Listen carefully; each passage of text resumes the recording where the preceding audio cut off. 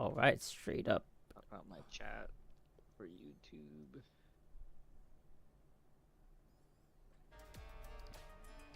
All right, let me turn off the BGM in game. There we go. Yeah, that's what I'm about to do next too. What are we going to play? What's the... Oh, it's Monodrama. Whoa, it's the Honkai version of Monodrama.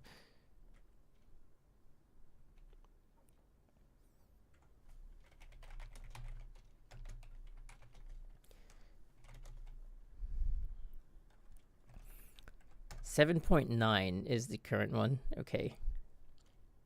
Oh wow! Oh, minus 200. Oh, 18th place. Ain't no way. What? I literally only did the side stages, and I think stage 2, I only played 3,000 points because I was so tired. I was like, I need to go to sleep, so I stopped exactly at 3,000 points. Wait, like Abyss? Yeah, yesterday in Abyss. So that I didn't even fight the last stage because it was a Sleepy Terry, and I skipped Sleepy Oh Terry. my god. I've done that so many times recently. It's not good. I dropped to Red Lotus. I mean, That is my goal. really. That is my goal right now. Yep. I'm back in Nirvana, but I have been to Red Lotus recently, so that's a bit of a I had a few close calls, and I thought it was gonna send me back, and then somehow I scuffed into the top 10 in my lobbies and prevented it from actually happening. All right. Hello everyone. We don't do that here. Oh no. My Twitch is Uh-oh. Someone's using like the... You know, surprisingly, it's working. Uh-oh. Oh, I gotta change the category and stuff for Twitch. Yes. Set it to HI3rd. We got that streamer incentive going on now. Yeah. So it's not Endless Tower. Wait. Honkai. Hold on. Let me see if I can get this stream together thing to at least like on paper work without any of the other stuff.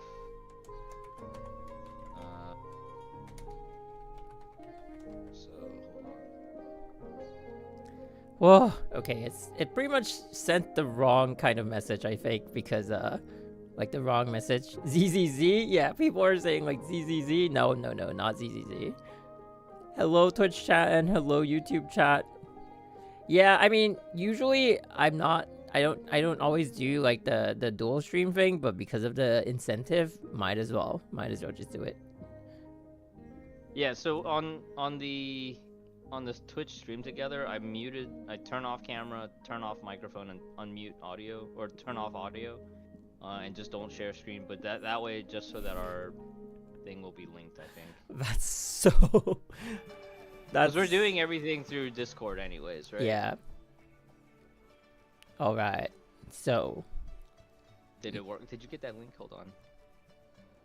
I think so. Wait, how do I do that? Do I have to already be streaming and then I join it, or like... I think so, yeah. Yeah, you should already be live on Twitch, and then you click on that link. Okay. I posted it in the general chat. Let's see so what it'll this have like says. a mini lobby, but I just muted mic, audio, and turn off camera, and hopefully it doesn't crash my main camera. Oh, okay, so camera's off, mic is off. That's pretty much my settings too. Okay, great. So now we should be linked on our Twitch channels. You should be the chat should be able to see us. I think we can also do combined chat. Would you be interested in that, or do you want to just keep it separate for now? I mean, I'm okay with anything. Hello, Toffrey, Siren, Hildegard, Hans, nobody at all, Obito Gaming, Sati. There's a lot of Chuang Hong. What it's always weird seeing two different chats, and then my Twitch like gave the announcement of like, we're doing 100 floors in Zenless Zone Zero Tower. All right, let me switch this over to the... Oh, I need to pop out the Discord stream. Hold on. How do I do that? How do I pop this out? Here we go. Okay, so we All are. right. Yeah, we are pulling Sparkle. Have you pulled your Sparkle? No, I still haven't decided if I want to top up for this yet. Hello, Zav. Hello, Yun. So we were talking about this because of, I mean, like everyone knows my favorite's Durandal, right? And so Yes. when on my ZZ stream, people are asking like, "Are you gonna pull for Durandal?" Triple S, Yeah, right? are you Triple gonna S. triple S You have Durandal? to, right? Which I know it's like controversial because I'm supposed to be #1 Durandal fan, but I I don't know if like the kid version is like That yeah, exciting. Yeah. yeah, I it has to depend on gameplay. Hey, you finally got desert camo. Well, it was like 5 patches ago, right? When they finally put desert camo Yeah. back in. Oh my god. And then you know what happened? We realized that I missed a costume. And this is the saddest part. This is the saddest part. I did the event and I forgot to claim it before the event shop went down. Oh my god. No! No! How does something like that happen? Oh my god. No, ain't no way. I am so sad right now. So the only thing, like, I'm just waiting for the time capsule. But at least we know that it's gonna be in the time capsule, unlike Desert Camouflage, So Yeah, right. but yeah, still sad, still sad. Okay, we're starting with this. To get the B chips, and I was like, should I pre-top up? And then I was like, nah. Yeah, I It's think probably gonna be a top up event, yeah. right? Yeah. And so thankfully I kind of stopped. I recently, within the last patch and a half, I forget it. I think it was 7.7 actually. I got my Elysia to triple S for HI3rd of Human. Oh. So what do I do with my extra cards now? Do I just sit on those fragments? I don't want to just give away those fragments and trade it for golden witch orbs, right? Like, yeah. But I feel like the pure witch orbs, they're not super useful. Like the normal witch orbs are more useful than the pure witch orbs. Yeah, I feel like nowadays, like the pure witch orbs, I'm just like spamming for affix locks and hoping that it works. I feel like they should give us the option to kind of like convert pure witch orbs to normal witch orbs. Because this like the normal crystal core, we needed so much more than like whatever the pure witch orbs can provide. I don't know. I mean, maybe that's just whale talk, but yeah, I was thinking, I was actually looking at the Pure Witch Orb shop, and I was thinking, like, oh, I've been stockpiling a bunch of stamps, or Pure Witch Orbs to buy stamps, but now it's, Senti's now farmable in Legacy shop. Yeah. It's not, like, super So I'm kind of stuck.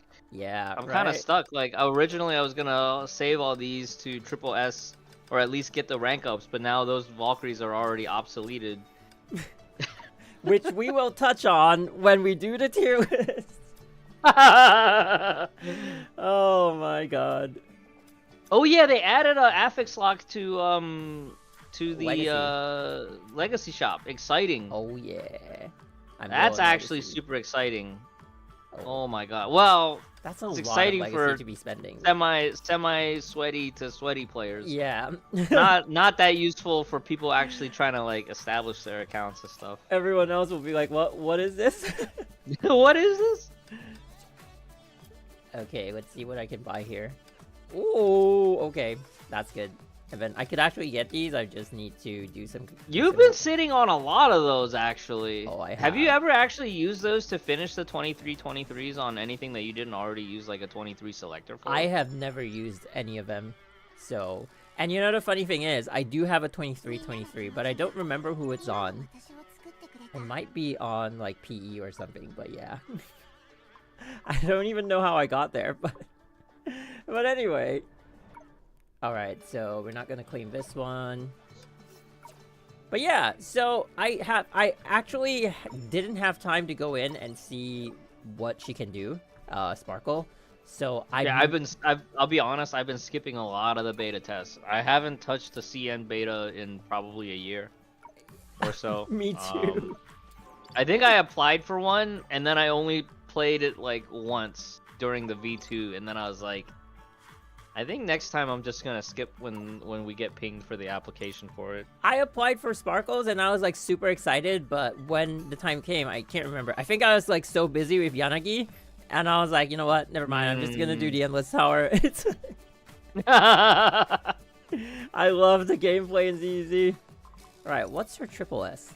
During several outbursts, total damage and fire damage dealt by the character, so by herself, increases by 40% instead of 35%. It's not even a huge upgrade though. But I think it's the cumulative effect of all the others, right? Yeah. Because nowadays it's not just like what's that OP triple S trait, but it's everything along the way, right? Like look at S3 looks like the triple or double S3 looks like leader skill. Yeah, it's always leader skill, right? Yeah, and this like double S2 is an upgrade, double S1 is an upgrade, and double S is the only like new skill unlock.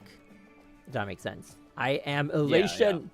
So essentially, we don't actually need the triple S. Ooh, that's good news.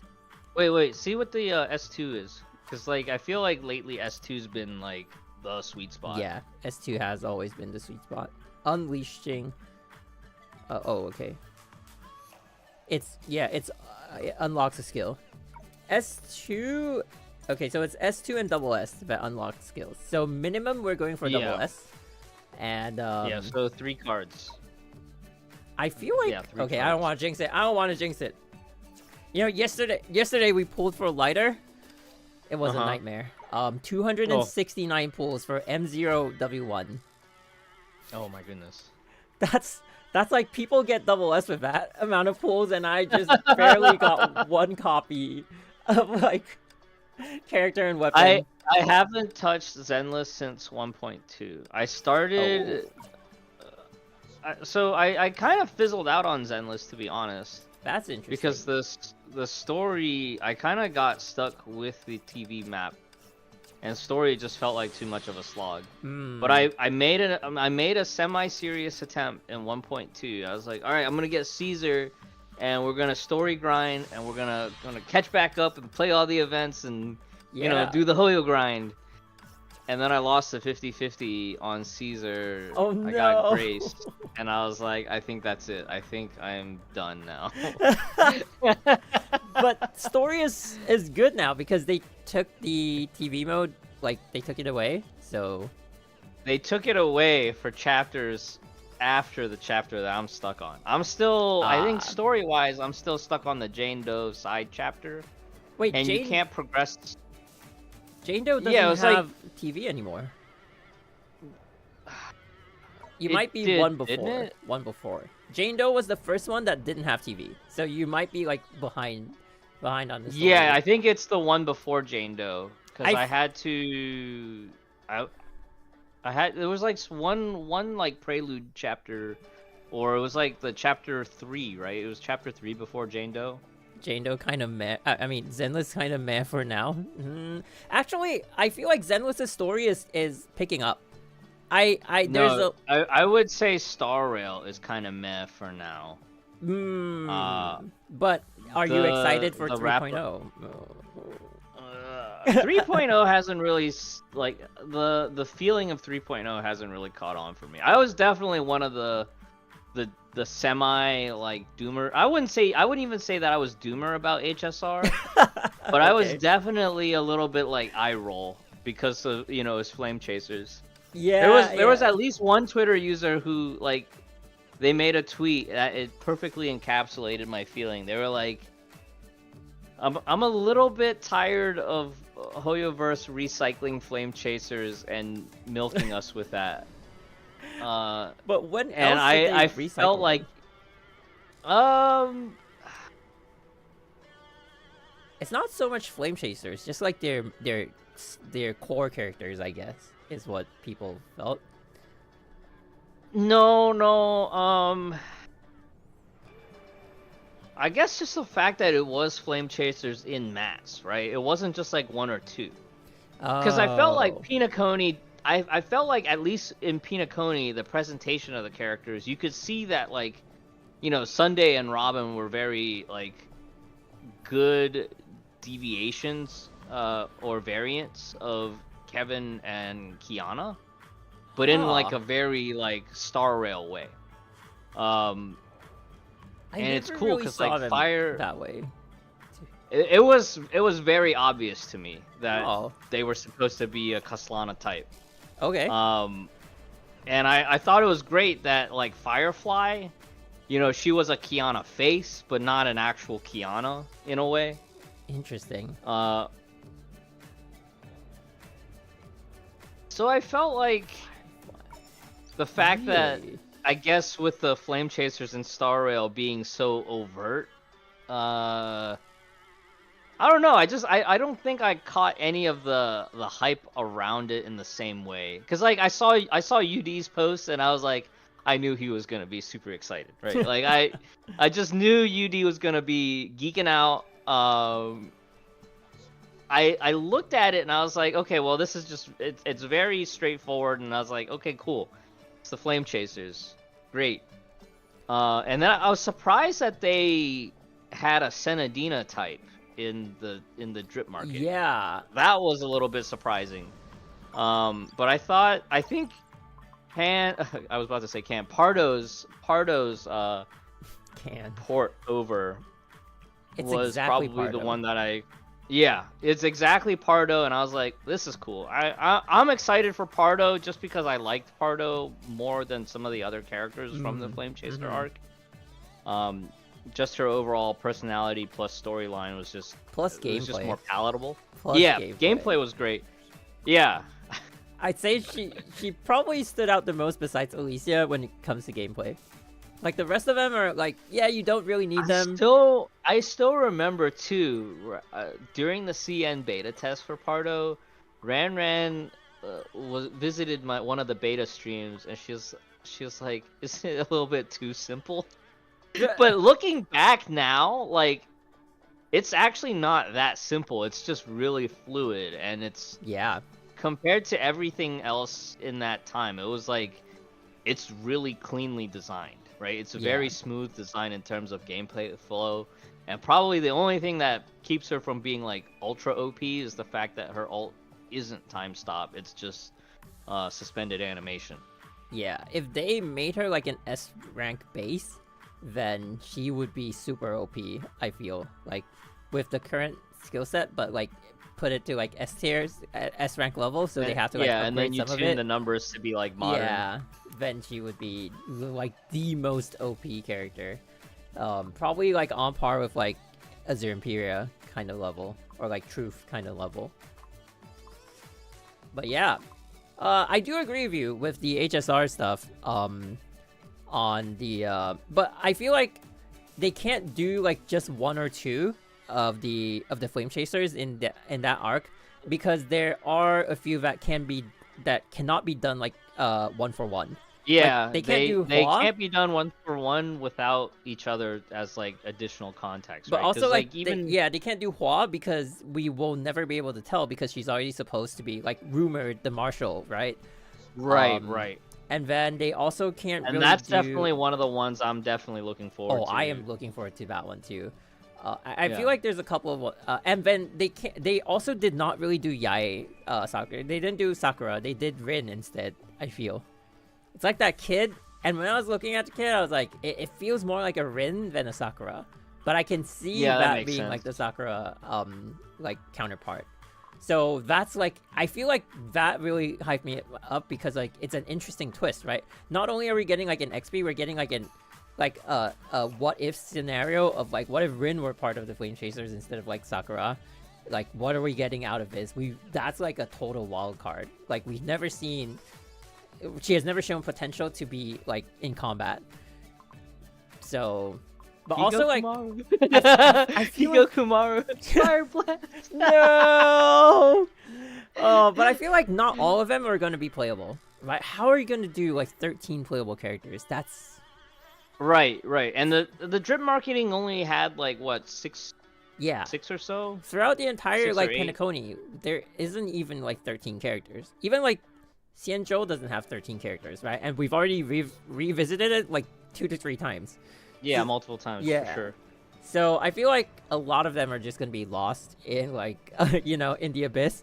But Yeah, it's yeah. probably gonna be like, I feel like it has to be either one or both of the Alicia and Kevin one has to be playable, or people are gonna Yeah. riot. Like they're gonna they're gonna burn me over. Do you think they're gonna give the Kevin a baseball bat? Well, he was holding a sword, but Oh, he was holding a sword already. but what if, right? Because we always call what if ourselves the like sword the transforms galactic into a baseball. bat during the all? No, yeah, but like exactly. we always, yeah, right. We're always calling ourselves like, and what if like he responds like there's an Easter egg response to the nickname? It's like, oh, you are, and then like you introduce yourself as like the galactic baseball, baseballer or something like that, and then he's like he has a response to it, and you're like, oh, Yeah, that would be a good nod. yeah. So there's that. But yeah, tomorrow. Yeah, we're only gonna pull Sparkle tomorrow, not now. We're just here to chat. But yeah, okay. I mean, I'd say number one for me is actually ZZZ. I did fall off Honkai for a while. Okay, and anyone who's like who only plays Star Rail, like when I say Honkai, it means Honkai Impact because Star Rail we just say Star Rail. I guess like I feel like if it's Star Rail, I'd say HSR or Star Rail. I never say like Yeah.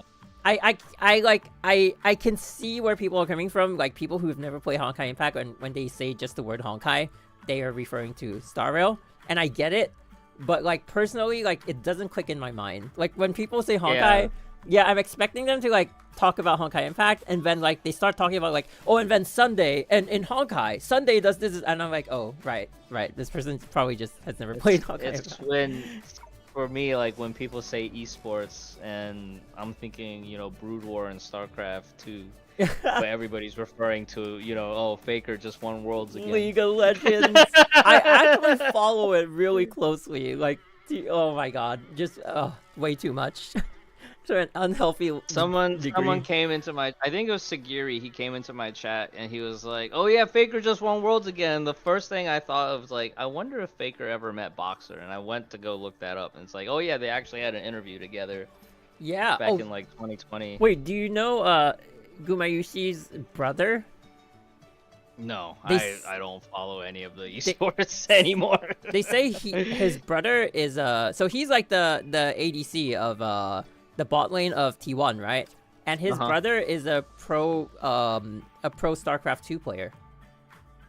Wow. Who apparently has been world champion before. So I was like, damn, that's a crazy family, man. That's beyond insane. Okay, so we're gonna buy the ticket. Ooh, comes with crystals. Nice. That's good. Nice. Woo. I realize now too, these bundles, they want you to buy them in a set amount so that you end up back to an even 5 or a 0 as your last digit. Oh. Okay, we're buying these. I wanna test my luck. Let's open one of them and. All right, this is the gacha pregame. We're gonna open a few. I have a wait. Oh no, that's not the question mark one. Yeah, okay. these are the ones. Yeah. All right, we'll open two of them. So 70 is the lowest and 200 is the highest. This will tell us. This will be a foreshadowing of the luck we'll be having with. Wait. Did you buy 3 earlier, or did you only buy 2? 2. When we were back in the shop. 2. 2. Okay, so yeah, 2. Yeah. So. All right, we're gonna do this.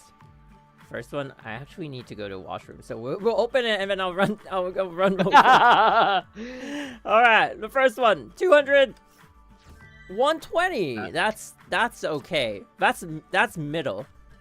That's 3 out of 5. Oh, it's mid. It's just mid. That's well, it's not 70. It's not 70. It's not 70. Wait, we got 120 twice. Wow, twice. Okay. Above average. I don't know. I'd say we're smack in between average. Oh yeah, I also told my chat like one day if like I wake up and I decide like or if Honkai Impact story ends and like it's going to end of service, we will come to this inventory and open everything. open Just everything. open everything. The last stream.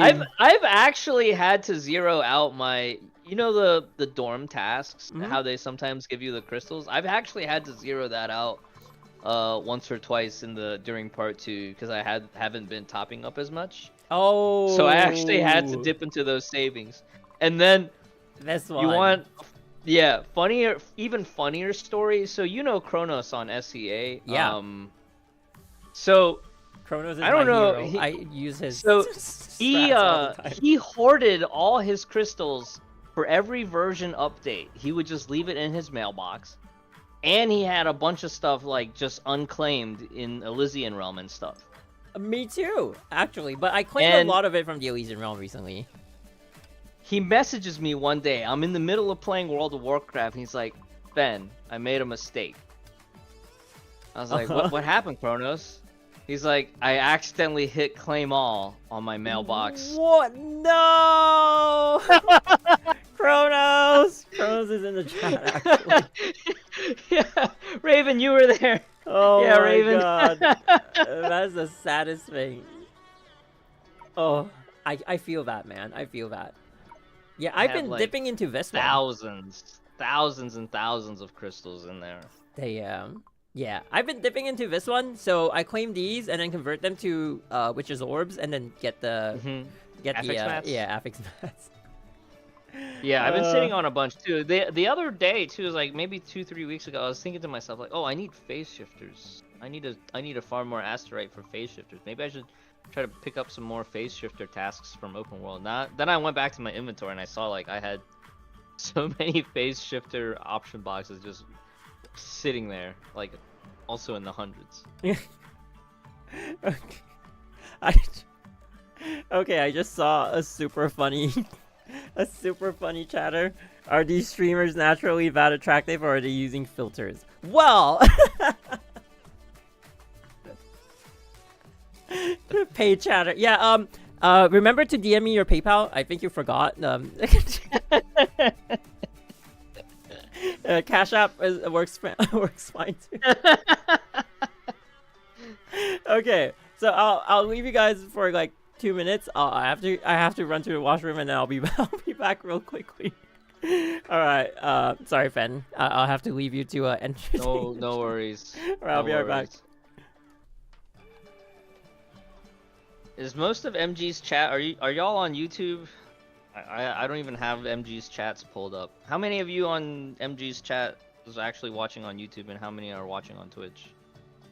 YouTube.com MG. Why is it so hard to find MG's Honkai channel? MG Honkai. There we go. Let's see here. I think most of y'all are watching on YouTube, right? How many are watching on Twitch? Oh, I have to mute that stream. Oh my god, you guys can...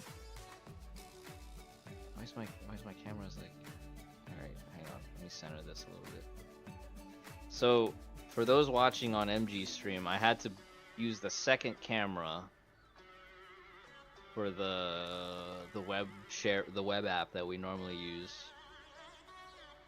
Let me pull this one up too. I have so many things on the tab. Okay. Okay, cool. Let me see here.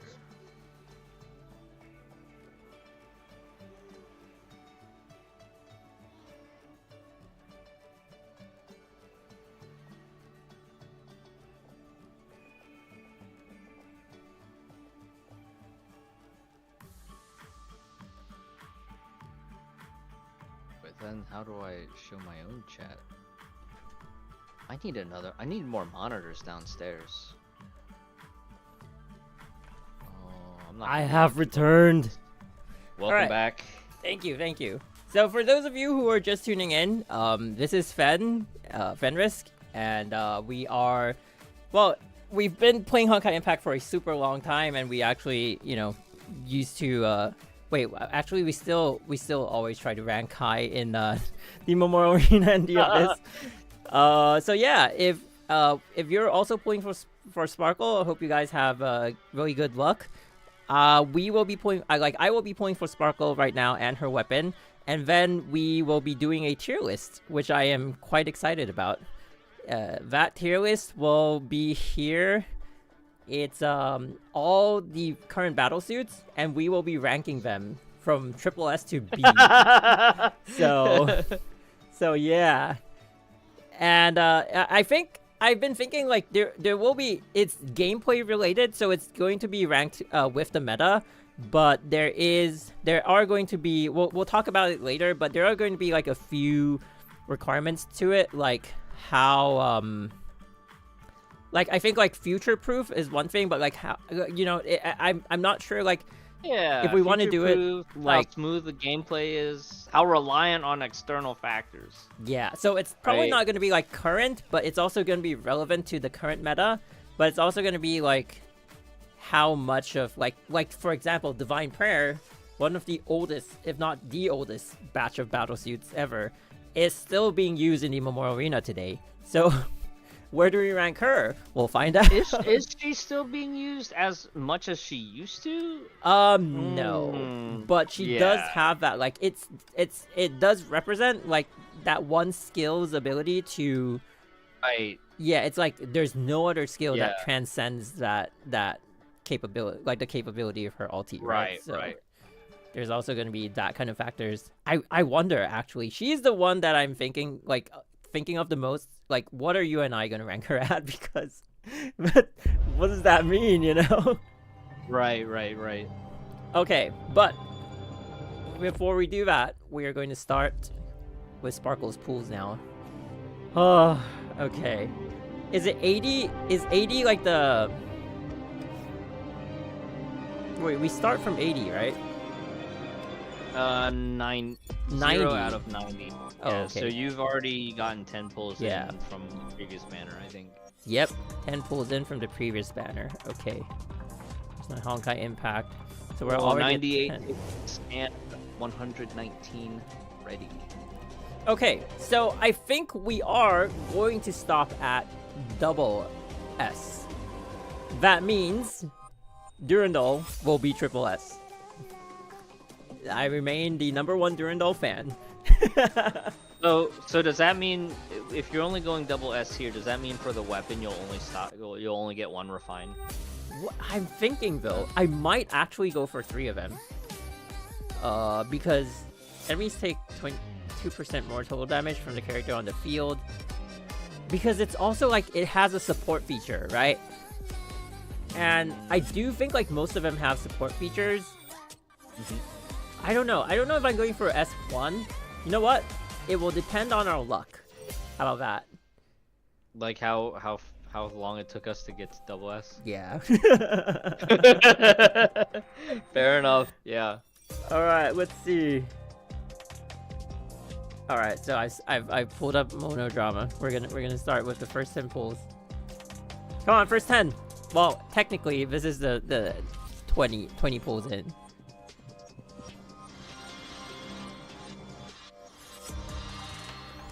Okay. Oh. Okay. Well, we got 2, but not great. Is that Yai Miko from the hit game Genshin Impact? Do we have a... Oh, there's no Yae in Star Rail yet. And they're doing Rin. They're doing a Rin variant, so there's not going to be a... Oh, Ken says DP is used on Triple S Bull for the HOO team. Yep. For the Memorial Arena. Oh. I feel like part 2. Do you also feel like part 2's rates have been more brutal than like in the past? Yes. Nefer was saying that they got rid of soft pity, or something like that, and I feel like all the anecdotal evidence from players in the chat, it's feast or famine, right? It's like they either get it super early, insane luck, or they, you know, it's like 80 or 90 pulls. Yeah. I hit, like for Thelma, I hit like 2 80 pulls, like back to back, which was not great at all. Chronos is recommending just get Refine 1 and just save for doo-doo. Oh, interesting. He said, or his recommendation for you in particular, I guess, is stop at double S and get Refine 1 weapon. Hello, Mikasa. Now, of course, if you feel that itch, I think, you know, neither of us are gonna say no. But we know that you want to save for doo-doo, so... Yeah. I think saving for doo-doo is a good reason to stop at just Refine 1.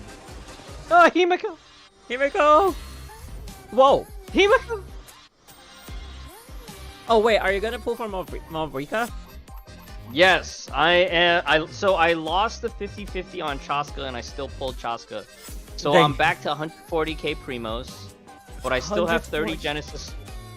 Yeah, so I started saving since the end of Sumeru, just doing monthly, just Welkin and Battle Pass, and then Get On Out donated for a top up back in Fontaine, so I put that on the $50 top up.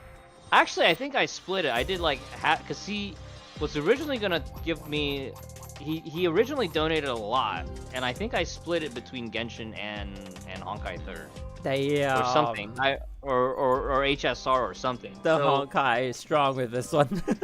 Yeah, so before Genshin top up reset, I bought out all the first time doubles. Right now I'm slowly working my way through the first time doubles. Food Fight taught me this trick, which is called just having a Galaxy phone, right? So if anybody's playing on a Galaxy phone, the Samsung store actually has like these insane coupons monthly. Oh. So you get $4 off on a single purchase, and now suddenly your Welcome Moon is only $1. Wait, that's insane. Yeah.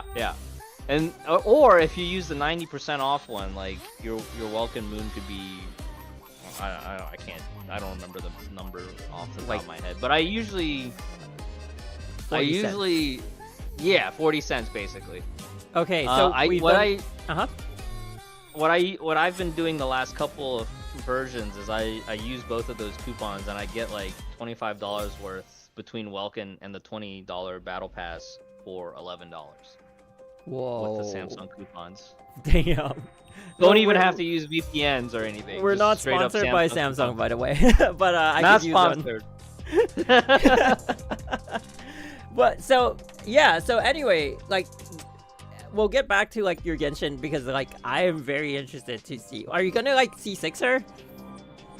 C6 R1 is the plan. 140k is like crazy. You could probably go for an so R5. right now it's I'm also sitting on 30k Genesis crystals. Oh my god. And that's, I was up to 160k Primos before I pulled for Chaska. That's Chaska crazy. might have been a mistake, but I'm enjoying the flying. I'm going to C6 Chaska, by the way. just okay. Throw it out there. I got a just for the heck double. of it. Yeah, I got a double after I got the first copy, so then she's already C2. So I'm like, you know what? That's all pretty in. good. Yeah. Okay, so we are now at the final 10 pulls. That is insane, bro. We're gonna hit hard pity. That's hard pity.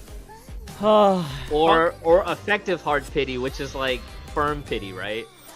This firm has pity to be where oh my god. 82 pulls. 83? 82. Oh, 83. Yeah, that's definitely firm pity. That's not 90, but you knew that it was gonna happen on this multi because it was the last 10 pulls. Right. Once you're past like once you're past 80, that's it, man. Like, okay. Yeah.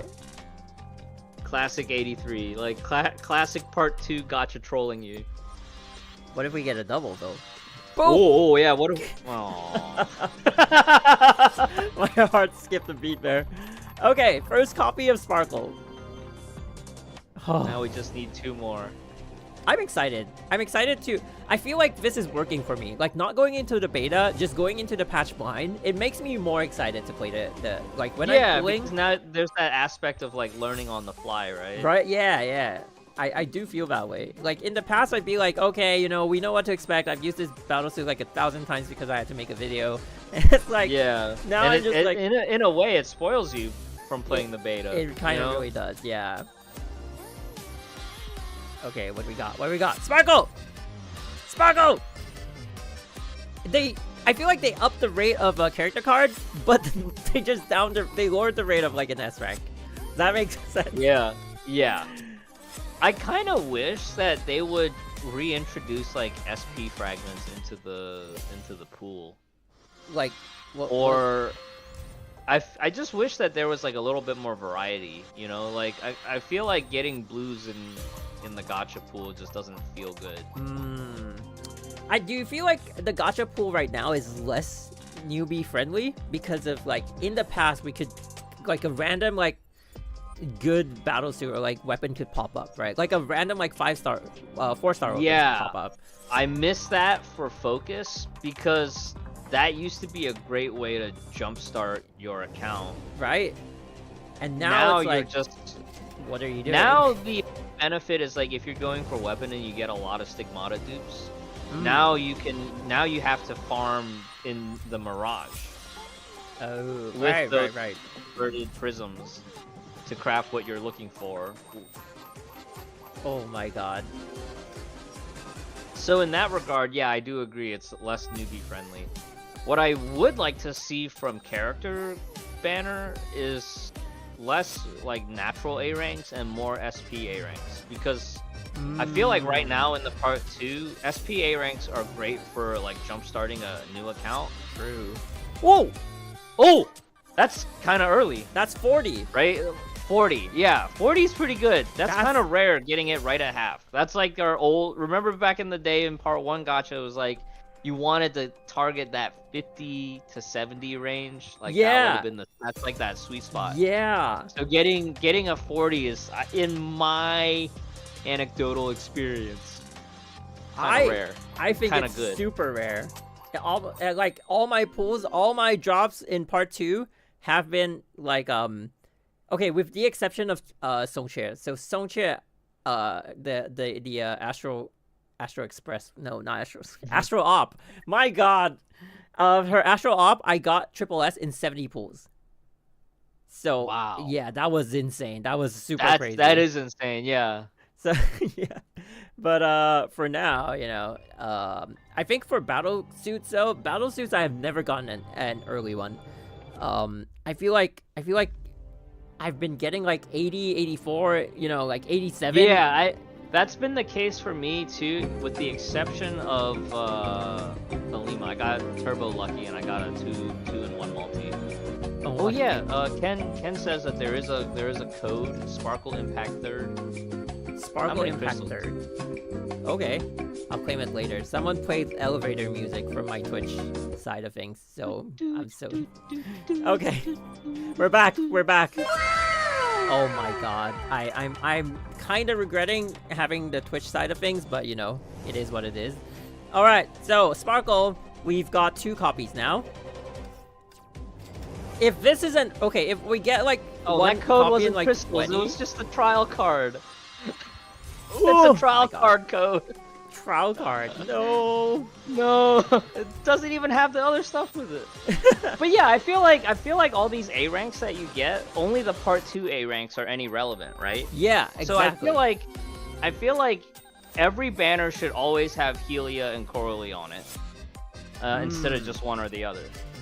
It should be Helia, Coralie, and then like a rotating cast of one old school A rank, and then one SP A rank. Yeah, I feel like why don't they just put the SPA ranks in like the banner as an offering? Like have at least, you know, because we're not getting SP banners back anymore, right? Yeah. We're not gonna have those anymore. We need at but least they're like still Golden great Diva, for Golden Diva, Reverse Calico, Kira. yeah. Prometheus is still pretty popular. Right. Both Griseos. Susanna, one of the most like OP. Yeah. And not gonna lie, A-rank. Susanna was kind of a sleeper hit in terms of like, well, we knew from a performance side she was just busted. Yeah. Yeah. But yeah, she turned out to be great. They could also introduce more A ranks. Just saying. Yeah. Not wrong. You're not wrong. Introducing more A ranks. Oh yeah. Mirror Caps was saying like reducing the cost. I know that was a point that Kronos brought up for the survey. Reducing that... the cost?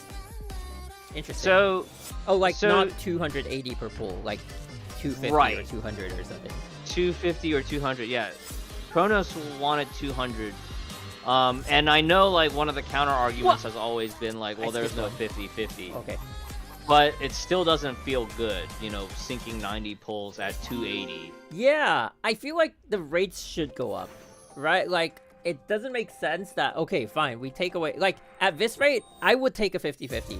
Because I feel like, even though I'm losing 50-50s in, like, ZZ or, like, Genshin, at least it gives me something useful for the account, right? Even the standard 5-star can do something for the account.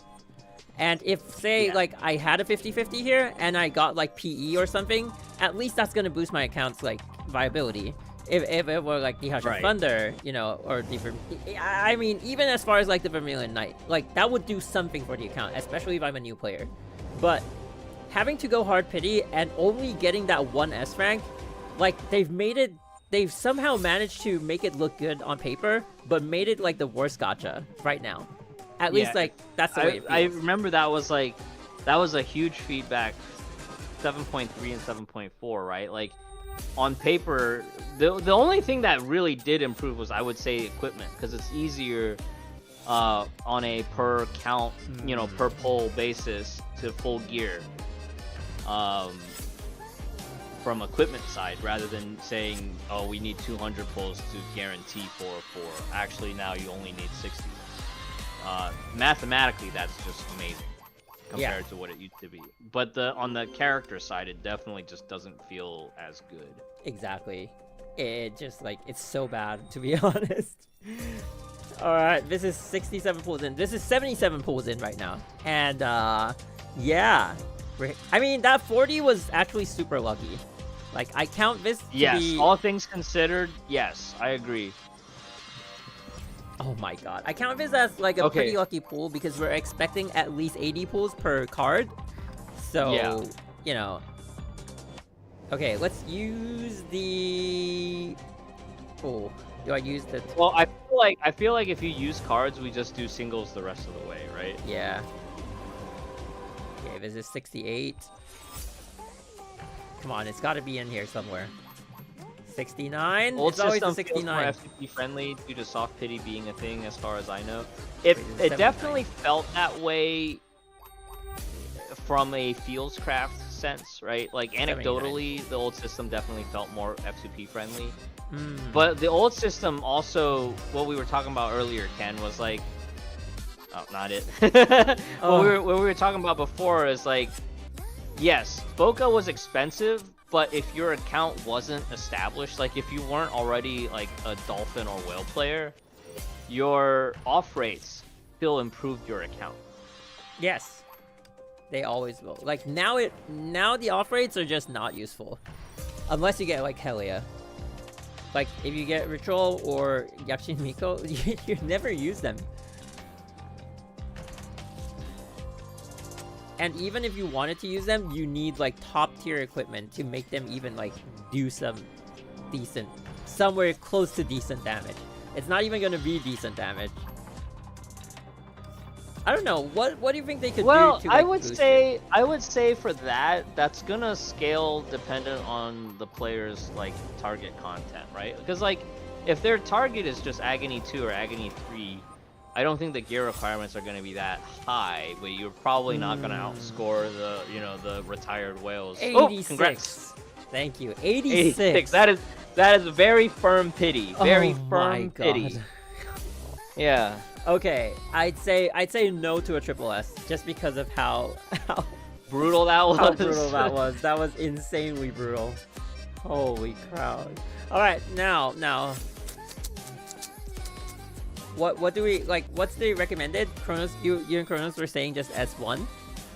I would probably go S1 and just call it there and just start saving for doo-doo. I even feel like Kiana Divine Key kind of backfired on me, right? Like, yes, the benefit of the Divine Key at least is that it's like account wide, and no matter what game mode I'm playing, I'm always gonna have that bonus attack. But I also felt like 1-to-1, like I don't think I used Kiana as much as I thought I would. Like, yes, Vita gameplay with Kiana definitely feels way better than without. Okay. Oh, congrats. T-piece. Oh, another T-piece, okay. Whoa! M-piece. So, this is the thing, right?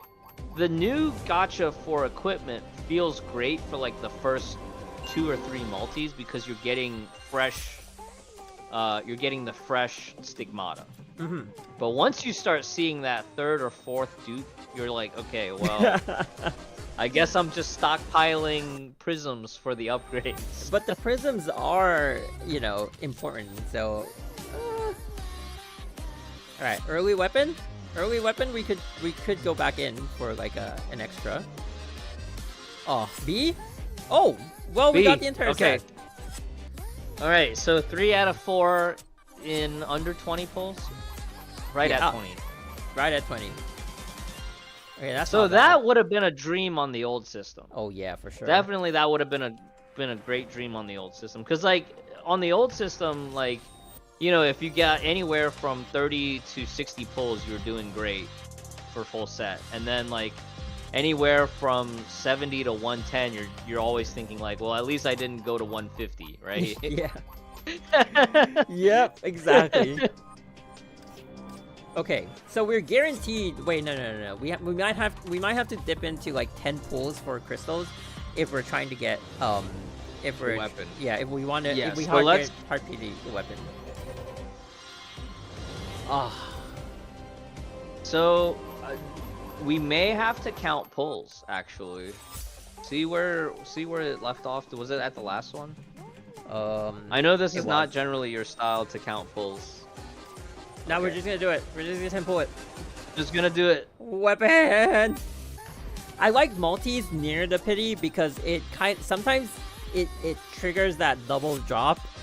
Occasionally, yeah, rarely. that's that like I'm feeling lucky. I'm gonna go for that double drop. Yeah. Okay. So this time it's on an 8. This time it is on an 8. Okay, we're doing singles. Full gear, yeah. Full gear for Stigmata. We haven't full geared with we got no weapon.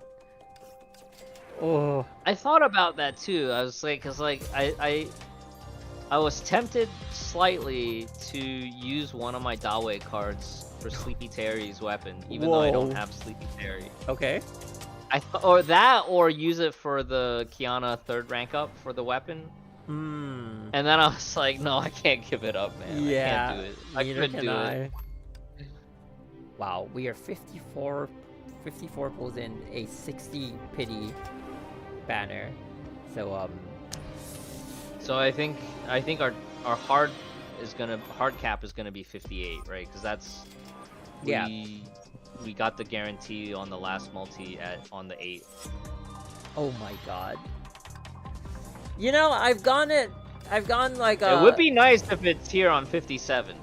57 would be really good. Nope. No. It could. Alright, so the next could one. just be a stigma.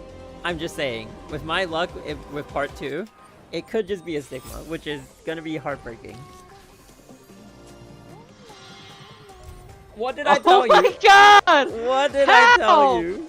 Hey, no way! 59? Did we do a 10 pull? Did we do it?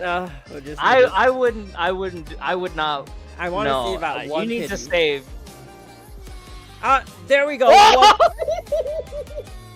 Kronos said it.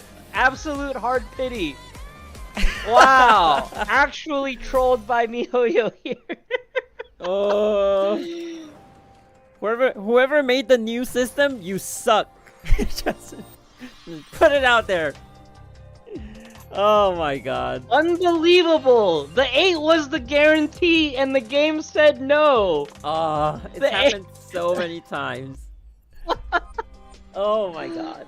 Okay, the good You news. you know that never would have happened on the old system. On the old system, like if you did singles, you would have gotten the last piece. On the old system, we've almost never seen the number like 10 in like the remaining drops to your guarantee. It's like I've never even seen like, it's always been like 27 is the biggest number I've ever seen, and it's always like, okay, here you go, get your card, at least for me. And that same account has been hard pitying so many times over here, which is it's insane. Alright, let's have Sparkle on the bridge. Your time is over, Vita. Okay. Oh, she's so close to max affection. She is. Maybe I shouldn't switch her out, but you know, just for the fun of it.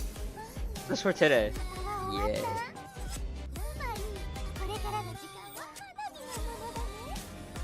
Okay. And so Sparkle is she is DPS, right? I think part 2 is like they're gonna be DPS / sub DPS while also being support for Astral Ring types. Yeah, is what they said when they were announcing part 2. But judging from her triple S, which buffs herself, that's why I was asking, like, you know, because like, oh yeah, as on-field DPS, yeah. I get what you mean. Yeah, even though like a lot of them they play all roles, like, you know what I mean? It's like they still at some point take up that like how would I put it? Like Felma, oh no, actually Felma now has become sub DPS, especially with the Astral Ring. Like the who is it that she supports? You know, like she does the triangle one. Oh my god, that's so OP. Whew. You were expensive, Sparkle. You're very expensive. So the purely Chronos, pity equals shock value. Hidden game future. I don't know, like, I don't know how I'm feeling about part 2, man. Like, with gacha. It's hard for me to keep wanting to play. I'm not gonna lie, like, story has not been catching me. The events have been okay-ish. Abyss, it's Abyss has not always been fun. Some cycles are more fun than others, but a lot of times it's like if it's a part 1 cycle, I'm enjoying it a little bit more. I see what you mean. Having skipped Sleepy Teresa has actually forced me to like skip certain cycles on Abyss, just because it's like, okay, well, I know I don't have this, so it's fun to try to struggle a little bit, and then I realize, well, my cap score with this non-top team barely gets me maybe 9th or 10th, and maybe I scrape by for the cycle in the lobby, but it's not gonna get me anywhere on the board. Yeah. Barely 9th or 10th. So what I'm hearing is like the Andreas cycle. I molded that. I pulled up your Honkai Cross Genshin, Lord of the Boreal Wind, had it looping on the side, and I'm molding that fight with Vita, right? No, it wasn't the Vita one, but the other one with Luna. Okay. I remember I molded that one so much because like there was one version of the Andreas Abyss that you had to use Sleepy Terry for support or something like that, and I didn't have Sleepy Terry for support. I think it was the Mobius one, right? Yeah. Yeah. So it was the Mobius one, and a lot of people were just using Mobius with Luna. I don't remember if I used HTR or Eden. I think it was like Mobius, Luna, and Eden was what the team I ended up using. Starless Weather with Mobius. Mobius, Luna, yeah, and so Eden. That's actually not too bad. Was it that? No, I think I might have used HTR because I needed to get more damage. I don't even remember. Wait, but I just remember that if you didn't have Yeah, if you didn't have Sleepy Terry in that team, it was like an automatic minus 20 to 50 points. Well, that's insane. So what I'm hearing is, in your eyes right now, like part 2 is like a hard sell in terms of meta. It's like, it's not in the like in the past where, you know, you don't get this character, it's fine, you have like a few substitutes that you can I feel like I've gotten away with skipping Sleepy Terry because the rest of my part 2 cast was built, but like like what, you know, How to Be Mad Life 2 is saying in my chat, is like barely have any P2 characters. If you skipped the first 3 patches of Part 2, your Abyss experience is not going to be that enjoyable. I feel like if you're a mid spender, it's going to be okay as long as you're pulling like maybe in my mind it's like if you pulled the first 3 patches, got 4 of those characters, and you topped up a little bit for, you know, Songchue double S. Mm-hmm. You're probably good enough to handle Red Lotus and do Nirvana bouncing just okay. Anything less than that, you're probably looking at like probably okay for Agony 3, where you can still brute force some of the new content with old characters if your account's old enough. But if your account's not old enough, you're kind of like building from the bottom up. So that kind of like, I feel like it's a huge contradiction to the way they're trying to market Part 2, which I've been like pretty vocal about recently. Like, they keep saying it's supposed to be like newbie friendly, but nothing seems to be like very newbie friendly in that sense. Like, even if you're looking at it from like a story standpoint, it's also like not really. Yeah, and it goes back to the one thing that I felt like they did really well with the SPA rank system was that it was very easy to start up, because on launch patch you would get at least guaranteed card and enough fragments to get to S rank, right? And you could easily finish farming the double S, where they were like the double S sweet spot, where it's like they're not maximized for their utility, but they're like, you know, 70 to 90% functional. And they were just really good value pickups. A lot of them, even if they were support, they functioned fine in a triple support team. A lot of them were just overall good value. A lot of them released with OP Stigmata that a lot of whales would, you know, pull multiple sets of. Like Fischl, Haxor Bunny, both of, and even what's her name? I just said it earlier. Susanna, because Aladdin was just cracked. Yeah. The Stigmata sets that could just stack on each other for infinite buffs, right? Yeah. triple Zenyi, double Aladdin. Let me get 3 sets of Turgenev for MA, you know? Stuff like that. I think if they were to go back to something similar to that, I probably wouldn't release as crazy OP Stigmata in the way that they used to. But, Kronos and I have talked about this too. It's like, they just need to make some of the older stuff easier to farm. Whether that's old weapons or like old Stigmata. Stigmata is like yes and no. They automated it a little. Oh, that's Jesus Christ. Oh, this is so sad that it's not so nice that it's the wrong. Yeah, because she's a drive core user, right? Yeah. Oh my god. And I take always a screenshot. Take a screenshot before you re-roll. Post that in Central. Let them know. This is I sad. can't believe this happened. That's so sad. I always just remember like the first weapon of the line, so I don't have to like, my brain doesn't have to like look for the board and be like, oh, did I get the right one? I'm just like, okay, Javelin. Like if you're drive core, Javelin's the right one you're looking for. Javelin or Quantum, right? Because she's Quantum type. Yeah. Javelin, Quantum. I also take like generic attack actually. If it's high enough, right? If it's high. Do you have a cutoff for? Like I take the super high ones, like 17. 17 and up? Yeah, 17 and up. Are you trying... Okay, so right now, you're trying to naturally roll, like, a... 40 yeah, like plus? a double line. I know it's like a That's tall hard. ask, but I usually am okay with getting it. I'll like rotate between like all the other this one.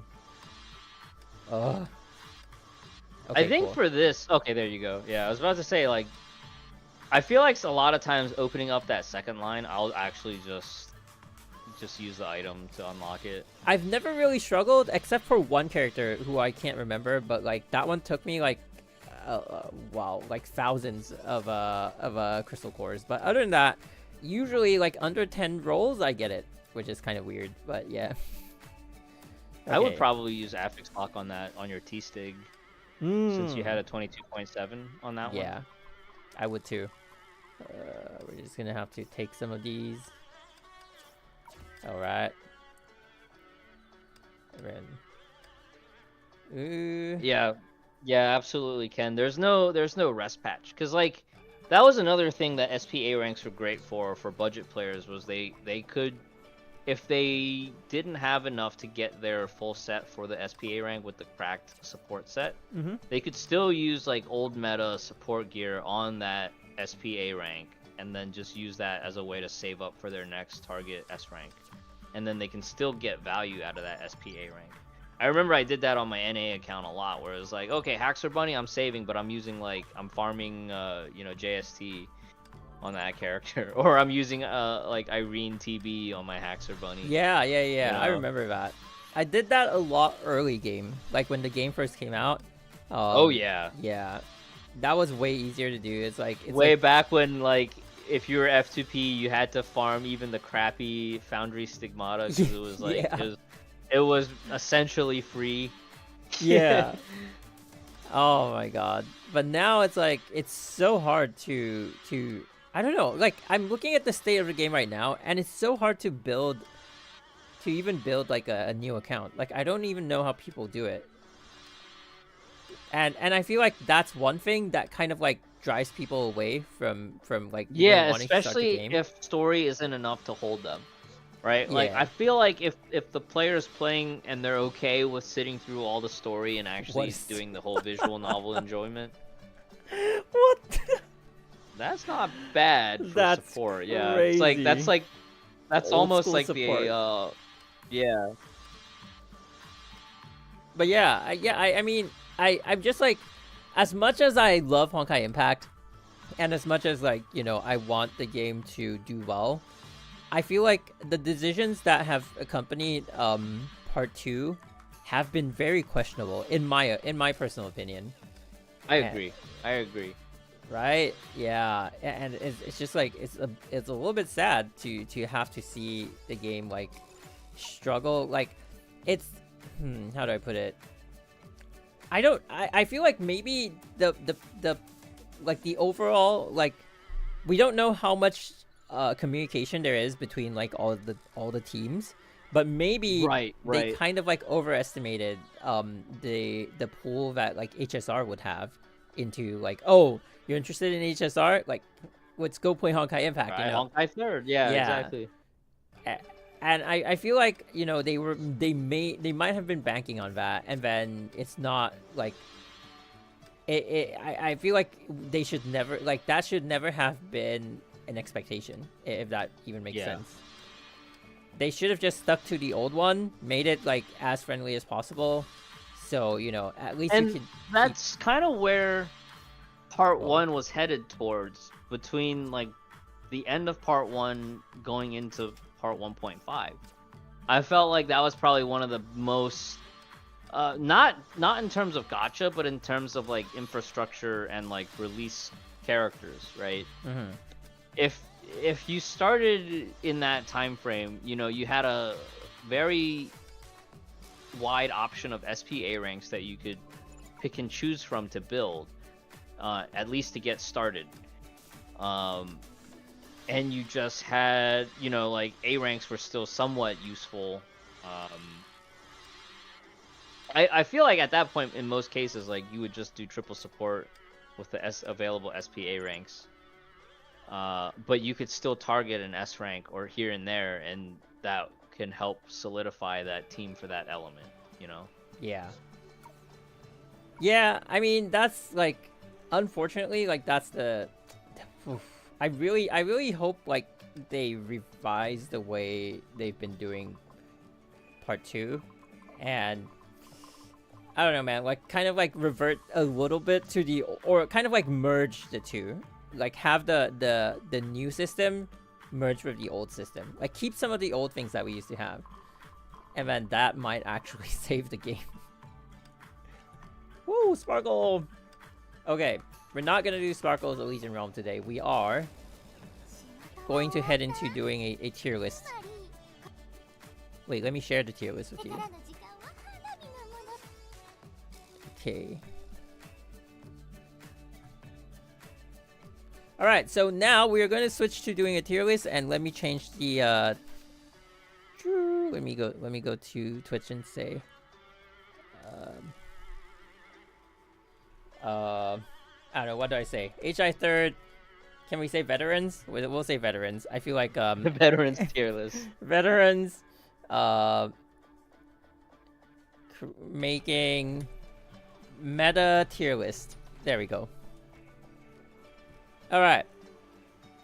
I think Can at you, the very can least you put I've the earned tier that. list on your Discord share screen? Yeah, I was about to switch it. Okay, sweet. Let me go get some coffee. All right. So, chat, this was supposed to be in order of release, but for some reason the tier list maker, the tier list maker kind of jumbled it up, so it is not in order of release, but I can kind of like rearrange them. I just gonna have to take some time, and then it's gonna be if you go in game and you check out the in order of release, like this is the order that you're gonna give you. And so we're gonna go with that. I always filter it that way. Oh, you do? That's crazy. Yeah. Oh, it's a lot to shift. You know, maybe I shouldn't do that. Oh my goodness. I always do release order, and like when I scroll down, I just see the passage of time. Yeah. Oh my god. That's deep. That's deep. Let me just do this. Switch this to.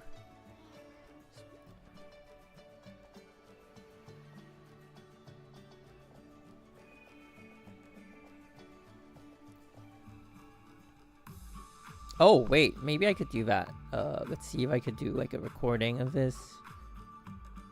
Audio properties. Recording does not pick up 2, I think.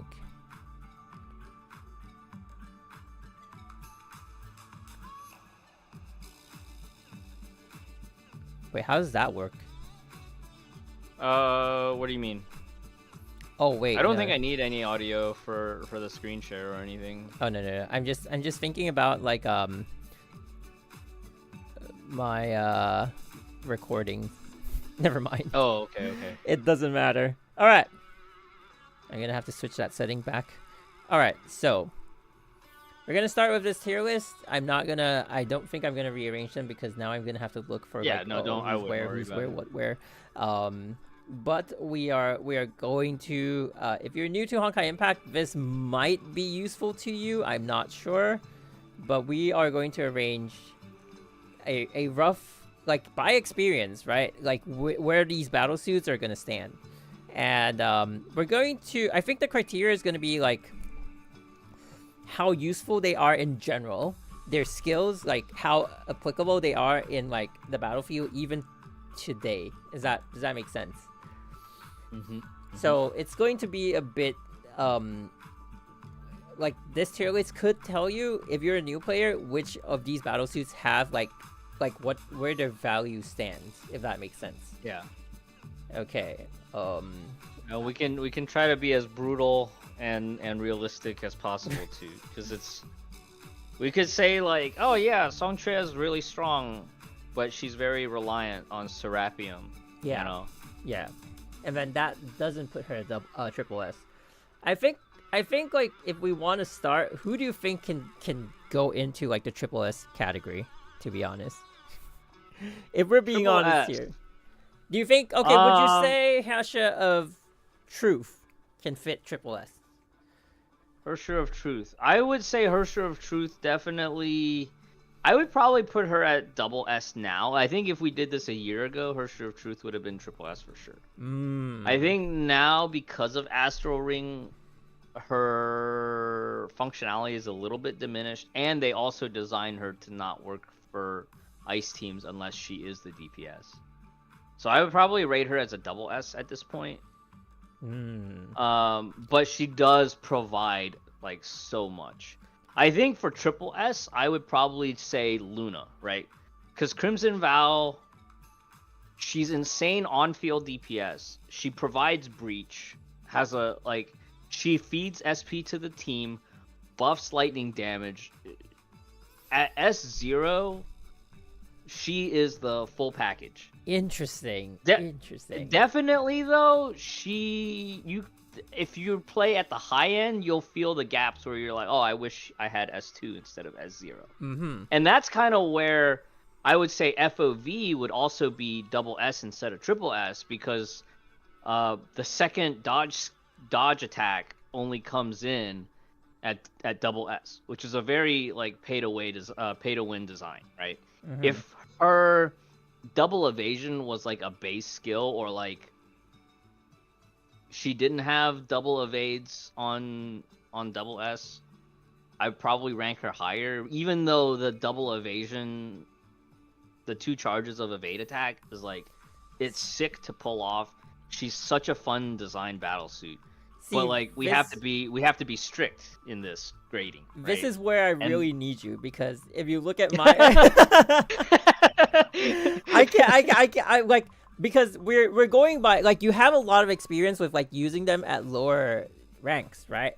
And like for me, my brain will be skewed to like, I thought she always had that ability, and when we look at it and it's like, well, you know, triple S, it's like, sure, you know. So I think there are some things that like I would naturally expect the battlesuit to have, and if I were to play on like another person's account who didn't have them at like, for example, I know like HI3rd Rebirth, she has a huge SP steroid with certain ranks. Like I think it's like double S1 if I remember correctly.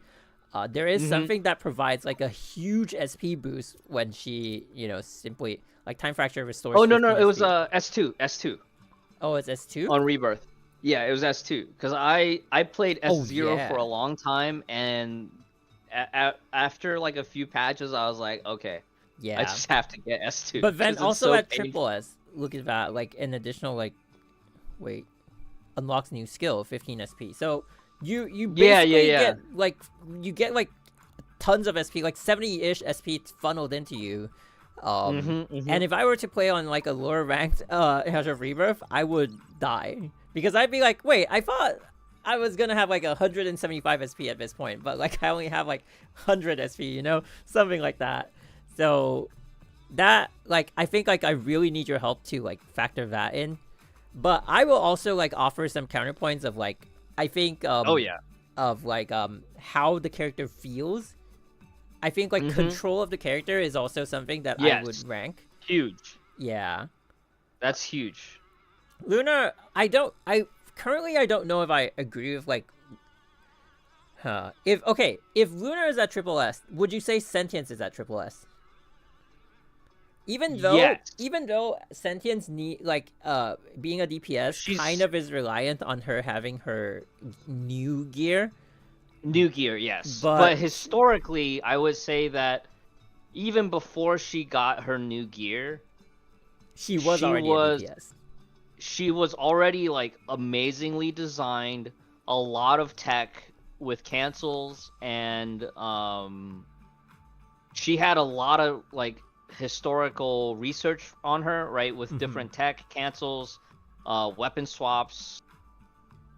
How do I put it? Like, she was amazing to play from S0 all the way to triple S, right? Like, you watch those videos of the triple S only HOS runs, and it's like, wow, that's amazing. But you watch, you know, players like Fragile or Rhino just do like completely absurd things with like an S0 or even like an S2. Like, remember when we still had double S Pig as in MA, and there was like a whole series of runs where you had to get the shield break with HOS. Oh yeah, and it was like a huge thing where like if you had even S2, suddenly you passed the damage threshold to break the shield. Yes, I remember that. And then one. that was an easy 1 to 2 second score increase. Yeah. Oh, back before the time when, you know, when even getting a 31-840 was hard to get. Nowadays, like, everybody 946s or you just go home. Yeah. Right?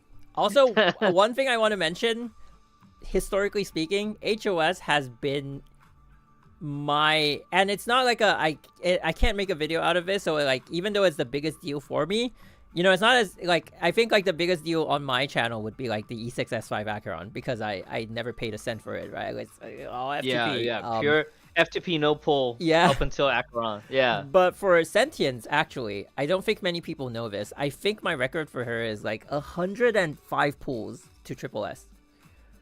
That is insane. That is the cost of one copy. But and I that got, was like, on the old. That was on the old system too, Yeah. where each card was only what 30. Well, it was 70, right? Because Yeah. she was an SP type. But they 70 fragments, but it was like 150 just for one sub rank. Yeah, and like I was telling my chat, like, you know, I don't think I can go all out to like get her like to Triple S in one go at the time, but like I was saying, like every time her banner does a rerun, I will try to get one copy, and for 2 of those reruns, I got her in 5 pulls.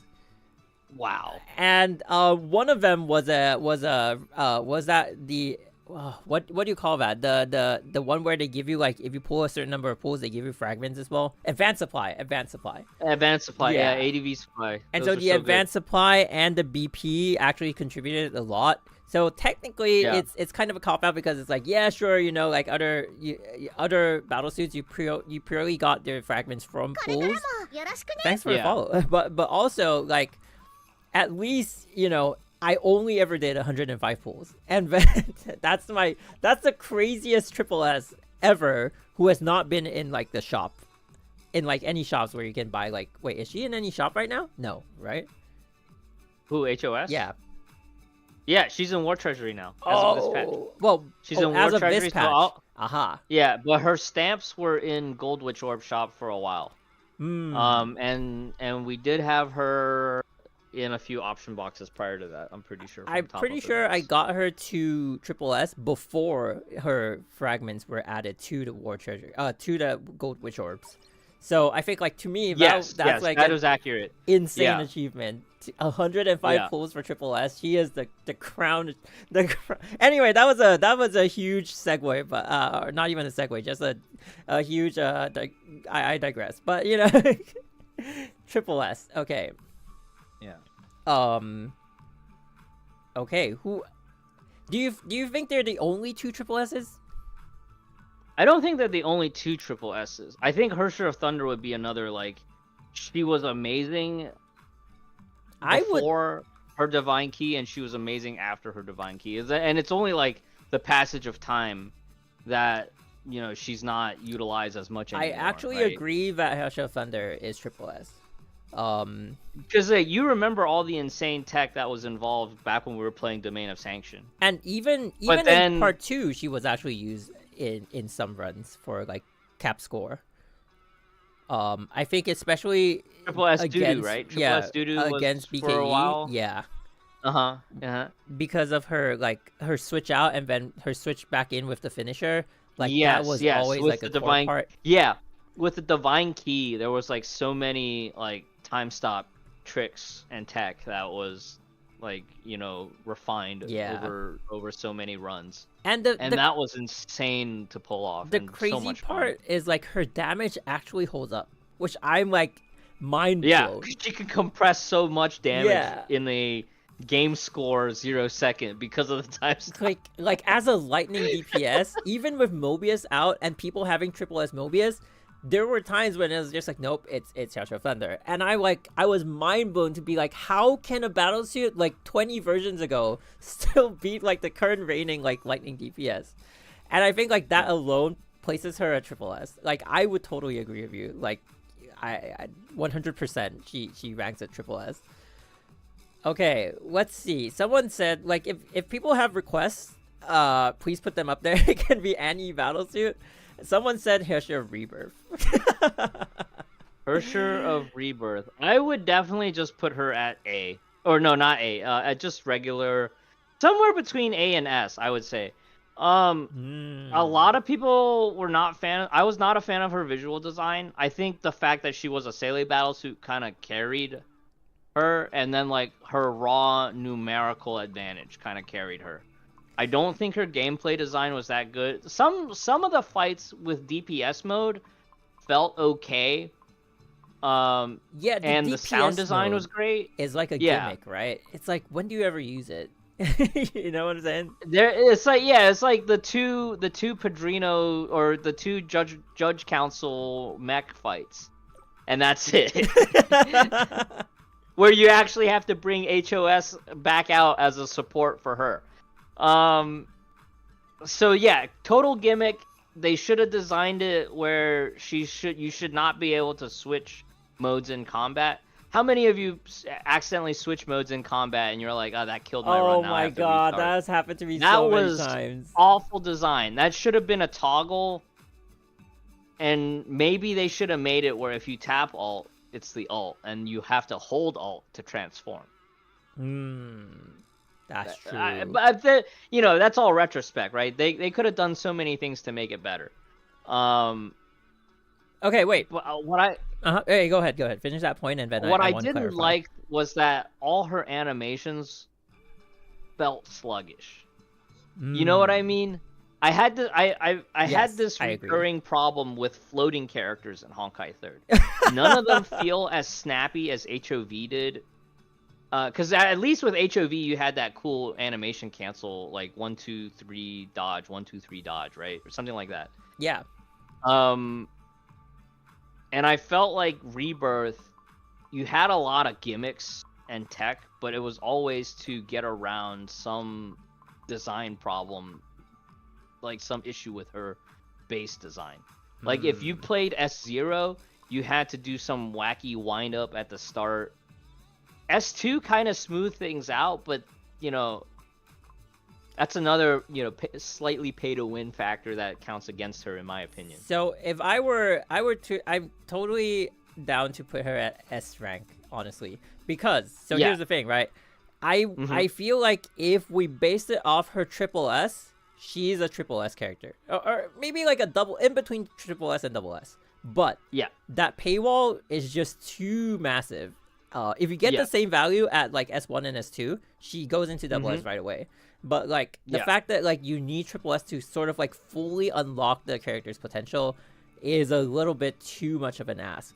So I feel like also because she's recent, her numerical advantage gives her that she's not A rank, right? Because she's new enough where her numbers are tuned to provide more value. Because also like we are talking from a bit of like an old player's perspective. I feel like if you were a new player and you pulled her and you were lacking a physical DPS, I could see people using her physical, like her DPS form, a lot more. If I were a new player and I just probably picked up good Honkai enough Impact, all the way to Agony 3. Yeah, all and the I way got to this Agony 3, character. even low Red Lotus. Yeah, exactly. Because like her DPS is not exactly weak, but it's just not great compared to the other DPSs that we currently have. But like if you had no other options, it can still carry you, like pretty much. And I think that she definitely is not in the A rank category just because of that. Like her S0 still brings value, just not great enough to be put in double S, which I feel like would be surprising to a lot of people. And also someone asked, is this based on current meta? It loosely is based on current meta, but we are also factoring in things like how much value the character can bring to your account, how much of their abilities are locked behind a paywall, and historically, like at which points, if you had like a graph, like at which points did they like peak, and how many points of peak do they have. And I think like that one factor puts Hash of Thunder up there at triple S, because Hash of Thunder, look at like we have the list in game toggle to like in Simser order brings of up a release, good right? point though. Simser brings up this excellent point about Rebirth that keeps her in S rank and not any less than S. Oh, No more crit mauled. No more crit mauled. that is true. So for players who don't know, Hash of Rebirth converts your what does she convert? Like your critical damage to critical rate, right? She essentially gives you 100% crit rate, Yeah. and then she converts excess crit rate into crit damage. Yeah, so there's a Something like conversion that. to fill up your crit rate all the way to 100, and then excess will give you extra critical damage. So basically, with the Hash of Rebirth, as a physical party, you will never lack critical, and that I do agree though. I feel like both you That's and I such a huge overlooked that quality of point. life. Yeah, that makes her like S tier. Like that even puts her in, that could put her in double S. but I think her paywalls are one of the biggest I've ever seen. If that makes sense. I don't think there's another battlesuit that has been put behind such a huge paywall.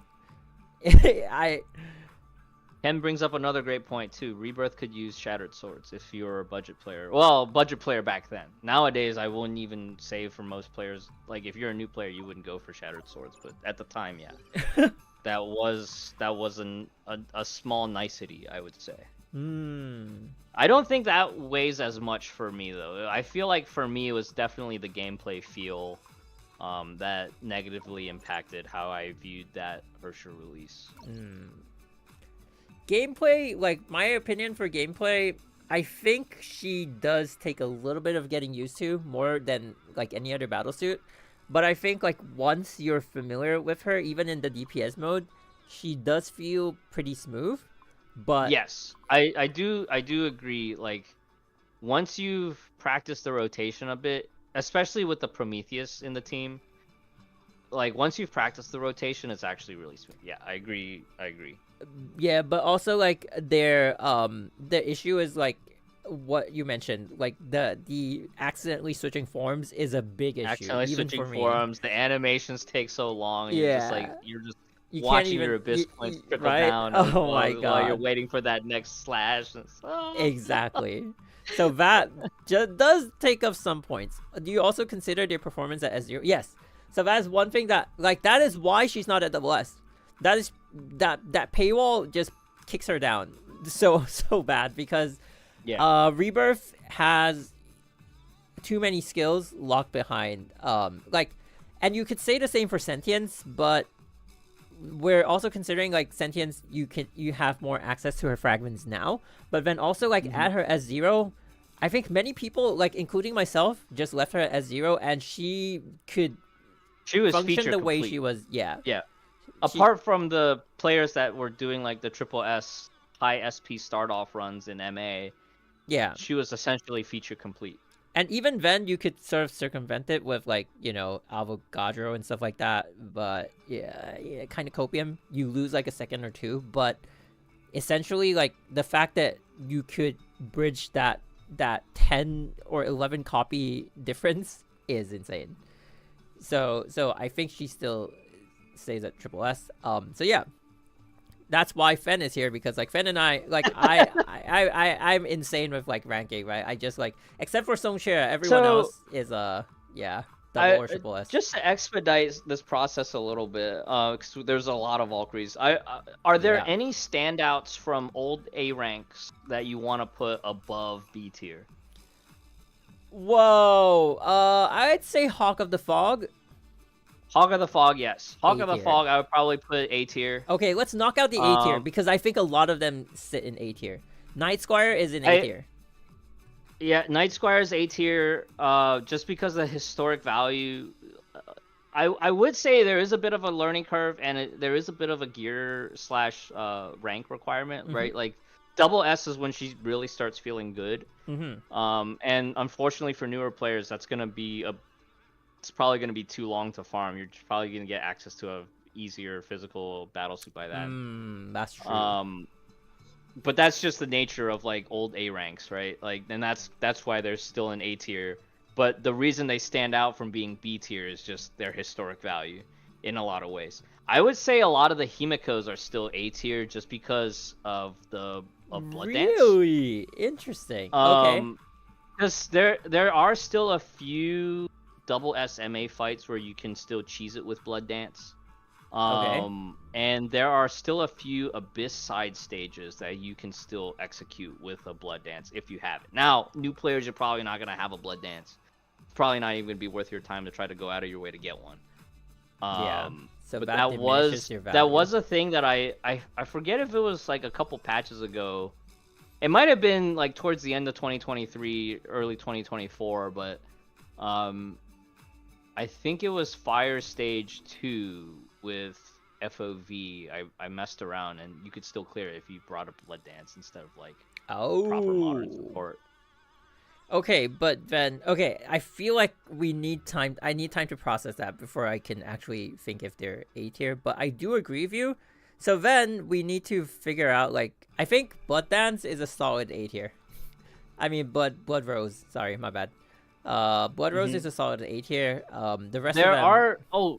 Sim Battle too, right? If you're trying to do cap score on Sim Battle, any time it's like Argent Knight. Yeah.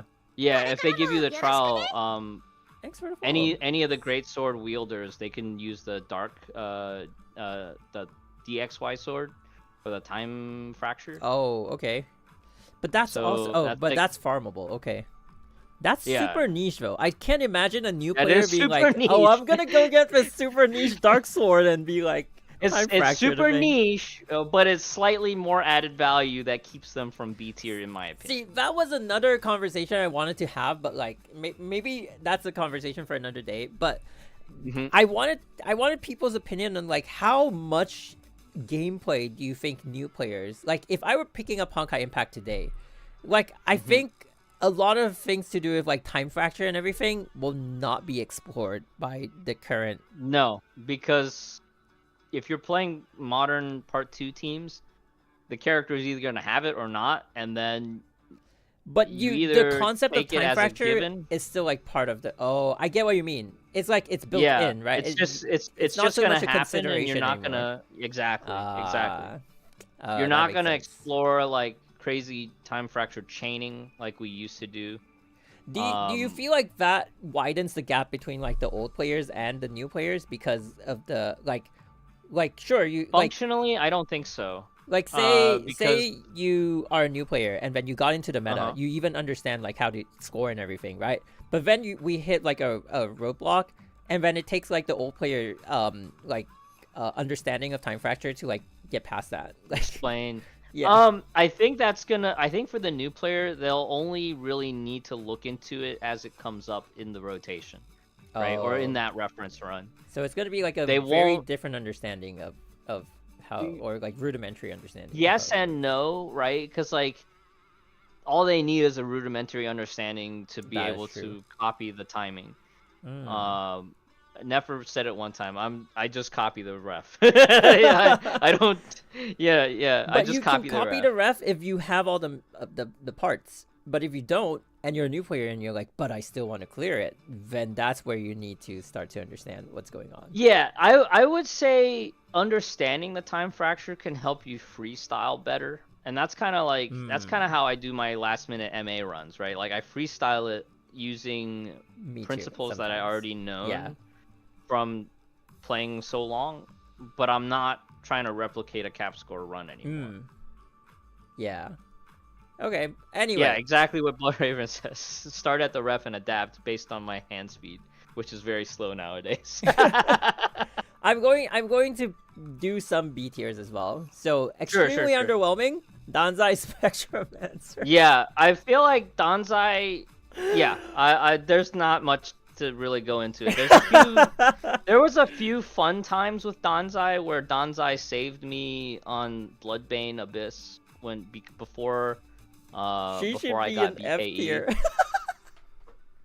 Well, that's the thing, right? Like even old A tiers that we will put in B tier, they had their uses at a certain point in time. Like you have to think back, right? At the time when BKE was released and when Danzai was released, we didn't really have good AoE mech. Wait, but even then, I've never used Danzai, like, ever.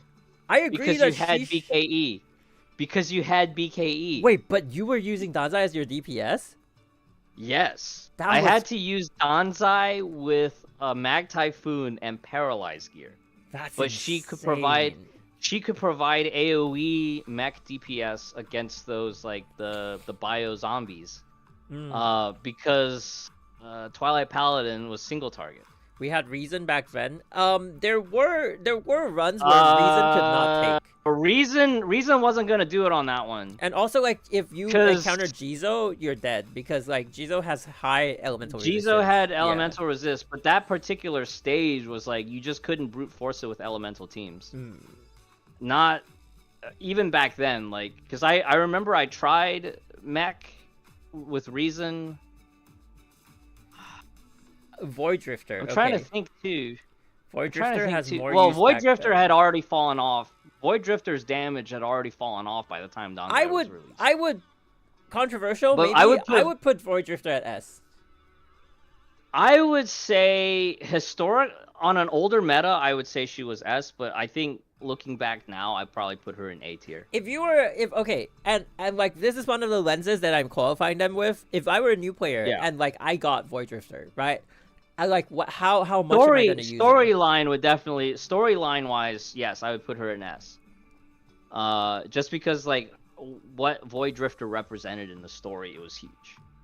Yeah. Okay, so there are certain times when we would not like reason would just not work. One would be if you're dealing with the kind of enemies, the one that needed melee instead of range. If you do range attacks, they will evade everything. And the other is like against high elemental resistance enemies that. Yeah, physical. I remember it was like physical on that weather had like plus 50% buff, and then and also the lightning weather. Elemental damage or lightning damage was down 50%. So neutral damage, which would have been fire and ice, it just didn't go far enough. Because for whatever reason, not only did the old Bloodbane stages like require you to use physical, they also required you to farm the dodges to do. It was like Evadion farming, but on Super String, because you had to dodge to build your charges to use that gravity gather. So this was a time where you playing Danzai with CH. All right, imagine playing Danzai with CH. Who's my third support back then? Starlit Astrologos. Oh my god. Oh yeah. Because it was right before HOS's release, when that stage was a real pain in the butt if you didn't have Bright Knight.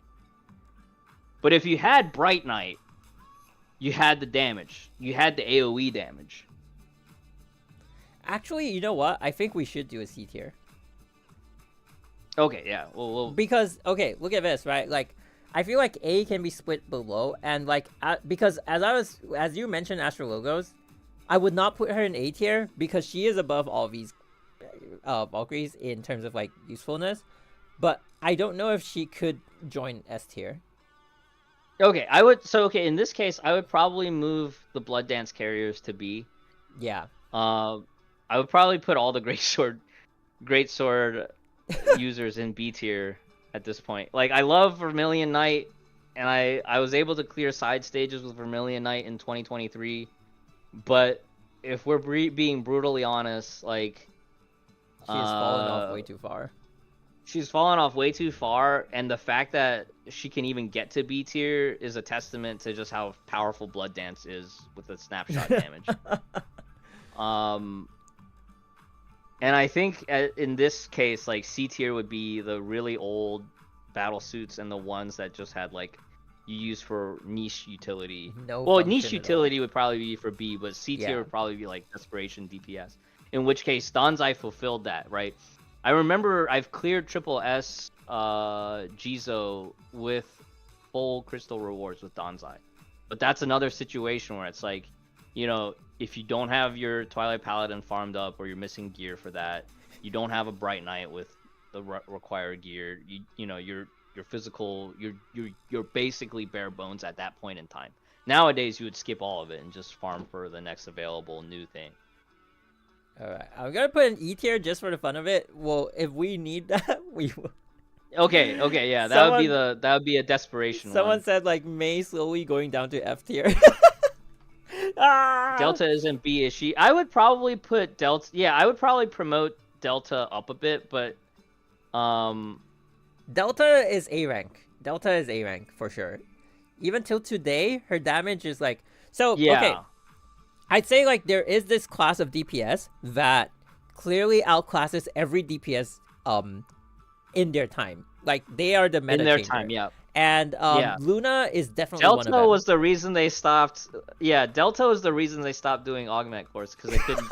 She was so imbalanced in the sense that way too powerful. She was way too powerful. Exactly. She is like a battlesuit of the future, and like her mechanics and her SP cost and everything, I think they were expecting people to not be able to do the counter, and like all the top tier players were already like so good Would with just their do timing. the counter. Yeah, exactly. Insane. And Thanks for her follow. pry arm was so good that like the double sleeper strats with Blueberry, right? Like that's how good that pry arm was. Oh my god. Blueberry, I feel like I want to put Blueberry at A though. Blueberry had way more functionality. Yes, she had ice utility. Yeah. The freeze utility was quite nice. Oh my god, if you guys were like playing that era of Honkai Impact, remember the Schrodinger, okay, so there is a this is the craziest thing people have ever done, but it was at the time the cap score. I don't know if you have started playing back then, Fed, but like there was a cap score where What's it on Jizo? yeah, on Jizo, where people would Yeah, do, I remember. It was Schrodinger B, if I remember correctly. Was it B or M that gave you like that? I think cooldown? it was M. M was the ult cooldown reduction because T was the crazy damage. So for people like we're just like going down memory lane a bit while making this tier list, but also like there is a, oh my god, do I have it? I think I had it though. I think I did. I attempted that strat, and to protect my sanity. I remember watching Charuri. Yeah, I remember watching Charuri mauled that one time, and I was like, I can't. Yeah, to protect my sanity, I chose to just not go forward with it. But there is a stigma that has a 50% chance, as you would expect, because it is Schrodinger. 50% chance to either wait, let me just go to collection. It should be in collection. Wait, no, not emblems. Stigmata. There we go. And then Schrodinger is right here. Whoa, I have it. I have it maxed out. So yeah, after using an ultimate or triggering an evasion skill, gains a 50% chance of reducing cooldown by 51%. Otherwise, cooldown is increased by 20%. Yeah. So that is like, this is why to be honest, like I feel like it seems like nerdy and like people are like, why is it so convoluted? But like these are the things that make me like Honkai Impact. That level of like nuance and like how it like this can lead to that, and that like can make a character suddenly OP, or like an old a very obscure stigma, like suddenly the meta is like what was the magic like for me the, with Holy like the Verse beach games. party ones, right? Remember the beach party? Oh my god, May Beach M. Oh my god. But yeah, so May Beach M, but then that short period where Kiana Beach P was used on HOS for the Harsher of Domination body. Yeah. Okay, but so for this one, cooldown is 15 seconds. If you do the ultimate, if you do a perfect defense, then you get 9 seconds off. So then it becomes 6 seconds. But then if you trigger the 50% chance, it becomes a 3-second cooldown. So essentially, what people were doing, which now that I think of it, is just beyond insane. I think you had to do like 3 or 4 ultimates back to back, which means you had to win 3 or 4 50-50s. Essentially, that is what that is what is happening. And you had to crit. Yeah. We heard you like gacha, so we put some gacha in your gacha. They are testing their luck like to insane levels, because you not only had to get the 50% chance, you had to crit. And it was like beyond insane. And I saw the person do the run, and I was like, yeah, no, never. Like even the top tier players of the time were like, no, almost no one was like, yeah, no, I treasure my sanity more than getting that run. I think that was the most impressive run for me to watch. But it's also like, you have to understand the game to understand how great that run is. Like if a new player were to watch that run, they'd be like, is that supposed to be impressive? You know. But anyway, I digress again. Whoa, what the heck? I turned on Copilot. Oh, you know who would be an E tier? What is Copilot? Anyway, I thought of who would be an E tier. It's the not Danzai? Not Danzai, but the other Danzai's May. not E tier? The like not, Shadow not Dash? The other May. Not Shadow Dash. God, the name is escaping me. I'm having the biggest May brain fart right now. Okay, wait. Let me Blade Strike. Blade Strike. Okay, Blade Strike does Well, have what was historical the value, but I can yes? agree What with was you. the augment name? Striker Striker Fulminata. Fulminata, yeah. I think the only time Striker Fulminata was fun was Threshold Breach. Fulminata is a B rank for me though. I'm gonna fight you. I'm gonna fight you on that one though. Fulminata carried a huge portion of the meta. Um, And she had this one. But that was before Night Squire, right? True, but also she had this one strat that Night Squire could not beat because when she does her ulti, the first hit has a high multiplier, and there were strats that like you just throw all your support skills out, like buff her up so much that that multiplier just destroys the enemy when you use it. So Interesting. I don't know, like, whew. Yeah, she was in ER, but they changed her too much in ER compared to her Threshold Breach version. 3 times 100 plus 550%. So it's like, yeah, it's like a solid like 1.5 1500%. But over time, right? Hmm. I would argue that because even though she had that DPS value, she was so quickly replaced. I would put her in C tier in that regard because C tier is like your desperation or like old, really really old with niche value DPSers. I remember I would even leaning on her. I would even put yeah. So if you lean on her, so I'm gonna name off a few just to help speed this up because we still have so many to go through. Crimson Impulse, right? Crimson Impulse had a lot of like early meta strats with her double jump, but it didn't last long enough to warrant because eventually there was better options. True. I would even say, however, the base trio, I would say they are a solid C tier. Yes. But then also like, actually, Chariot can be like a B tier. Yes, with the missile stacking, I would agree. Easy missile bleed. stacking, like she's relevant today because of the easy bleeding plus easy pull. Bleed, gather, yeah, and time fracture. Right? People used to dodge farm with her all the time. Yeah, and she has stun in her QTE, so she's utility. Like her utility is maxed out. Yes. So okay. I would put Flame Sakitama somewhere between B and C. Like as a DPS, she would be C, but she still provides great time fracture and like fire buff utility. And if you have her sword, she is an elemental support.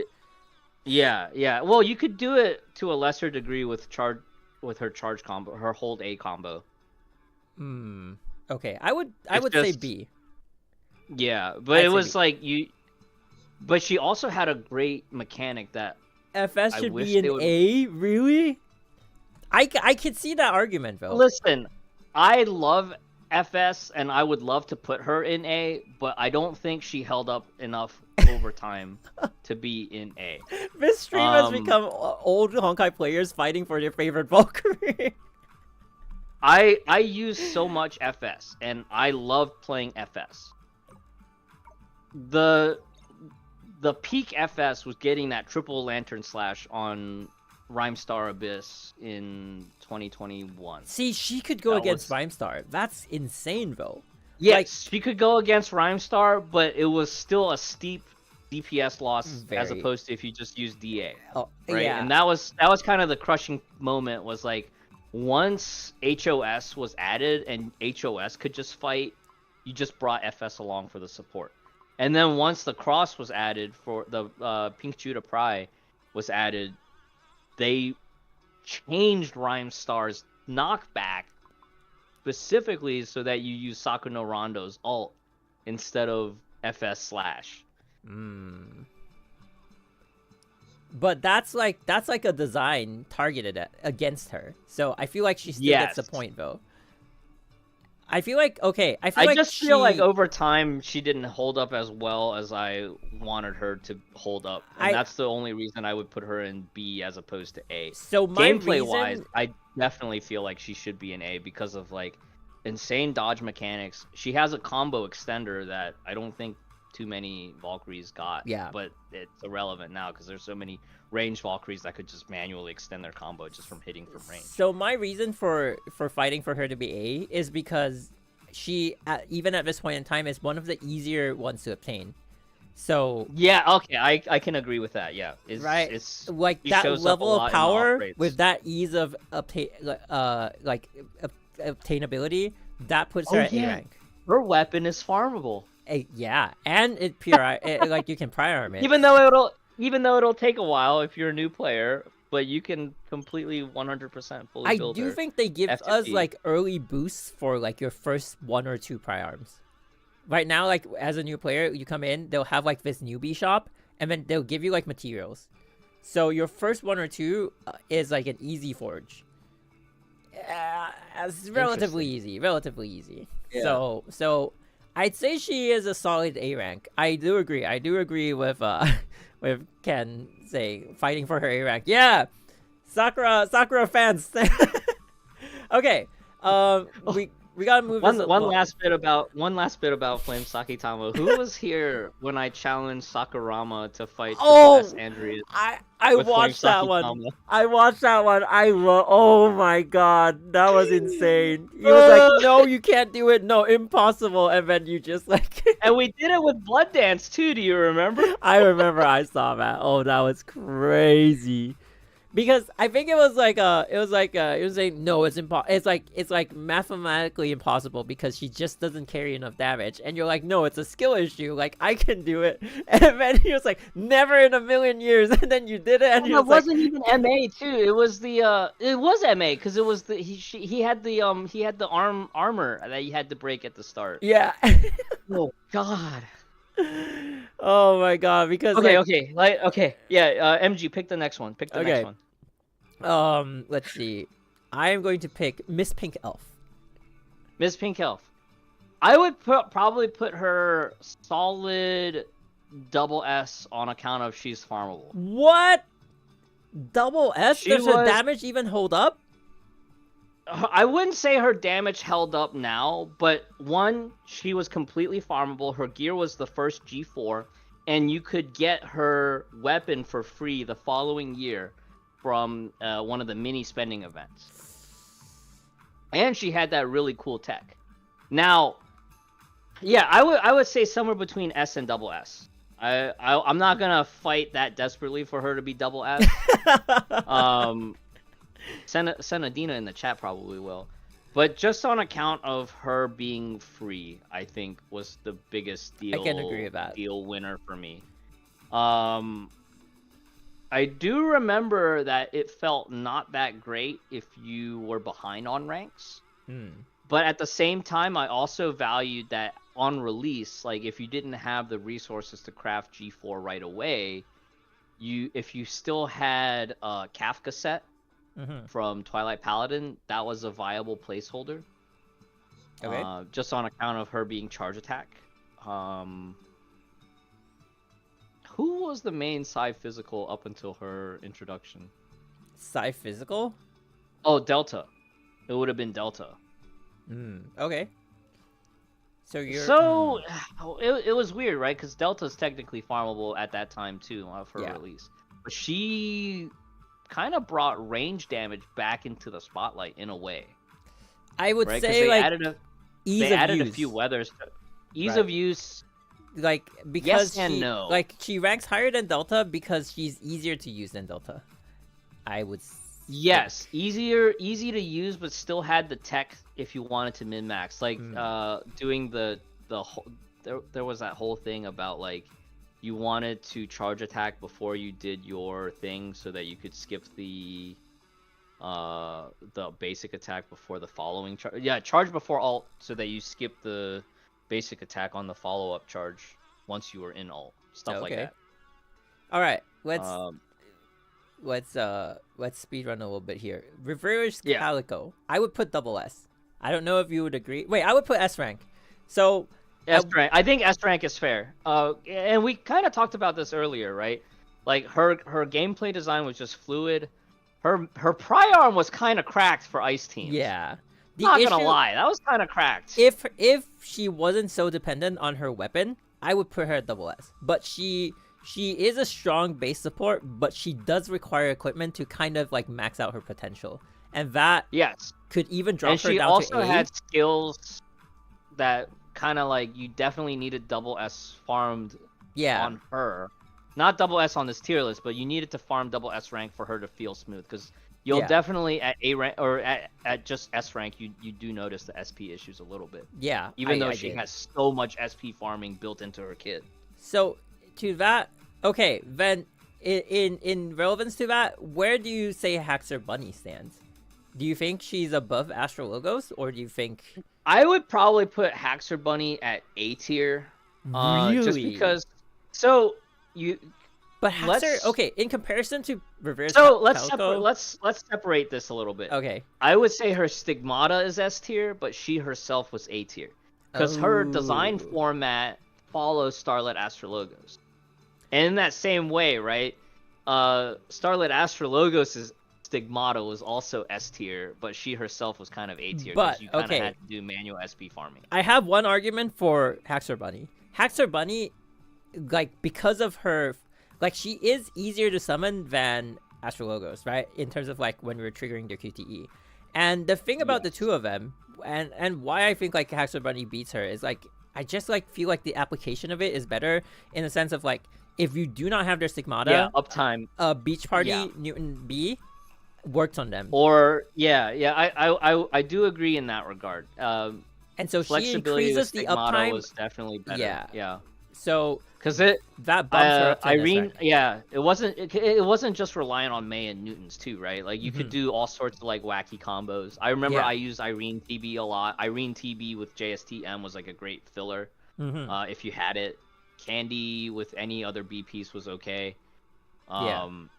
JST 2-piece with new or even 3-set. Even 3-set on HI3rd was great. I will make this a statement though, like HI3rd's Stigmata was more relevant than Pardo's. You could skip Pardo's Stigmata and still get insane mileage out of Pardo.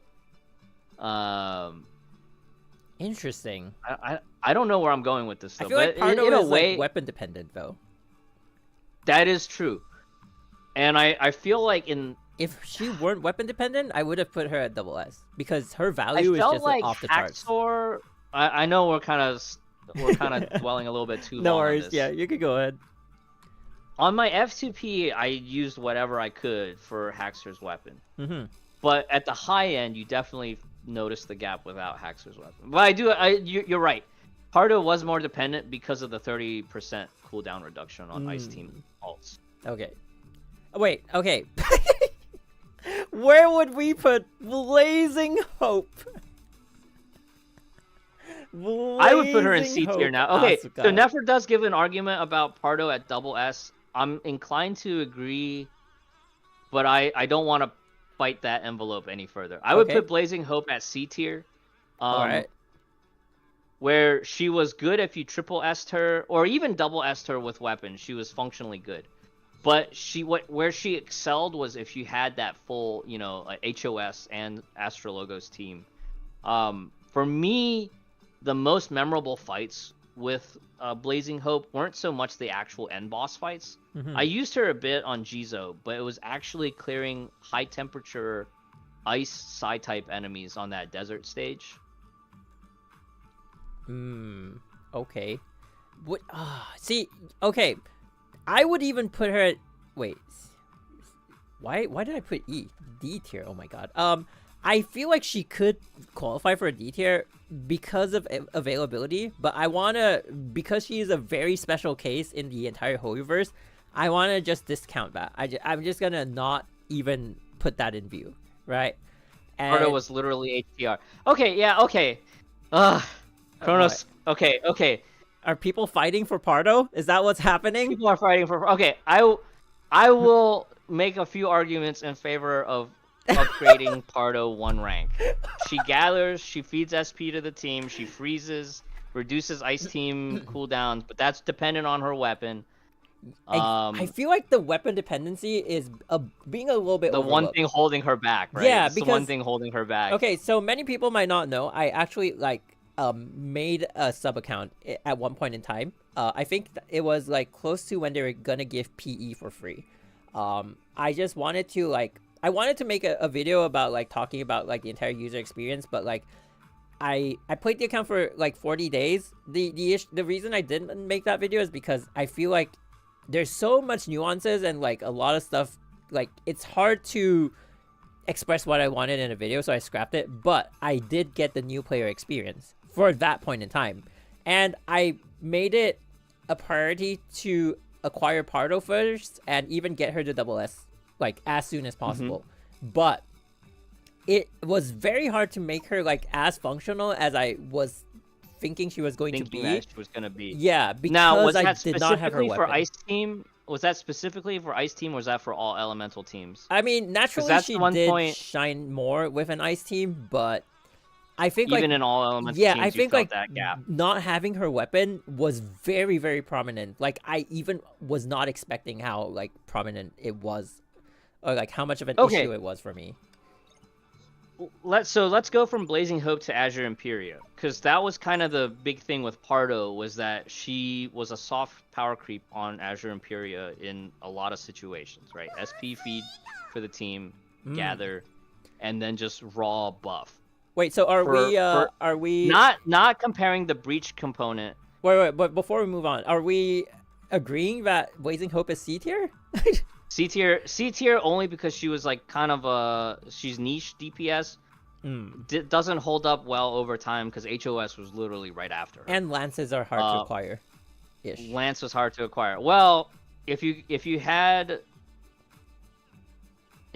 some of the Durandal stuff later on, like it was fine. And then I could go further, but okay, C tier. We're agreed. Yeah. She's C tier. Okay. Yeah.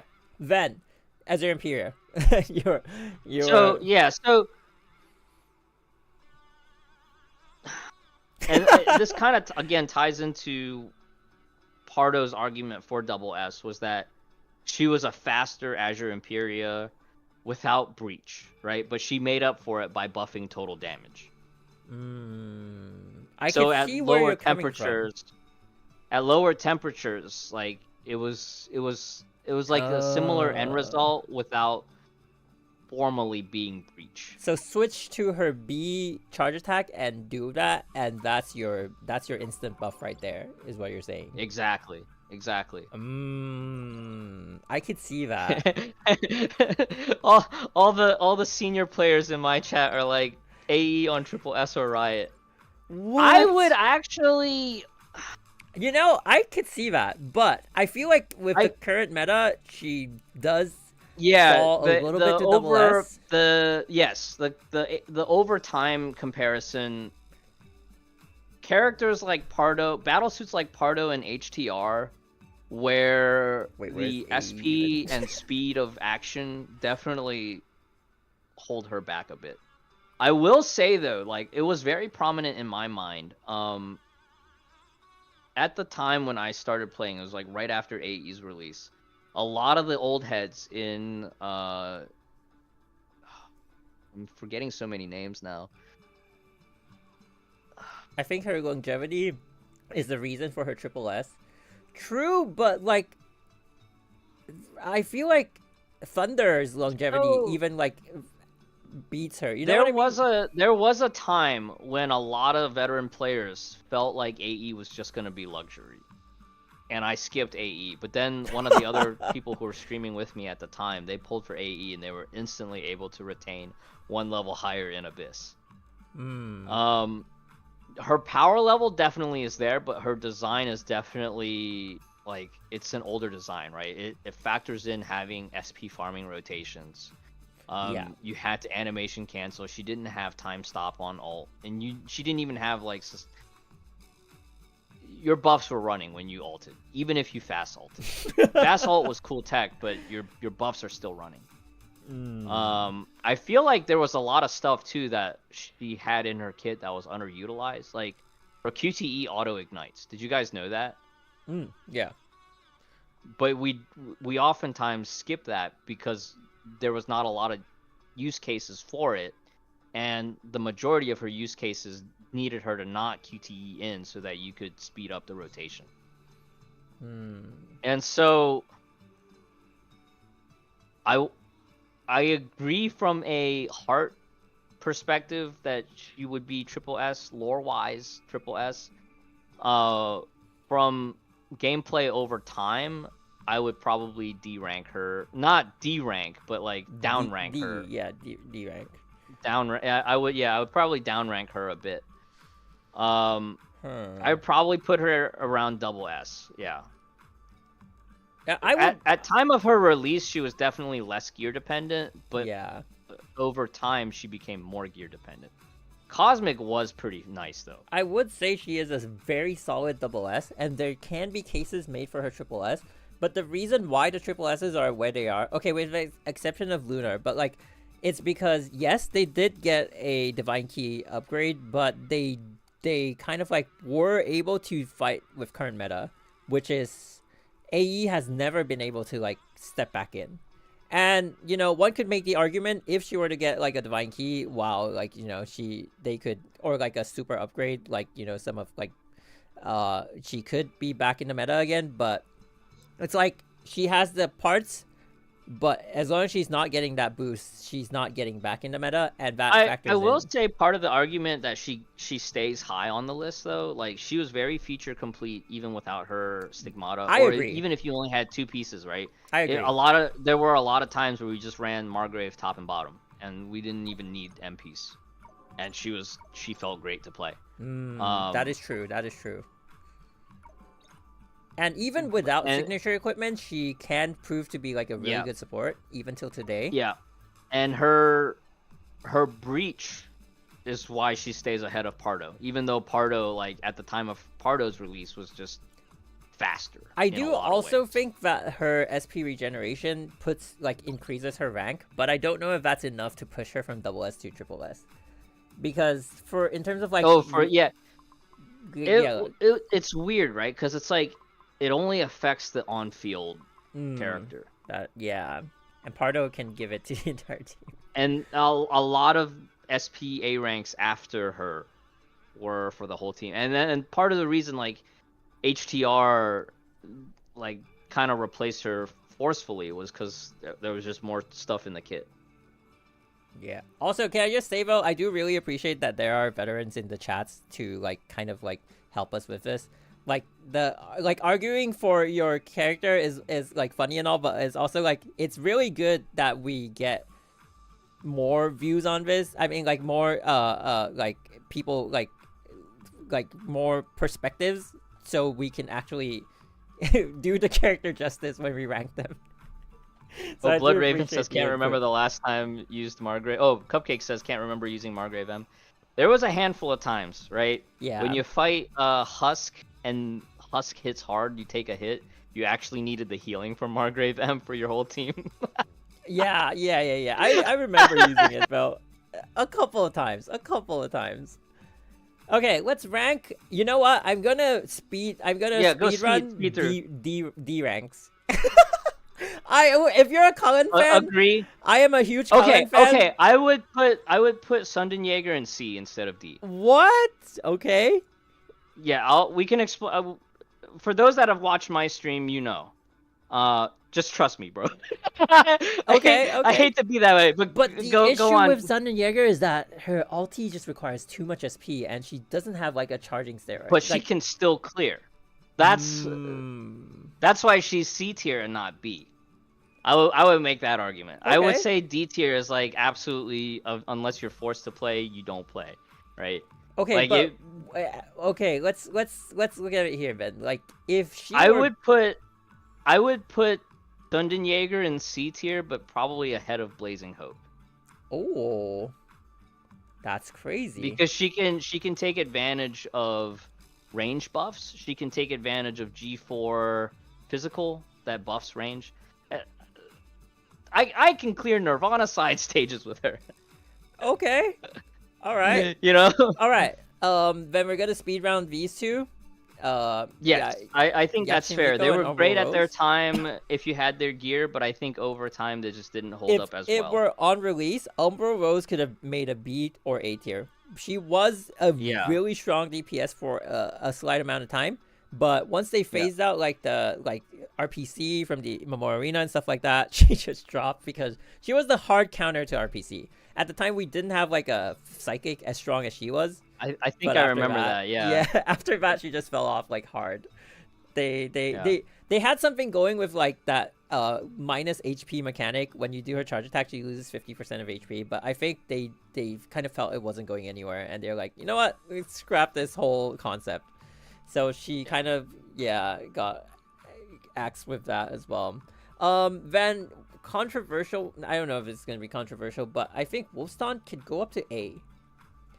I would And- probably put her in B just because of how long it takes for her to actually feel useful. So my argument with Wolfston is I love that if you can get her to double S, and she is farmable, right? And her farm and with the current way they're shoving random A ranks down our throats, like at some point you'll double S her like pretty quickly, and that like lack of a need to switch out for that extra elemental damage is very newbie friendly in my opinion. You know, like if you have like a current generation DPS, and it's not like a specific element, it's like general elemental damage, right? And it's free by just having her in a team. And I mean, obviously at double S, but like as I was saying, you know, like just farming her. The reason that for me it's just the time to farm or waiting for that right banner where she's on it and you're pulling for that S rank. So that's kind of why I would probably lean more towards putting her in B rank. Just because she's kind of like, she's not one that you would prioritize nowadays. I think like A ranks is like, I feel like the other A ranks that we have in the list stand out a little bit more for me. Okay, wait, let me just. So I would probably, I would probably categorize her more in the B lean. I do. Okay, one of the things that does. Okay, it's a 30% boost though. One of the things that does take points off her is the like it might have been seen as a positive by some people, but her Project Bunny 19C lingering on the field actually has a detrimental effect because it just does it hold aggro sometimes? It not only that, sometimes it pushes people out of position and then your skill misses. You need unfortunately that is a bit of a downside to her. So I think like with your argument and me remembering that, it's a bit of a B tier for me. Okay, but I like as a new player, like just looking at games in general, like even outside of Honkai Impact, for a 30% elemental boost for just having the character in your party, I feel like that makes a strong argument for like A rank now. If it were like a 15%, maybe like solid B tier. I think if it was like an unlocked skill before double S rank, I would agree for A rank. But I think because of the time gate on that, and you don't know if you're ever going to be able to allocate those resources towards it, I feel like there's just better options. Like you could be farming for Pardo, or farming Asterite to farm Pardo fragments. I mean, there also could be a case made if she were in. Never mind, she's not. Because from what I know, like some new players, they get. Oh crap! Did I just open that? No, never mind. They get like boxes or like the dorm gacha type thing. You know, like the eggs. Yeah, the eggs. That. Actually, no. You know what? I'm gonna put her at A rank just because I remember. For if you're a newbie and you just started playing, she's one of the battle suits that they do boost. I think she is an easy double S. Correct me if I'm wrong. I don't know if like there's anyone, but like if you really disagree, we can keep her at B rank. But I do remember that they start giving us like these like specific boxes that do. Did they replace those though? I don't know. Because I think they change them out every now and then, right? I think Wolfston is one of the like Yamabuki armor in Wolfston would be pretty much of a constant. I don't know, but like okay, given how I don't know. I feel like some of these older supports like, I would probably leave at B rank. Okay. Yeah. Then Yamabuki armor would be at B rank. Yeah, she had some great utility at certain points in the meta, but I just feel like compared with all the new tools that we have, So then that and drive Kometa yeah, I would be... even I would probably agree for Drive Kometa, but Drive Kometa to me would be like a high B, right? Like she's almost like at the time of her high when she got her pry, definitely almost A. But I feel like there are just better candidates for A rank. Okay. If that makes sense. I can see that. Let's see. Okay, wait. Carol right now, sweet and spicy. Where does she stand? Ooh, well, I could see her as a double S, but I just need... I could, yes. I could, but I feel like there should be better candidates for double S. I think it's either high A or low S for her, just because she brought so much utility. Her Stigmata set was great. She has like a free time fracture. She has a free time fracture, low SP cost ult. She's a shield She's breaker. Still used in. She's a shield breaker. She's used in a lot of modern 0-second double S fights. We used Carol DPS against Jizo on occasion. Yeah. And it worked with mostly okay results. You guys remember that? Yeah, oh my god. I don't know. I feel like a case could be made for her to be double S, but because she's also really versatile with equipment, like I think so. I would argue in favor of that, but I would also argue against her in the sense that like she's fallen off only because now there's better physical support. But she could also support elemental teams with 0-second runs. Yes, and she can also triple support, which is what we're doing with a lot of those double S MA fights now. And that right? doesn't push her to double S. Well, I feel like it's because she's now reliant on the rest of the team for the rest of that. But even for like newbie viability, she has damage. Right, That's true. That is true. Like, now it's kind of blurring the line. It's now kind of blurring the line. We drew a line when we kept Pardo in S rank. Oh, okay, that's fair. Okay, now so she's being grounded. The soft counterpoint, and the last thing I'll say before we move on to the next character is that you are right. She does have a lot more fist weapons available to her. Yeah, I think it was a huge advantage that like when Carol was introduced, she had access to all of the full arsenal. Yeah. Yeah. That is true. Okay. My honest opinion, I think she could be like a low double S, but I'm not gonna fight too much. I think like she's just like high S rank if we're gonna settle on that.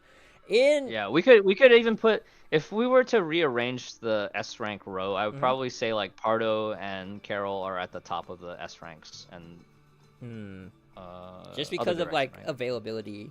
Availability kind of and they. If my chat's getting on me about Pardo being S rank and not double S. So high S is the concession If you put Pardo at double S, I'm going to put Carol at double S. So you gotta right. They both go together in that regard. They were both really solid SPA ranks.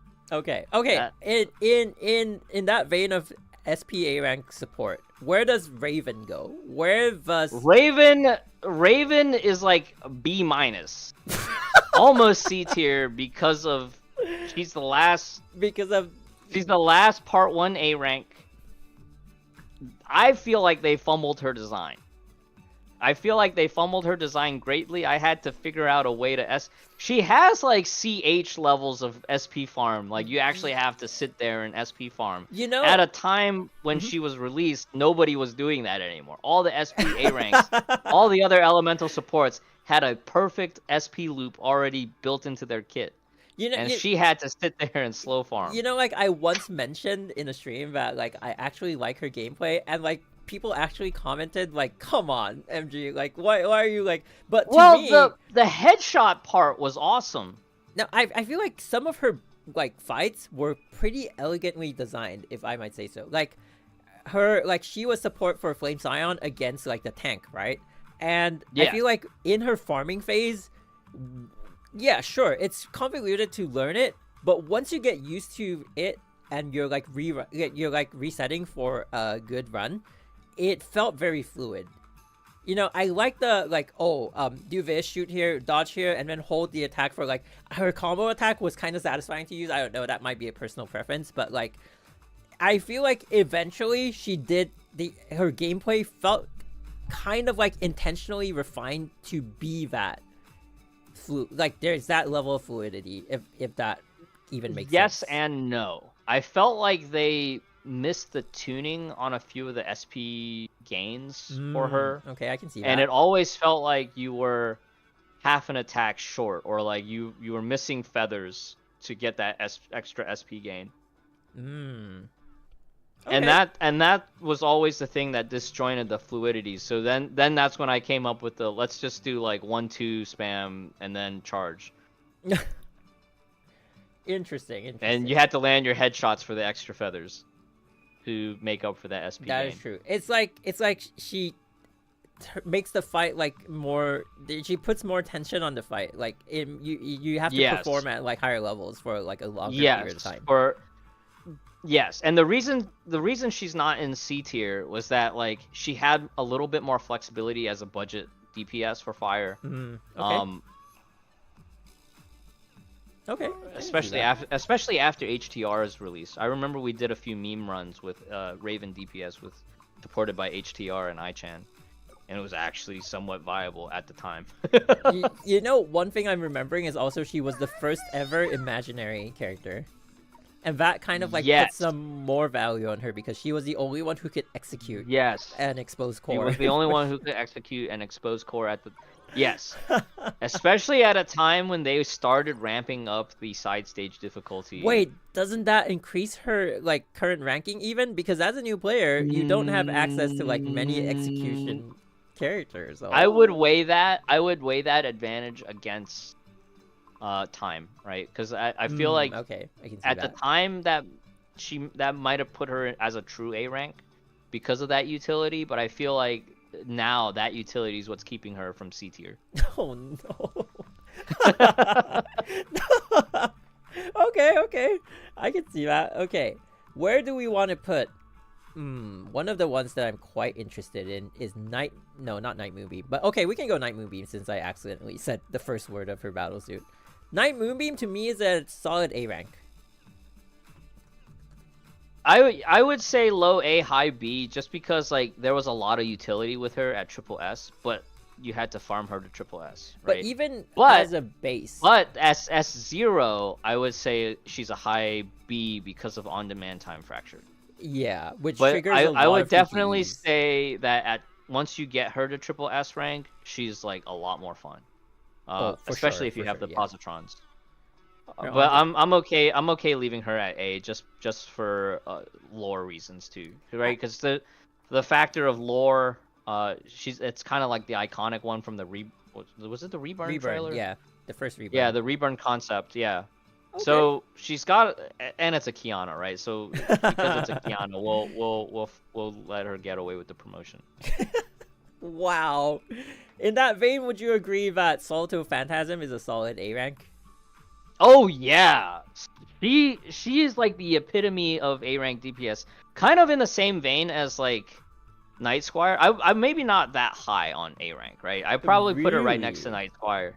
I probably put her next to Night Squire ahead of Flame Sakitama, just because she was that quintessential burst type, but for Quantum, the same way that Night Squire was for burst.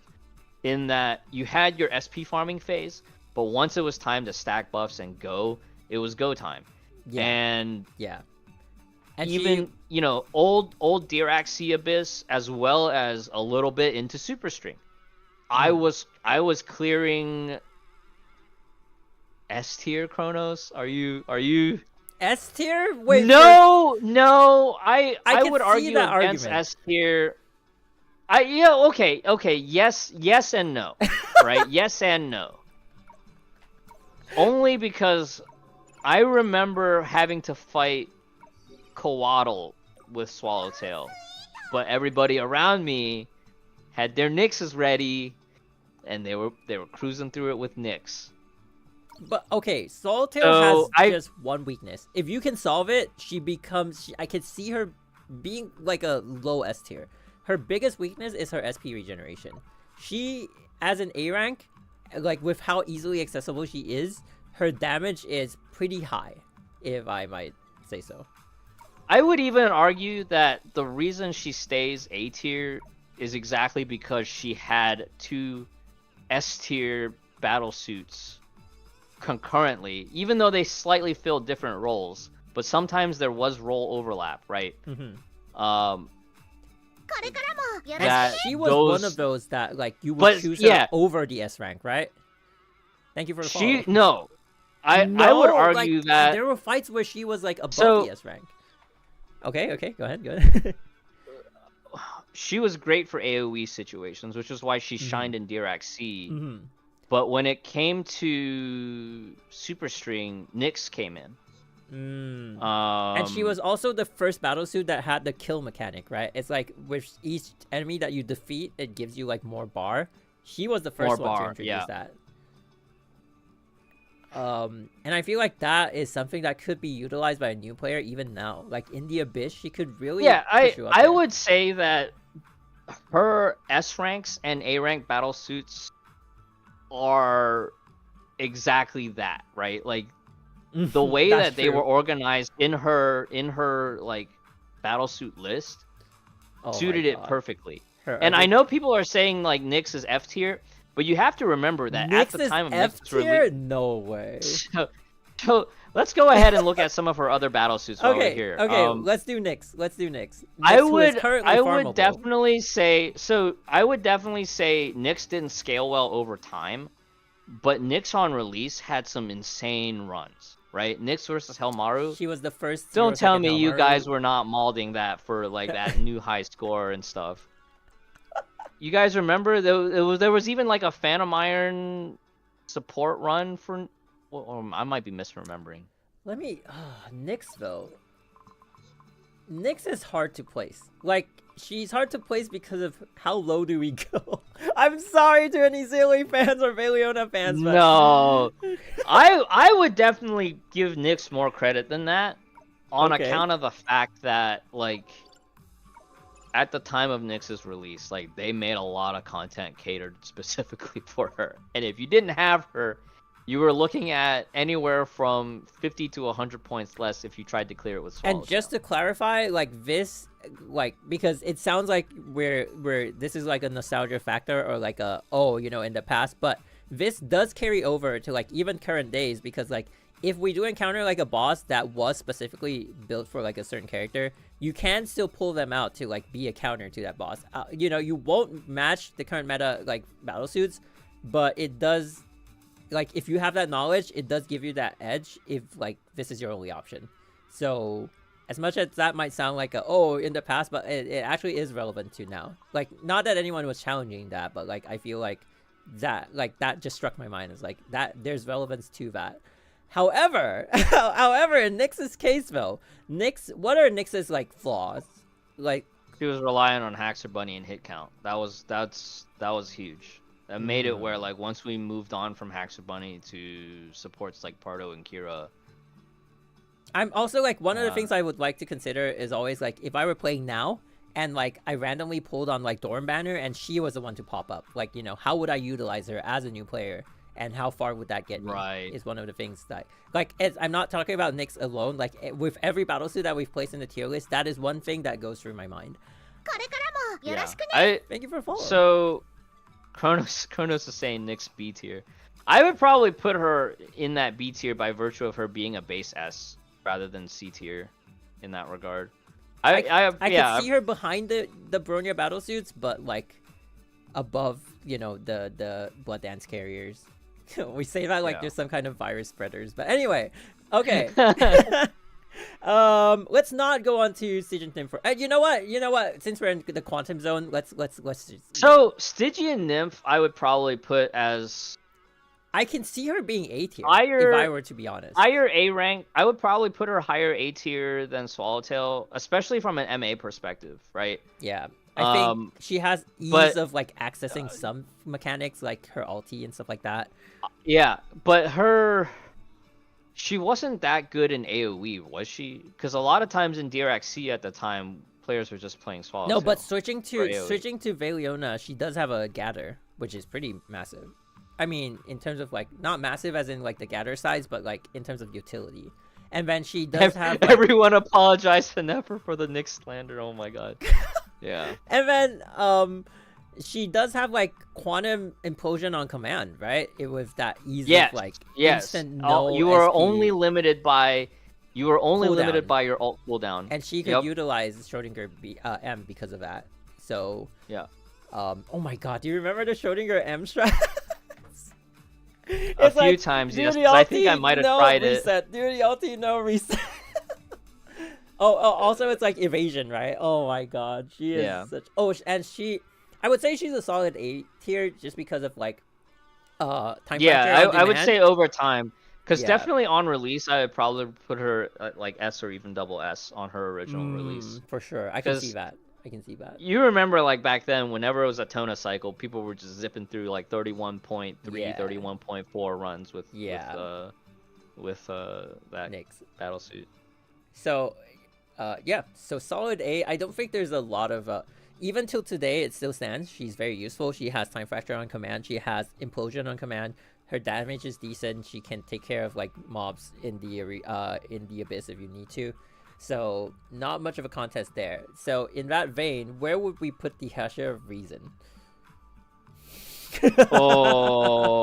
Somewhere between double S and triple S, I think. Or I would put her any of the high S ranks, I would say. I have a lot of fond memories with her, and I still use her on a lot of the side stages. I felt like even before her pry arm, she was holding very well in her weathers, even though ice was kind of like slowly dripping down.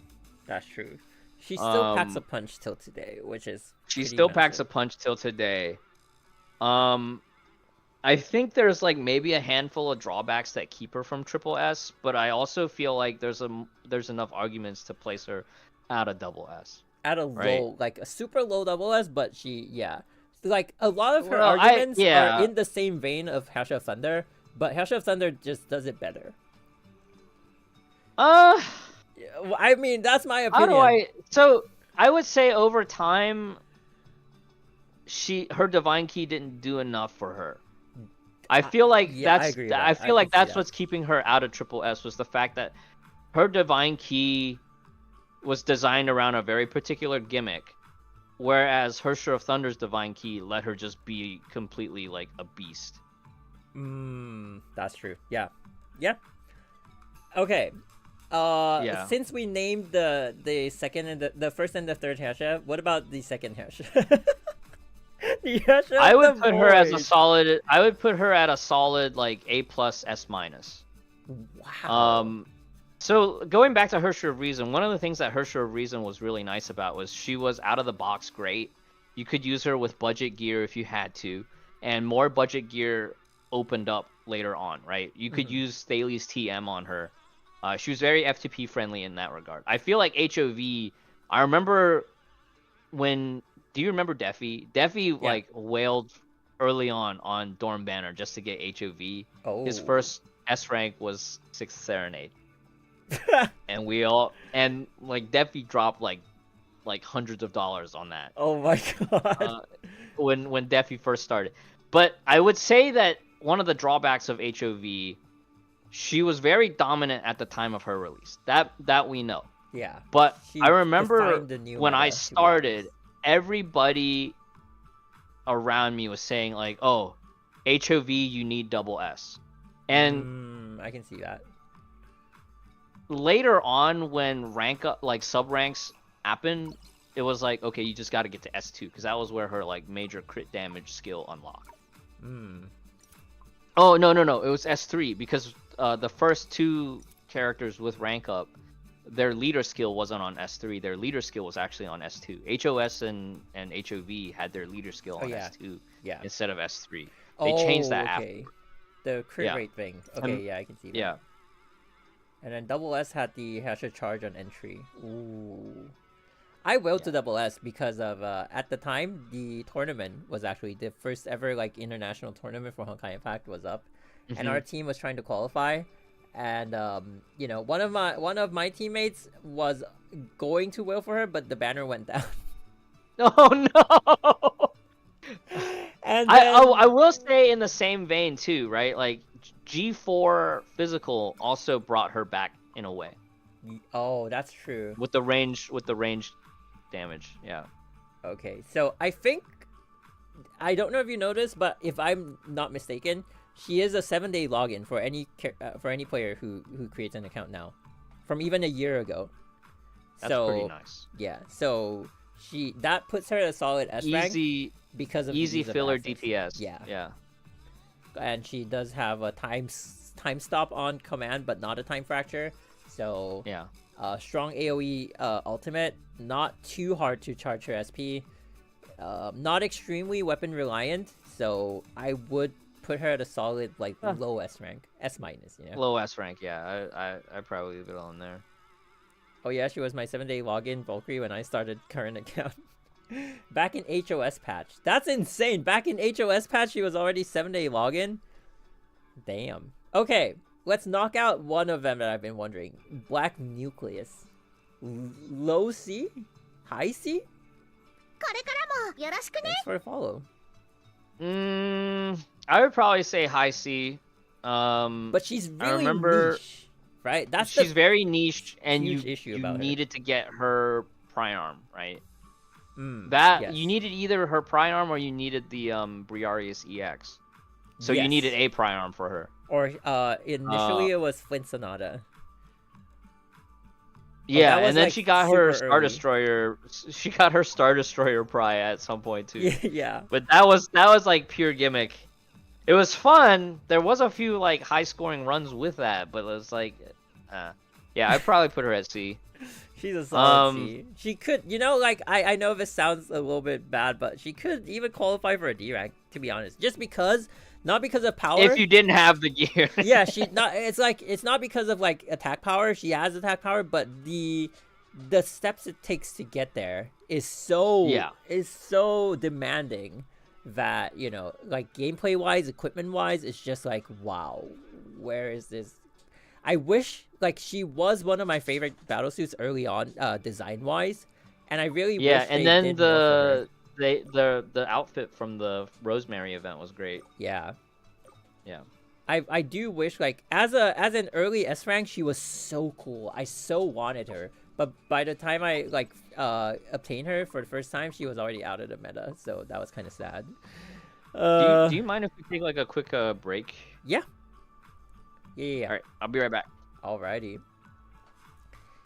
So yeah, hoping this tier list would actually, like, at the end of this, I'll probably, like, you know, keep this tier list because I think it's gonna be very useful. We are inadvertently putting a lot of thought into this. Anyone still keeping the Sonata cannon? I mean, I have it. There's no real, like, reason to get rid of it, I don't think.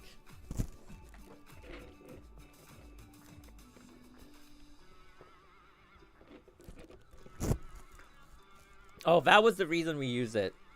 Because of the attack speed steroid. I never have it. Damn. It was good. I don't know if this was the meta set. Yeah, this was the meta set. Oh my god, those were the days. 205% total damage multiplier. This could still be useful nowadays. The next basic attack, including combo and charge attack, has a 50% chance. Oh. This was what made her, like, super strong. 256... Was it 256? Yeah, 256% boost in damage. I mean, total and physical combined, but still. Goddamn.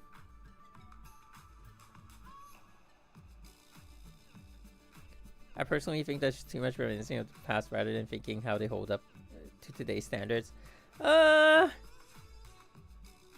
Yes and no, though. I think we're also considering, like, how easily available they are today, which is something that we just can't consider with, like, past knowledge. And I think for some, like even the Hash of the Void, I have used her in current maps. I've seen Lyos use her in certain maps, even today. So that's how I'm like kind of what's the word? Confident that their damage does hold up. Just because of how like I've seen them in like current like today maps and being like, okay, it's surprisingly, you know, their damage is good or bad. Hello, Fen. Welcome back. I'm back. Yeah. All right. So, next character. Next character. Let's see. Let's go with Palatinus Equinox. Solid S. Solid S or high A. I think she's her mechanic was kind of OP, but I feel like right now she exactly fits the role of like if you have her and you have her built, she's just solid on her maps. You're not really gonna be using her outside of her weathers or outside of her, you know, specific content unless you're on a not established account where you're forced to. Early game though, she is good against imaginary types because of that access to like the cores even without breaking their and there is a newbie banner that guarantees her within like a certain amount of pools. It used to be Hash of Thunder. I definitely say that she had a lot of really fun min-max elements as part of her rotation that made her really fun at the time. Because I remember like back when Fragile was kind of like coaching on my channel for those Abyss cycles, like we would get really into the nitty-gritty. Like, okay, this rotation, you need to do exactly this many taps on the gun lance into charge, and that's how you have enough like. That's how you can go fast enough to break to the next threshold or whatever. And like that part was really fun. I just don't feel like that aspect of her gameplay has held up nowadays just because the content has shifted. Yeah. But definitely like very, very solid for what she was designed for, which is just to be a main DPS. Yeah. And to deal with like kind of give you a bit of an edge against like imaginary type enemies. So yeah, like I feel like if she had a handful more mechanics that made her a little bit more universal, I'd probably gear her more towards double S on this list. But in my mind, she's just solid she's a solid at what S. she does. Yeah. Yeah. If you have her at triple S, which like is impossible for many players, but I feel like she could be in the range of like double S, just because her attack power is insane. But because it's same issue with who was it that with Rebirth, right? It's like too much of their capabilities are locked behind a paywall, and that just drops their rank like way too much. Yeah, so it's like if triple S up there, but if without, no way. They're not gonna amount to that much. Okay, let's knock out a few of the ones that I feel like we can. Where would you put Darkball Jonin? Solid C? Oh, yeah, solid low C. B, like low B? Solid C, almost B. But I would say maybe B tier, just because she also can take advantage of Seven Thunders. Oh, and like Mag Typhoon and stuff like that. So Mag Typhoon, yeah. So and she was kind of like our only solution on Husk for a long time. Like Husk was designed in a way just for her, for whatever reason. I'll give her B also because like her gameplay is actually fun, right? And like I feel like throughout the only reason that she doesn't go to A is because her design was still very archaic, right? Like there's like a farming phase. There's even a manual combo buff that you have to reapply to yourself. I actually during the Elysia cycle, the side stage was the Paralyze. It was like the Arc City Paralyze Highway. And I ran it with Darkbolt Jonin, but the fact that Darkbolt Jonin can take advantage of Seven Thunders with and you know modern supports like Eden and HTR, but like you bring out old Stigmata like Fushi M, even Cleo B if you wanted to. I should have done that, but I left it Zen ETB with Fushi M. You can do some like wacky paralyzed damage that way. Yeah, I feel like yeah, solid B. The gameplay for me just pushes it up because like I said, throughout the tier list, I'm thinking of like, if I were a new player, if I were to get this character, how hype would I be? And I think her gameplay compared to like all the other like early easily accessible characters does put her like up there. You know, like it'll make me excited about the game. I'd be like, I want to use this character more. Plus the fact that her damage does hold up, and she is like a good vessel for like certain strong pieces of equipment that could make her like carry you if you were to somehow get access to that. I think that she just got an XP in HSR. I digress. We'll just leave it at that. If you get it, you get it. If you don't worry about it. Yep. Okay. I'm gonna say low to mid C with Valkyrie Exhibitor. Can we agree on that? Yes. So Valkyrie Exhibitor was my desperation impair back on my F2P account. When I had no other impair sources. So like, yes, I think C is warranted. Like at time of release, she probably would have been. I'd probably leave her at middle C just because of like over time her damage didn't scale well. I think she wasn't really meant to be a DPS. No, she was a shield breaker. She was the first version of a shield breaker. Her ulti would increase your shield break. So yes, that's right. The B, increased shield damage taken by like a huge. I remember we even used that at some point before Carol's release. Yeah. On do you remember? It was the Fire and Ice Yai Kasumi fight. And for a little bit. Yeah. And for a little bit, we use it on the MA version too to break the shield because of the increase. Like the increase that she gives us is like insane. Okay, solid. High C tier. High C.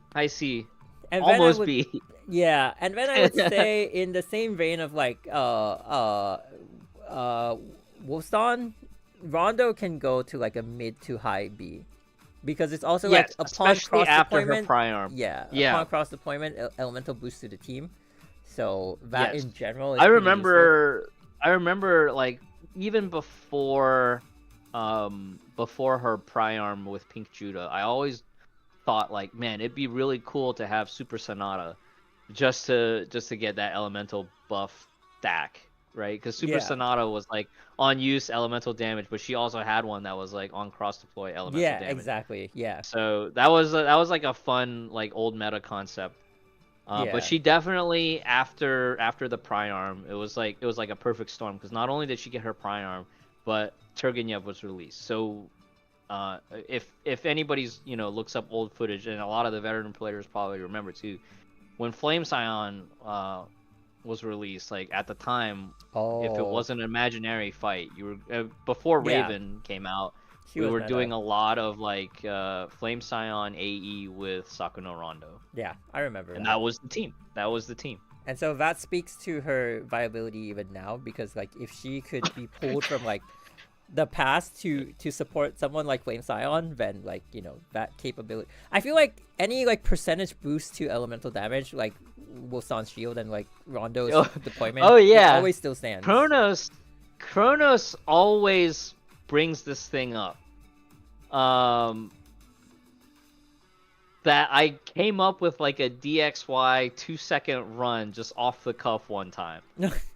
And I have the hardest time remembering it, but it was wait, that run I used the Vampire Terry, didn't I, Kronos? Because that was the one that I used which I was about to rank. Where would you put Luna Kindred? Luna Kindred was a lot before my time. I feel like Luna Kindred can almost go into D tier because she needs to charge her bar, and then without her bar, her attacks are like the slowest in the game possibly. So Nefer is citing quite a few like old meta cases for both of them. For me, I think I remember I used Luna in conjunction with Pink Judah, but it was also reliant on her using a charge attack for something. Yeah, Luna's Right? strengths are like she has time fracture on evasion, which I know is a little bit irrelevant, but also like strong shield break on charge attack. But then her charge attack conditions are pretty strict, which is why I would not give her. And then she doesn't really have like an easily accessible ulti, which could like if her ulti But she's costs... also an ER, so if you needed an ER character, she's available. So if her ulti cost were to be lower, I would rank her higher. But I think C is fair. Yeah, the ability to play the role that they're put in, if it's like hard to access, then it will lower their rank, right? And I think and if we were to judge it closer to their time of release, they probably would be 1 tier higher, right? I think that's also like a fair assessment. I would say even for her, I would not really put her that high. That's the issue with her. Like, yeah. Okay, then what about Valkyrie Pledge? This one I've also been wondering. I would definitely say that somewhere between B and A. Right? B and A? If you were a brand new player, and this was the most common use case, was you were going to use her for time fracture. Okay.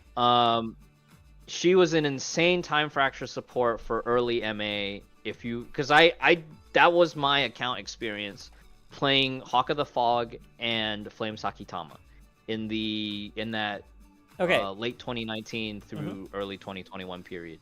Does she have an impair, by the way? I don't think so, because she was mostly lightning damage. So here's a couple things, right?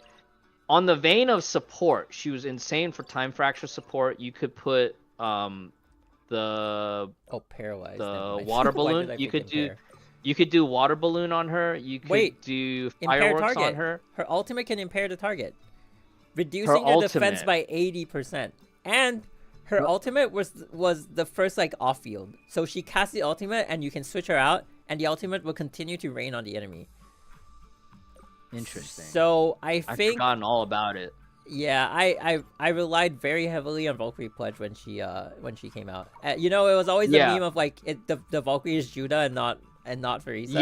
Yes. So that was the other point, was that because Judah existed, she had a place as main DPS in a lot of situations because the Valkyrie was Judah, and she was just the... And she was also run with auto B for that. Like when you do the charge attack, it'll lay a lightning field on the ground to let enemies take more lightning damage. But if we're gonna disregard, because that is very obscure equipment, so even as a new player, even if you do somehow obtain it, you would not want to upgrade it. Yeah. So, but see, I think that adds to the dimension of why she's B and not C, right? Because she has that utility where if you needed to use her as a low budget support, that exists. But if you had the gear, she's also old meta DPS. She can go up there. So she probably goes middle B tier, I would say. Yeah. Like I think 80% impair is it's good crazy. Historical value. Good balance of historical value. Crazy even for today, to be honest. Like accessibility is kind of to be debated because it's locked behind a high SP cost. I mean, it's not super high, but like for what it's worth, it's pretty high at 75. You know what else she had at Triple S? She had bonus cross TDM on evasion, and that was a whole thing on Rhymestar. And I always remember I would always try to get Terry Magic M because that was the closest thing to simulate that. Yeah. Okay. 80% that only lasts for 3.5 seconds, but because of the way her ulti is cast, and like if you're comparing her to Celestial Hymn, self-refreshes a little bit, right? Yeah, and also because of how easily accessible she is in comparison to the Celestial Hymn, if you're comparing her to that, then she retains a little bit of value. I wouldn't say she's up there with the Celestial Hymn, but like B is fair, right? A mid B is fair. Yeah. And in that vein, where do we put the Celestial Hymn? I think on release and for that release she was triple S, but she definitely has fallen way down after that. I think she remain a solid mid A rank. Yeah, I would say A rank as far as like desperation physical support. I definitely remember like Okay, Toki maybe and them higher would A tell rank. me Maybe higher A rank, considering currently. because of support utility. Yeah. Support utility gather. Her cross Gather, also like her did something ulti, too, didn't it? like for today, her It ulti was takes crit rate, way too didn't it? much damage. Yeah, crit rate buff. Yeah. So Uh, yeah, her ulti definitely is way too slow for modern gameplay yeah, because you had to do a lot of SP farming. yeah, and that her Priarm was somewhat of a band-aid for it, Okay. but So it's not. Sakusuke makes a good argument though.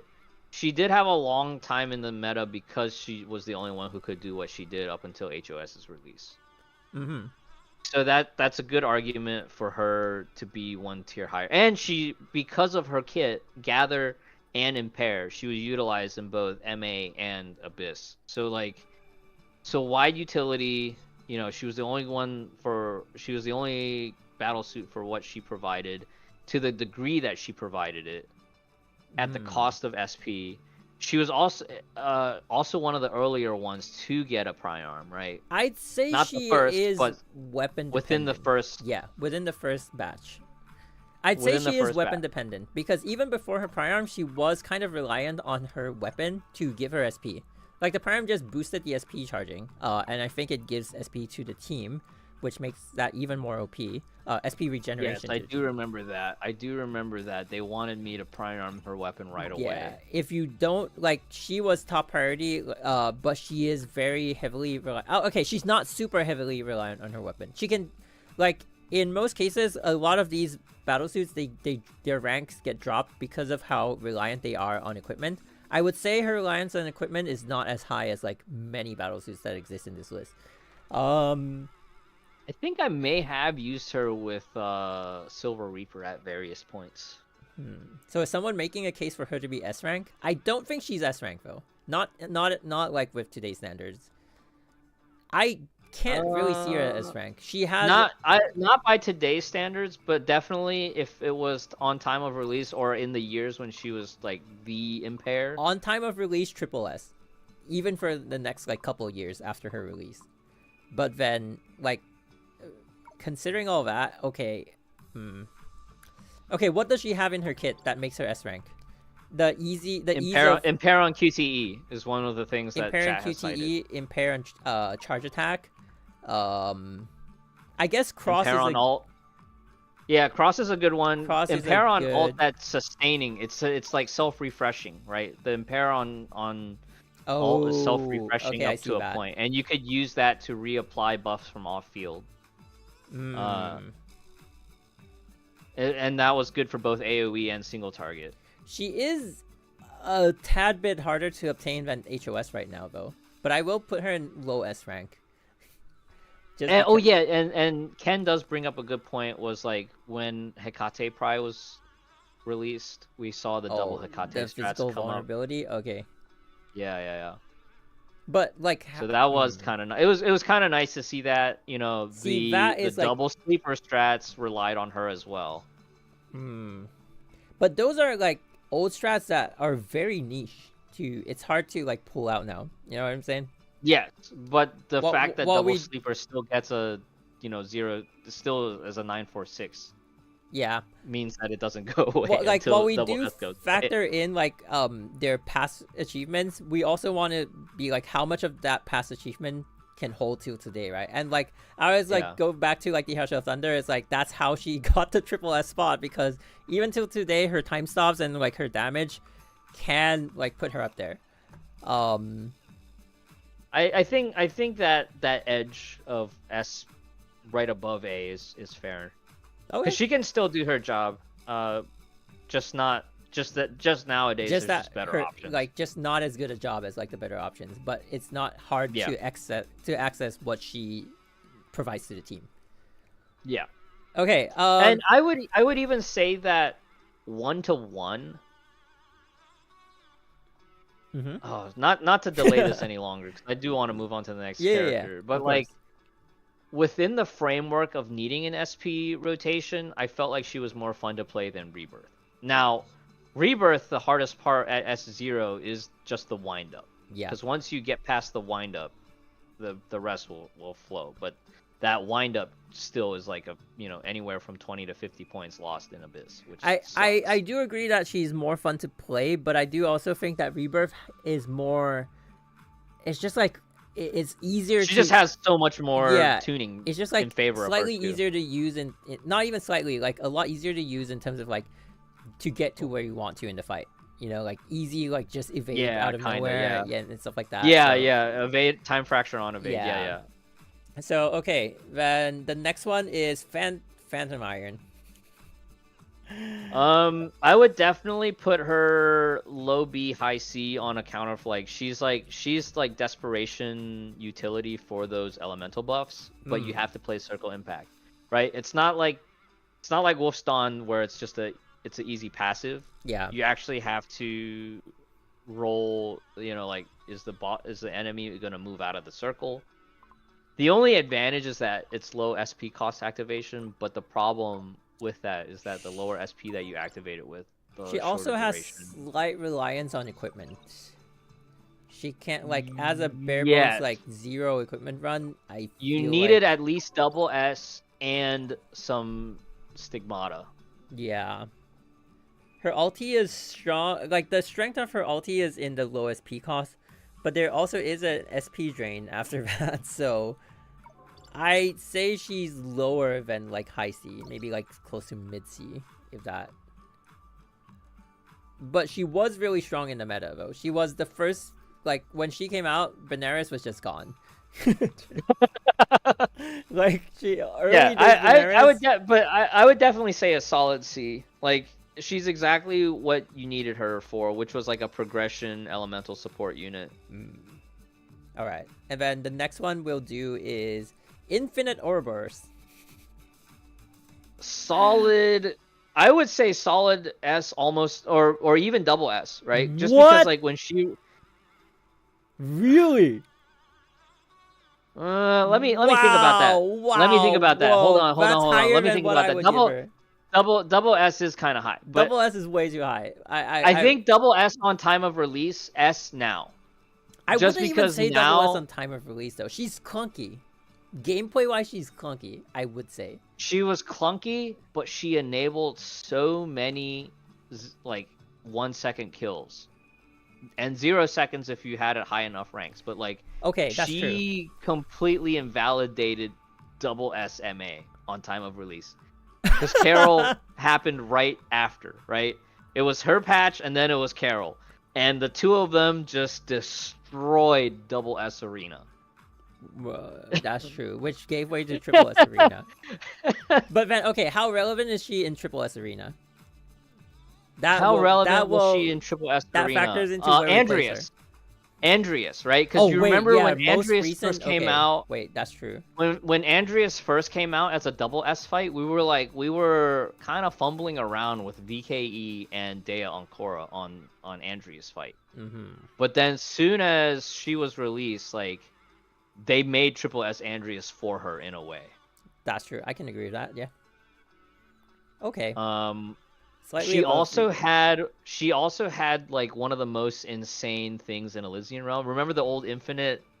It was literally the Infinite stacking build.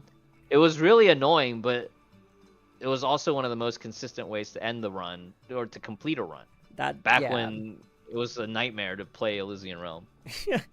Okay, I wouldn't factor that into her ranking, but that was a funny thing to have. Okay. Yeah.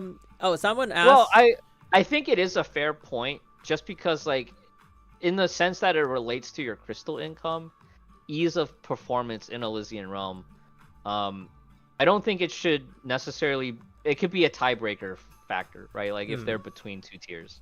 Okay. Wait, also someone asked earlier, I don't know if you're still here, but, like, would you recommend a newbie to pull for Sparkle if they already have Vita? Yeah. I'd say yeah. If you have saved enough resources to build the current like part 2 meta, then Sparkle is going to be like a bit of a key factor in. I would say Sparkle is favorable if you skipped Sleepy Terry, because you do want a modern Quantum. But what about 2 Quantums? Like yes, 2 Implosions. Yes, two Quantums would be good. If you have time to farm for Susanna, yes, but Susanna is... I'm starting to feel the pain on the side stages with Susanna. Some of y'all who watched me fall asleep on that side stage, like, I was struggling a bit with Susanna to keep up with the damage. Snake rank, yeah. Snake rank. But I'd say Sparkle is a solid unit. We haven't ranked her in the tier list yet, but I don't want to go there yet. We'll go there shortly, but I would let's guess just rank that Sparkle right now. Yeah, I would say that she should be at least a solid S rank based on the current patterning of part 2 releases. I would put her at a double S. Let me... Wait, does she have the instant switch out? She's double S because you rolled double S. She's double S for you because you rolled double S. Well, there's a case to be made about that, but... Yeah, I kind of agree with Simser. She's kind of too recent to really judge. Right? Yeah. So, but because she's new, I would put her at least as an S rank. Okay, fair enough. Fair enough. High S rank. Yeah, high S rank. Yeah, just because of recency bias. Yeah, it's very hard to rank the newer characters. Like anyone from like Selma and above, I think it's like it's. I would say that for part 2 characters, we can make a, for all the ones that have released so far before Sparkle, we can make like a gameplay judgment, like how smooth of gameplay, you know, like mechanically, how well. Like in that regard, like I feel like Lantern would be on the low end of S, whereas Thelema is like higher on the S rank, just because Thelema's kit enables so much stuff. I didn't like Thelema's gameplay at first. But now it's like, it's very fluid for me because I've had more time to practice on it. Yeah, I can see that. Lantern, in a way, feels like how... You remember when Silverwing released and people were like, oh, you're just spamming A the whole time? Lantern is very much in that same vein. I feel like Silverwing is more fun now because she has more supports available than she did at the time. I don't know about that, but yeah, because when she released, we didn't have Susong out yet, right? No, we didn't. Yeah, so wait, did we? No, we didn't. We didn't, and we didn't have HTR out yet either, right? So we were playing like Pardo Haxer Bunny with Silverwing, and it was just a lot of like, it was almost too straightforward in terms of her gameplay. Isn't that good though? I feel like if you're trying to pick up a character and you're like, where's my damage? Like that would be ideal. Yes for new player friendliness, no for skill expression. Okay. I feel like Silverwing was friendliness in terms of like, yeah, I feel like Silverwing, since we're on that train of thought, I feel like Silverwing is like a low S in the sense that she does too much to be A rank. They're still making Abyss Weathers for her, but easy to pick up. If you have the infrastructure, yes, you can push in very far. If you kept up with like top up events where they were, you know, giving out her rank ups, then yes, you know, most players who played at her release that got her on release should be at double S or higher. And I think mine is already double S2 now. I also think like one of her biggest downsides is that you need her weapon. Without her weapon, you can't do like the aerial weapon skill, right? I wish I could say, because I haven't played her without her weapon. I remember it being a thing. Without her weapon, her weapon skill is not I think so. Weapon skills. Yeah. But I didn't like that you could get swatted down by Husk when you play Silverwing. Because was it like, I think so. Let's see. I don't know, but I mean, I could just so I can see Simser's argument that her like amplification field can be really annoying to play around, especially if the target is moving around a lot, or like if you're trying to dash into a different position and you have that lag time before the amplification field resets. But that's why she's like on the low end of S rather than like, I still feel like she's numerically relevant enough to place out of A tier. Mm-hmm. Yeah. Oh, I remember people running a Reason's weapon on her, and then I think I've done that at one you point or can't other. do the weapon active when you're in the air. So that is a Mm. bit of a downside, but I think for most of what she's built to be doing, she can still Yeah. do. Like her Yeah. ulti isn't hard to get charged to. Like I mean SP regen to. Her charge attack isn't inaccessible. Her barrier can block melee enemies for whatever reason you might need to. Yeah, the blocking husk. They were saying in that chat, was blocking husk. so But the satisfying. problem is husk can still hit you through the shield, right? So like, yeah. if you're hugging the wall, But like if he can Husk just go is swing in and knock that you down. dashing phase, then you kind of like it makes you a lot safer than you usually would be. Okay, so she's a low S rank. Where would we put Memento? Ooh. I think Memento is C for me. Yeah, I want to give her like on release she'd probably be rated way higher. Oh yeah. I feel like now her biggest advantage now is the fact that she is a flame chaser and she gets 2 starting signets in ER, right? Okay. But yeah, so for me C tier is kind of like either really old DPS that just doesn't hold up numerically, or you used her as a desperation unit at one point. And like for a brand new account, I could see her being a desperation unit. Like, you know, in the olden times, there was a phase where like if you didn't have HI3rd reason, you were probably using Memento for that select weather. Even then, her know? damage kind of like fell off a little bit until she, yeah. And then, But I do know that there was a time where she was the dominant one too. yeah, there was. Oh my god, her damage was off the charts back then. I just think that time and place, like we're just too far removed from that. Yeah.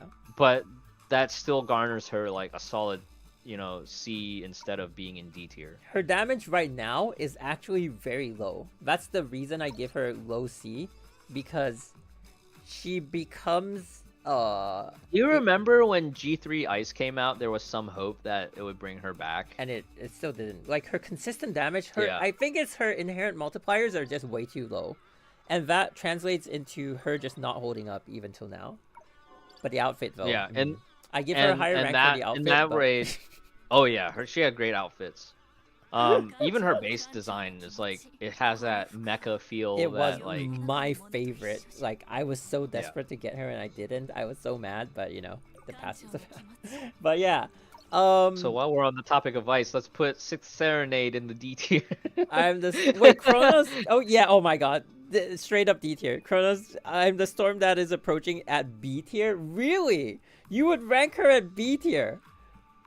Oh wow. Monster Kato, maybe B or low, maybe low B or C.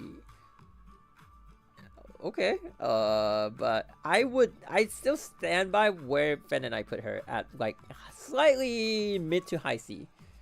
Yeah, like I feel like if you know, so for my chat, we always argue like if Sundon Jaeger just had built-in SP regen, it'd be so much greater. And I feel like Memento's in that similar vein. Where, like if she just had one or two, yeah, exactly. They're together now, kid.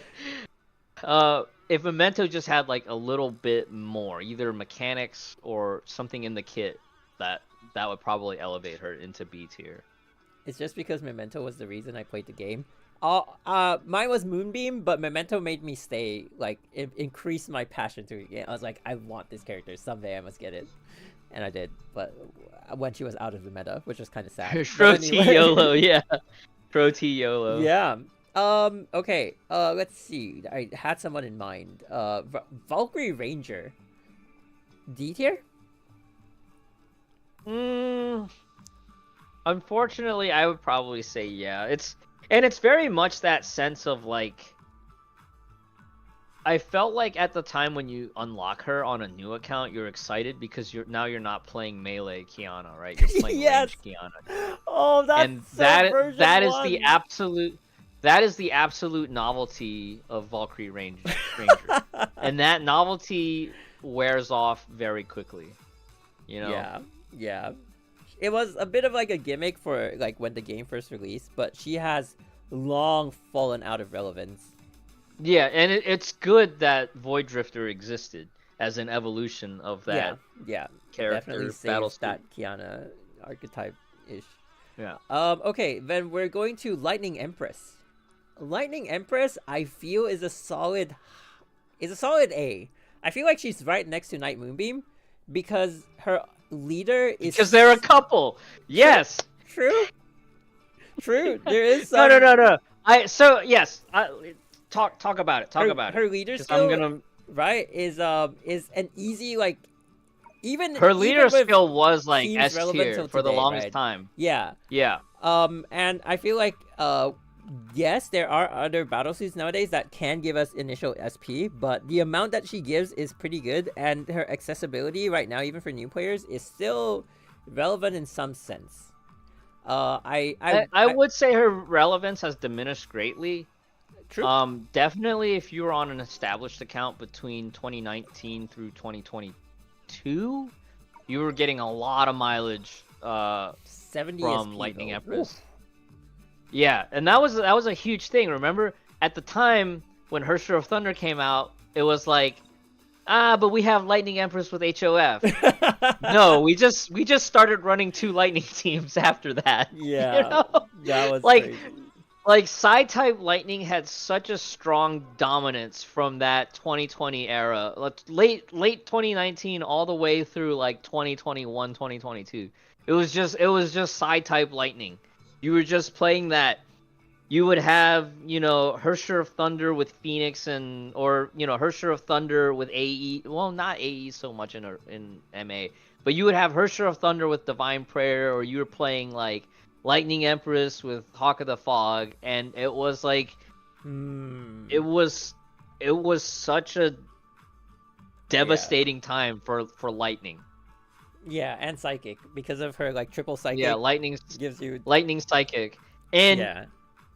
Lightning Empress back then, when we had the Awakening linked characters, linked battle suits, Lightning Empress was an easy way to get extra damage out of your SS0 HI3rd of Thunder, because you could rank Lightning Empress up and get all the the triple S skills Wait, on is the that shared relevant skills. right now? They took out Not the link, anymore. right? They took out the link now. Oh damn. Some of them it'll still show the linked icon, but so they I still think have linked skills though, like here. they still have linked skills, but now it's like certain things just don't apply. Like you still can't. You can run them in the same party, but they won't. They specifically made it for Lightning Empress and HI3rd of Thunder that their leader skills won't stack. Oh, Or okay. something.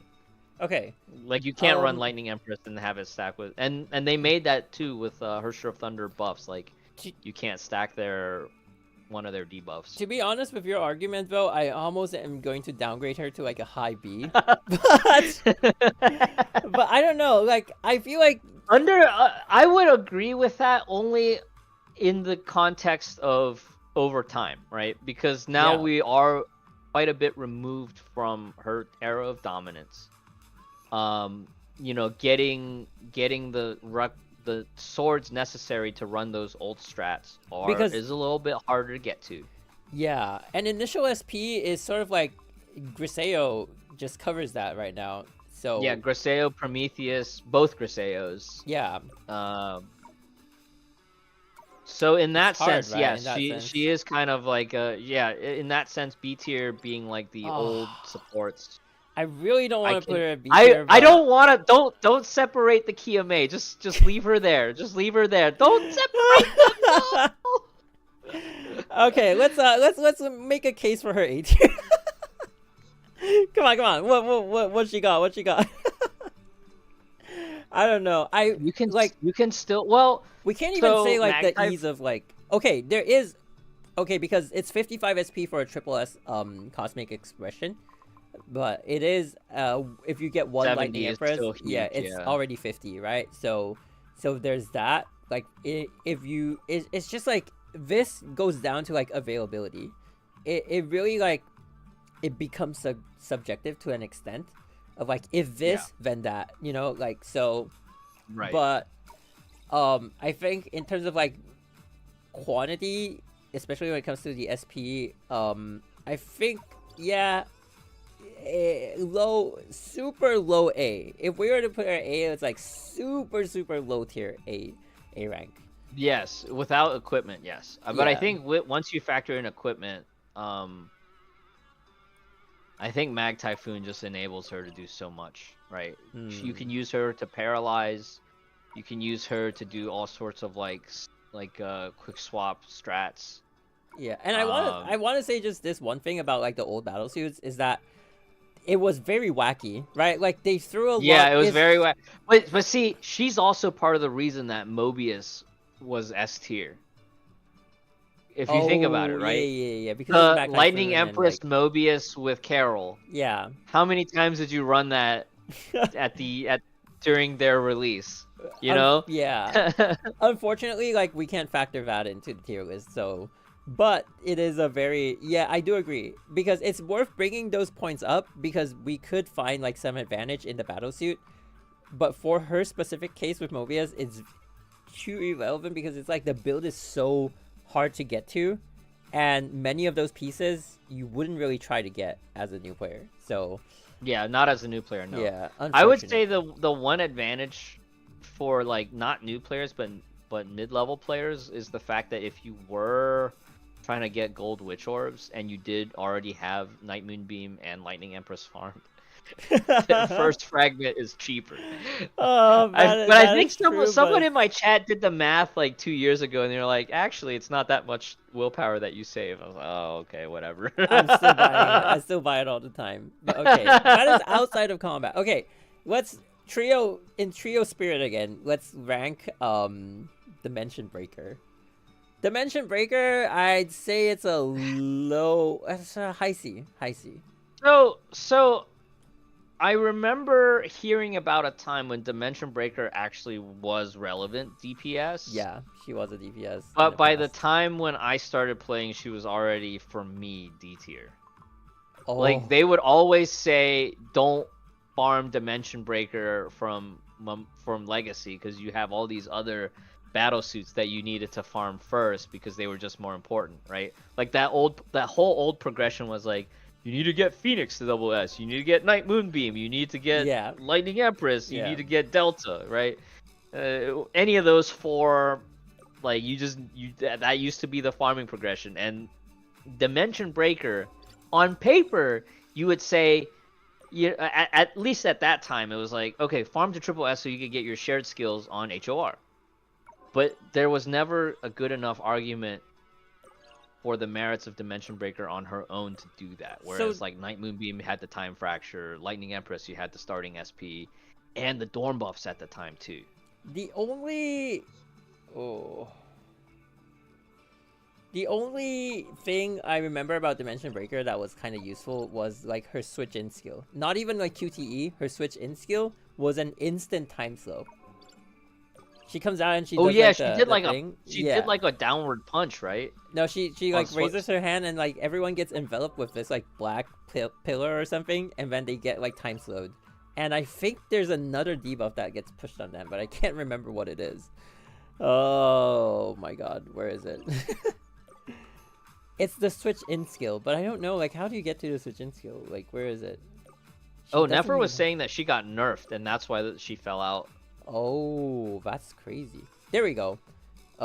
Wait, she can paralyze? She's the most wacky of everyone. She has physical damage, she has, paralyze, she has fire damage for some reason. Yeah, that was back when they wanted, like, the cannons, or the heavy weapons to have, like, rapid fire. Yeah. And they wanted that to simulate, like, burning. Oh, I cannot with these battle suits, man. The old meta is so wacky. I love it. It is what built the entire game, though, so... Yeah. Okay. Yeah, solid D. Unfortunately, I can't make a case for you, Bronya. Not with this one. Solid mid D, even, I would say. Like, if I were to get her and the 6 Serenade, I would see the 6 Serenade in more of my teams than Dimension Breaker, unfortunately. So in that vein of, like, forgotten S ranks, where do we put Violet Executor? I think Violet Executor would probably be... Next to Memento? I think she shares a lot of the same flaws. There was one time we actually needed her as Violet Executor and not Twilight Paladin. Do you remember this? I do remember because of the bleeding. I want to say, yeah, I think it was either the bleeding or something. With the current meta, if you by chance get her and you have like a Lunar or like a Lunar Val or like a Susanna, I could see some form of relevance.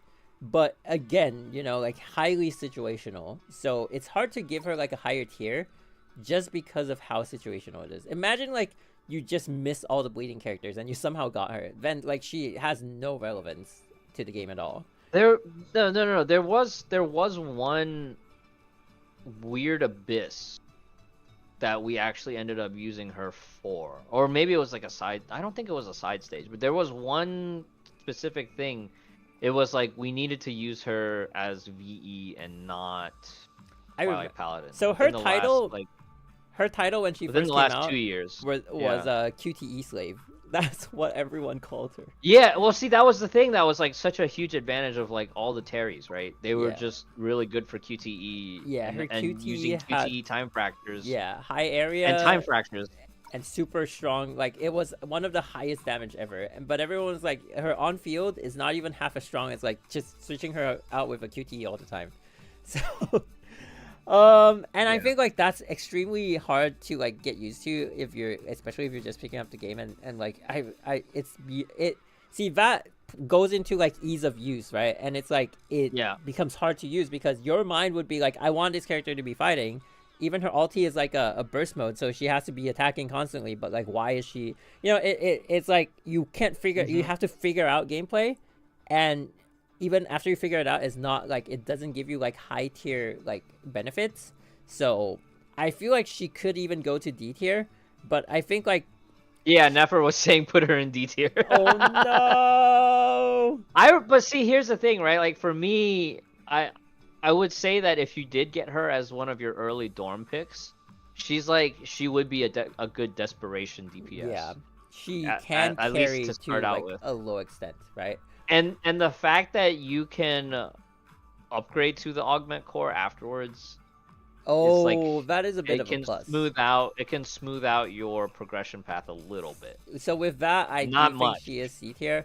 Like she falls below Danzai because she is way harder to obtain than Danzai, and like I guess eventually like even harder to build. So I see like very, very like on the edge of C falling into D, but still holds up as D for a little bit. I think the aspect of like Twilight Paladin just holds up there. Like I would probably put Twilight Paladin in A just because like once you unlock her, like I'd say high B. High B is fair.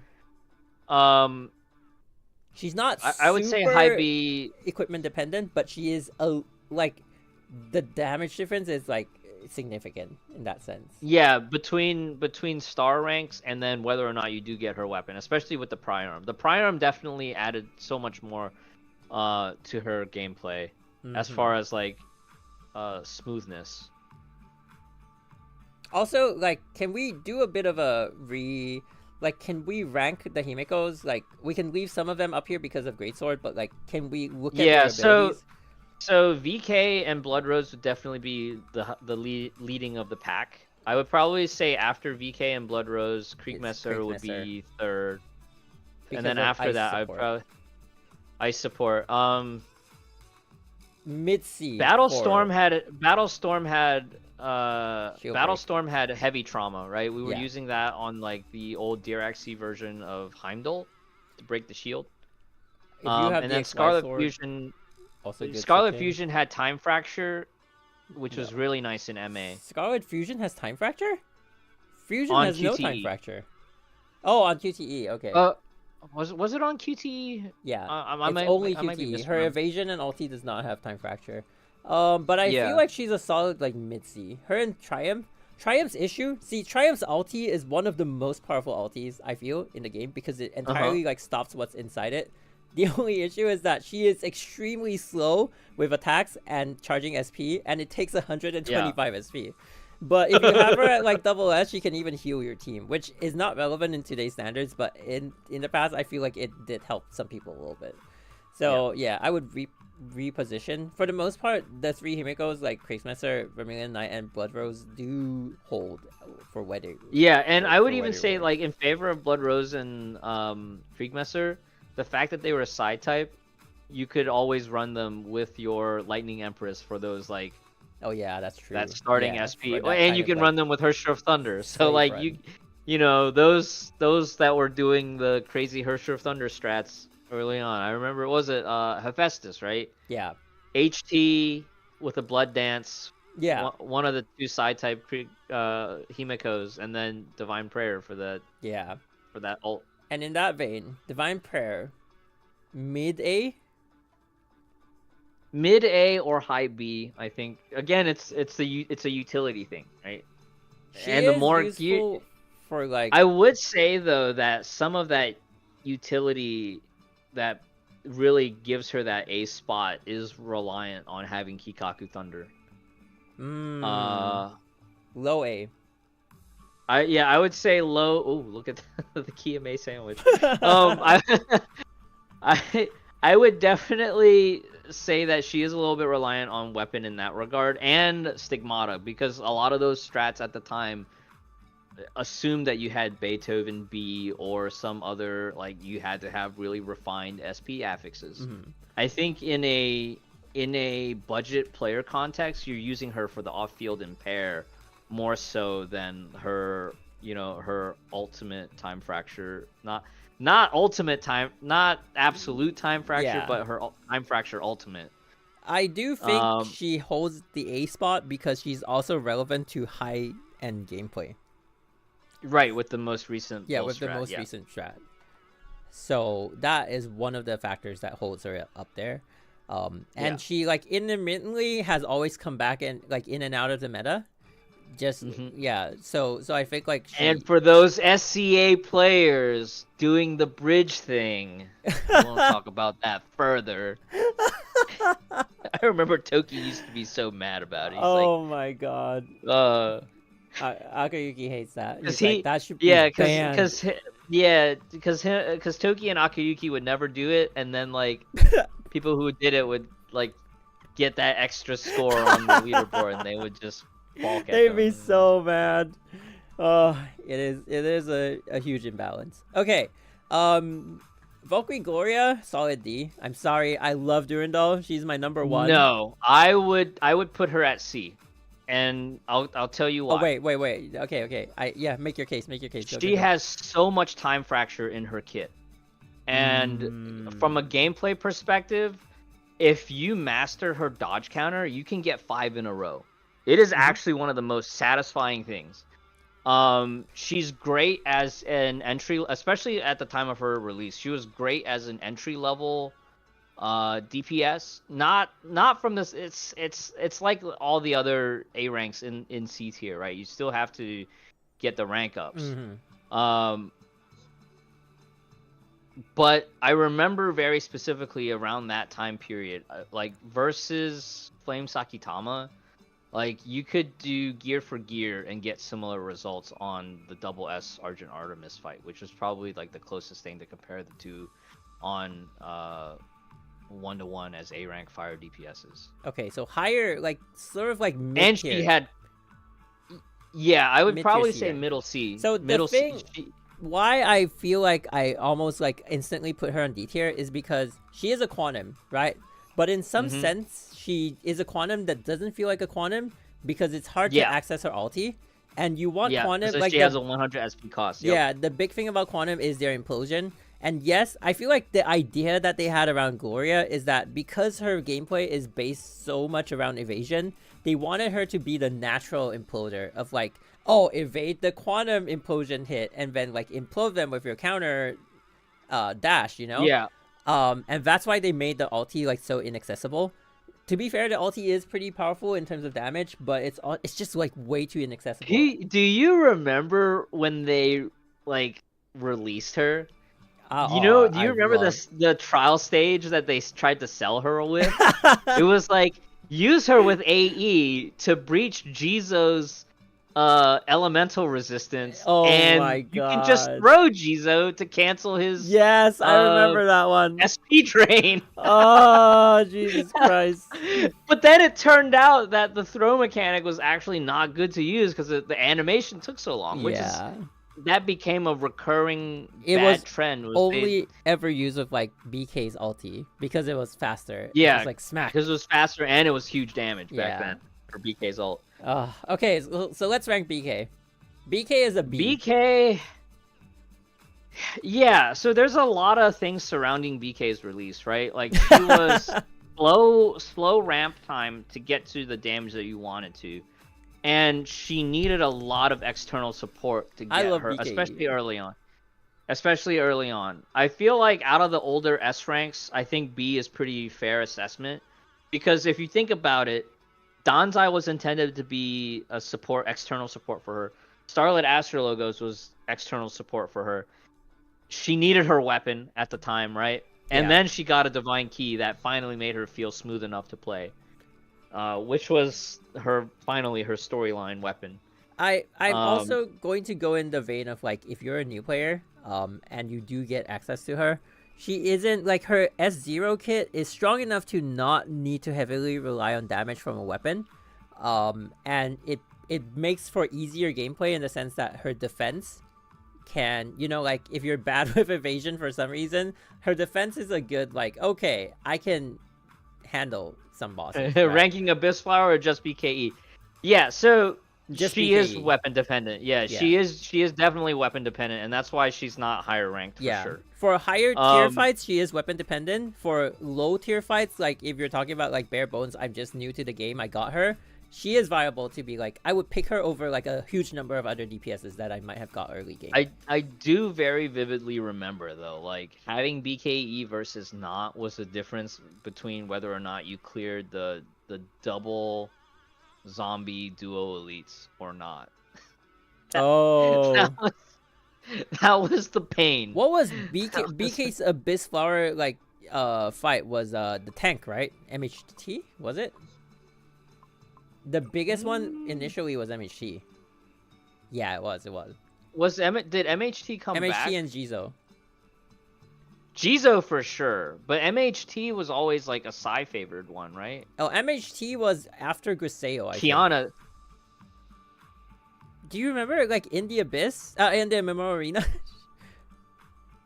Wait, was it? Oh, maybe I'm remembering wrongly. Maybe no. Jizo. You're thinking of MHT because when Triple S was introduced, it was just MHT and Jizo, and they would just alternate. Oh. But yes, Jizo was okay. your signature fight to start with Abyss Flower. Okay, it was Jizo.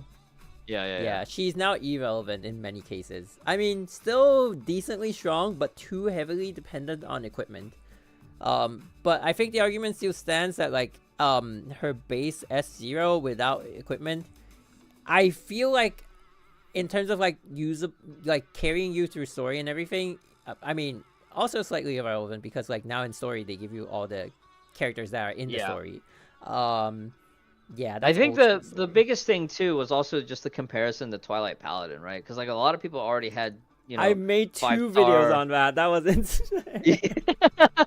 Yeah, it's like if you already had a equipped and established Twilight Paladin, and S0 BKE was only going to help you on a few edge cases like duo elites. So she's still far behind Twilight Paladin, but I think she's a solid B rank. It's just where in B rank does she stand? And that will be that's geared that's I think behind VK. Yeah. Like if you gave me VK better with ranks, but not. But at S0, yeah. Vermilion Knight and Bright Knight, I would pick Vermilion Knight for many fights. So that's where it's gonna stand. Okay, talking about the Knights, the Godsbane battlesuit. Where is Argent Knight Artemis gonna stand? C rank. Ooh, this is actually one of the battlesuits I didn't play enough. I know Cupcake actually used to compete against Silverwing scores with his Triple S Argent Knight. Give us your. And that was one of the things I remember too. Even on the, like Nubscape and Central was like there was this sense that like Argent Knight was a high skill ceiling character that you had to play perfectly to get those scores. And I never had time to farm the pry arm for her. She like if you don't play, she's one of the characters where it's like if you don't play her right, she has like no damage. But if you do, it's like you can. Yeah, you can when you see her damage come out, you're like, where did that come from? Holy crap! But like, okay, someone's playing elevator music from my Twitch side. Thank you for that, Archangel. But yeah, she's very like, I think that makes her, that lowers, because like in terms of like ease of use, not really there. Yeah, I would say when you weigh ease of use, skill expression, but then also like accessibility, I would say that, you know, putting her in C, I'd probably maybe make her like a higher C because she is farmable now. And her weapon is an exchange shop in a way, and she also, like, yes, she's gear reliant, but all her gear is acquirable, if that makes sense. But okay, another thing to consider: no time fracture, and she needs to. Yeah, she was designed to be like an abyss monster, right, rather than an MA battle suit. And she needs a lot of time to like mark enemies before triggering it. But when she does, so there's ramp time, a high payout, I guess it's the word I was looking for. I don't know. So my chat's correcting me on the sense that she was not accessible at the time, but I say now she is more accessible now because she's completely farmable. Yeah, we are considering like current relevance, and like accessibility is one of that. That's one of the reasons why the Hash of the Void is up there, because she is the 7-day login for anyone who starts playing since the Hash of Sentience is patched, according to someone said that earlier. Sorry. But yeah, now they're about to give away a free HOHE this patch. Oh so yeah, that's H2O. So HOHE, where does she stand? Oh, I'm nobody at all. Thank you for that. HOHE is very, very equipment reliant. And unfortunately, I think that is one of her biggest flaws. I don't know if I would place her at an S rank. I would probably, I would say high S, low double S. More than anything, she needs her weapon, because if you're playing Scuff H2O, you can use Old Welt set for the Hersher mode buffs. You can. Well, G4 exists, right? Ice G4 exists. You can use Ice G4 as a placeholder. Okay. You can even get away with G3 if you just hug the enemy. It's not pretty. It's not elegant, like, you know, but you can at least do something. IMAX for that. And you can always scale down depending on the level of difficulty that you're playing at. Okay. I see that. Floating character, I don't like that her animations take so long, but she has a lot of available supports. So in a way, it's doable to build a team around her. I do think one thing I do appreciate about her, because when we saw her SP cost, everyone was like, oh my god. But then they give us a lot of ways to charge it back up. So while it's not great, it's still manageable. Oh my god, Simsir, is that Cyrene from the international hit game Honkai Star Rail? It probably is. Oh my god. Oh. I will say though that playing Triple S H2O against Hephaestus this last cycle, definitely it was both satisfying and frustrating at the same time. Okay. Because like, and I'm sure there's a lot of other teams where, you know, players with 9S teams go through this phase where you're trying to figure out where the heck the damage variance is coming from. Like, did I refresh one buff at the wrong time? Did I miss some damage window? That was definitely a whole thing. Okay, in that vein, where do we put Sugary? He is S tier for the wrong reasons for the pyramid outfit. Oh my god. So where is Kira? Okay, back to the thing. Where's Kira? I feel like Kira. Would you put her like in part of Phyllis's level, or like maybe she's more of like a Haxor Bunny level character? So She's like a slightly better Haxor bunny, but also a worse Haxor bunny, if that makes any sense. I can see that. Because she actually forces you to hard swap to her to come back on field. There's just like a lot of nuances with it, right? The aiming control scheme has some buffering issues, but she's also just like numerically superior. Yeah, she is. And you can feel that if you play all three with your current ice DPS. You'll notice that. Her stigmata surprisingly wasn't as relevant. So when we consider, you know, at time of release, did she come out with OP gear? I would say her gear was relatively skippable, and that, in a good way, is that you can mix and match her with older gear, whether that's extra sets of Turgenev, you know, old Irene dupes, JST, blah blah blah. I would say ease of use is there too. Like ease of use is there, yeah, but she also still has somewhat. She still has somewhat of a skill ceiling as far as like lining up the timing, right?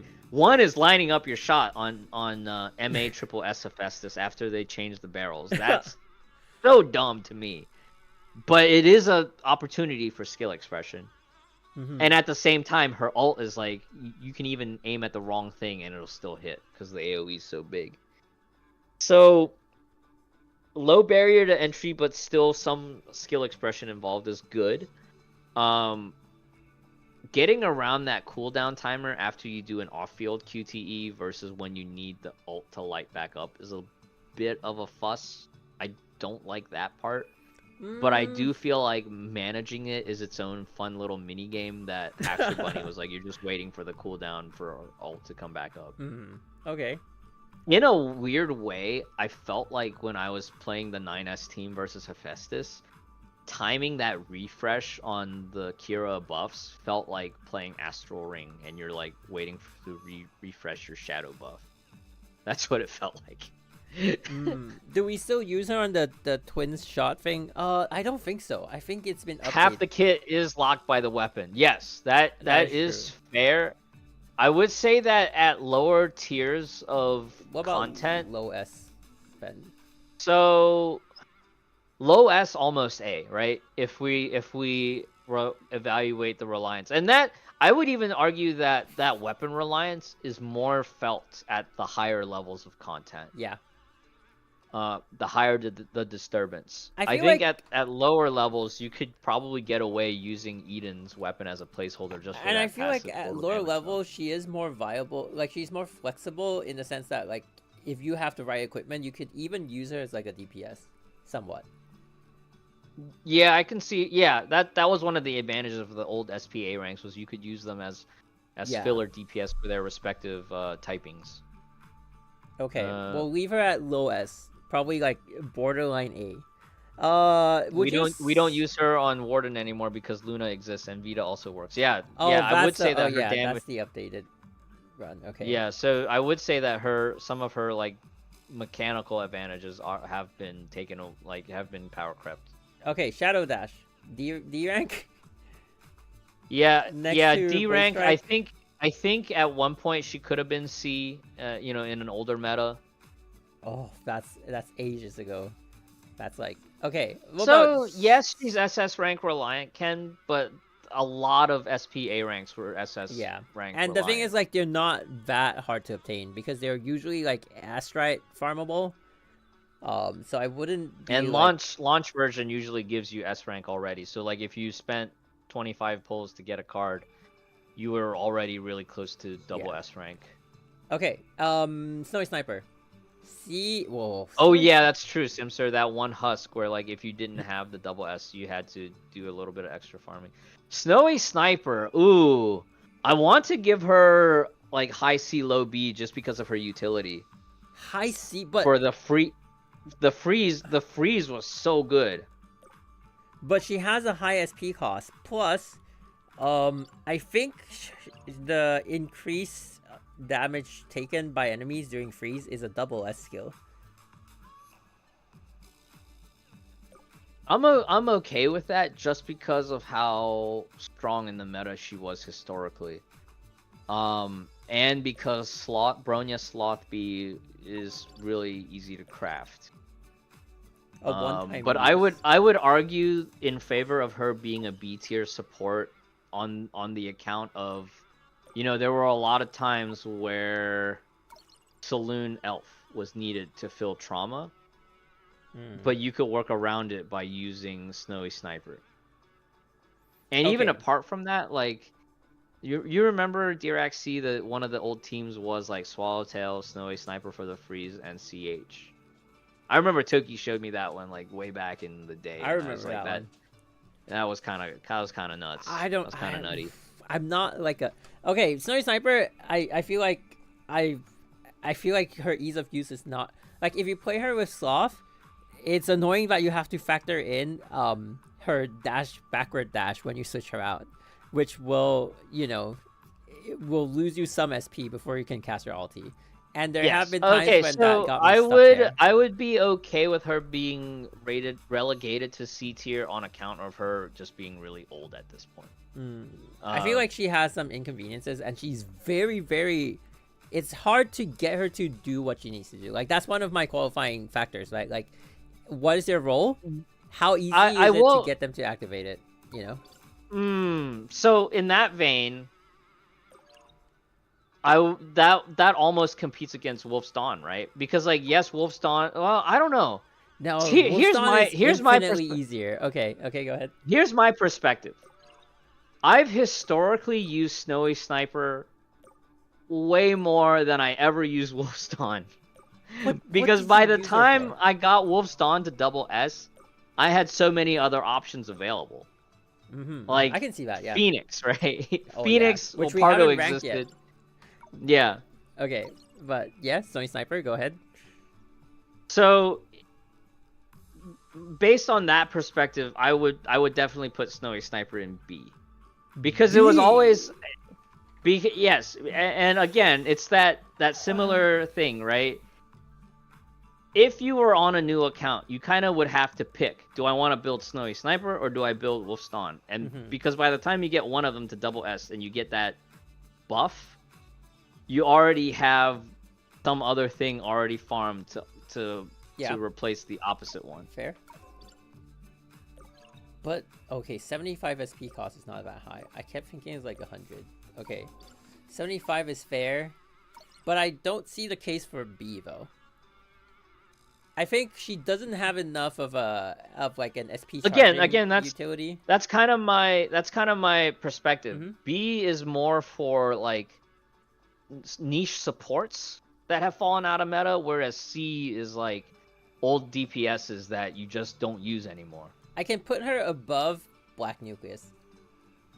I can leave it there. Yeah. Yeah. Okay.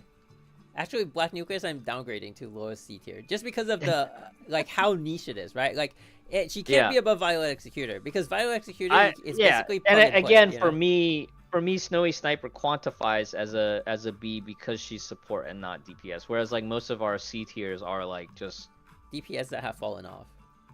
DPS that have fallen off, or they were never that good to begin with, but we use them in desperation scenarios. Okay. In that vein, let's talk about Phoenix. Phoenix is a solid B for me. I would say solid B in current meta because of how old she is. Yeah. I would definitely say if we broke down the factors, the subcomponents, her kit is actually really nice, right? Because she does elemental damage for the team, enemy damage taken, enemy elemental damage taken. She feeds SP by way of SP pack, so the whole party gets it. Yes. There is a cooldown. She ignites at double S, and enemy damage taken is also at double S. But she was farmable, and a lot of the old strategy guides that we used to have for new players was like, you need to farm her to double S. Yeah. But even at S0, she's 2/3 complete. I remember I used to tell that to my chat. It's like, yeah, she doesn't have the enemy damage taken component, but you still have elemental damage buff and SP feed. She has like a time lock, or she has like some kind of localized time stop on her first from her evasion or something like that. and her ulti. Okay, yeah. Like that black Her ulti circle. ignites at double S, which is nice. She had some really fun animation cancels, and God, was it satisfying to do dodge counters with her. Oh yeah. Her combo mechanic was super fun, with like building up your combos and tactically deciding if you wanted to do a full combo or if you wanted to just get your buffs and quick swap. I feel like on an older meta, I would probably have put her at A or close to S. Yeah. In the present definitely meta, I S in the think past. B. I think present meta B is fair just because now there's just better options for what she does. Like Mid-range Pardo was B. like a yeah. Pardo was a hard power creep even before A. Like she power crept herself with AE, right? Yeah. That was like a huge one. But Pardo is easier to farm. She really shows her age. But I was really glad She really that shows when her they age. introduced. She's 50,000 years old. Okay, anyway. What would be really fun is if they added Phoenix to Elysian Realm, but they also gave her the ability to do like double ego signets at the start. Oh Yeah, man, that would be crazy. But yeah, I Okay. I yeah, think there's just better options for her she now. does wear- Solid B is fine. So, in comparison to her, Fallen Rosemary is pretty much in that vein of like her level of support, more or less. Yes, I would also probably classify her. So it's weird, right? Fallen Rosemary as a support would probably be low B, but Fallen Rosemary as DPS is like mid B, almost C in the sense that we don't use her as DPS anymore. But also because Sleepy Terry exists. She's hard power crept by Sleepy Terry. And she was power crept as a Quantum when Vil V was released. When Vil V was introduced to the game, like that was the gap, right? Yeah. Did you have Vil V to play that, or were you playing Fallen Rosemary as Quantum? As a Quantum fighter. Yeah, she's much. Which reminds me that the canon exists for HI3rd Bunny. Oh my god. Oh, okay. I think. Let's see. Let's actually get her ranked down. I think she's right above Phoenix. And she's below Rondo just because of like accessibility is like an issue. She was kind of gear dependent from the weapon standpoint in the sense that like before and after her Priarm was introduced was a very night and day difference. Yeah. That much was for sure. But if you were old enough to play during her time period, like her weapon was made available within a year from a mini spending event selector box. Okay. But that's kind of like a back then problem. Casting charge attack boosts team elemental damage by 35%. See, her buffs are strong. People forget about that a lot. Yeah. And I remember like that was like if you were starting out back then, that was an easy huge buff, right? If you think about how long it takes for Phoenix to activate that same buff, like you got to sit through a whole combo and a half and then switch out to get that buff. Yeah. Yeah, I think she's a solid mid-range B because if you get her, she accomplishes what she has to do easily. SP charging is not really an issue for her, and then she gives elemental damage to the team. That's great, and then because SP charging is not an issue, the quantum implosion is not inaccessible. But she is slightly gear dependent. But I mean, Irene Adler is farmable, but it's not like it's no longer her like strongest kit. Not for damage and not for support, but Ken also brings up a good point that like on her initial release she's farmable by legacy, but her gear was also buyable with resonators. Oh yeah, we can't really factor that in right now though, but her gear is still easily accessible, so yeah. But I feel like it's always that factor of like S rank just makes it infinitely less easy to obtain than like an A rank. A ranks are like, okay, you want more of this A rank?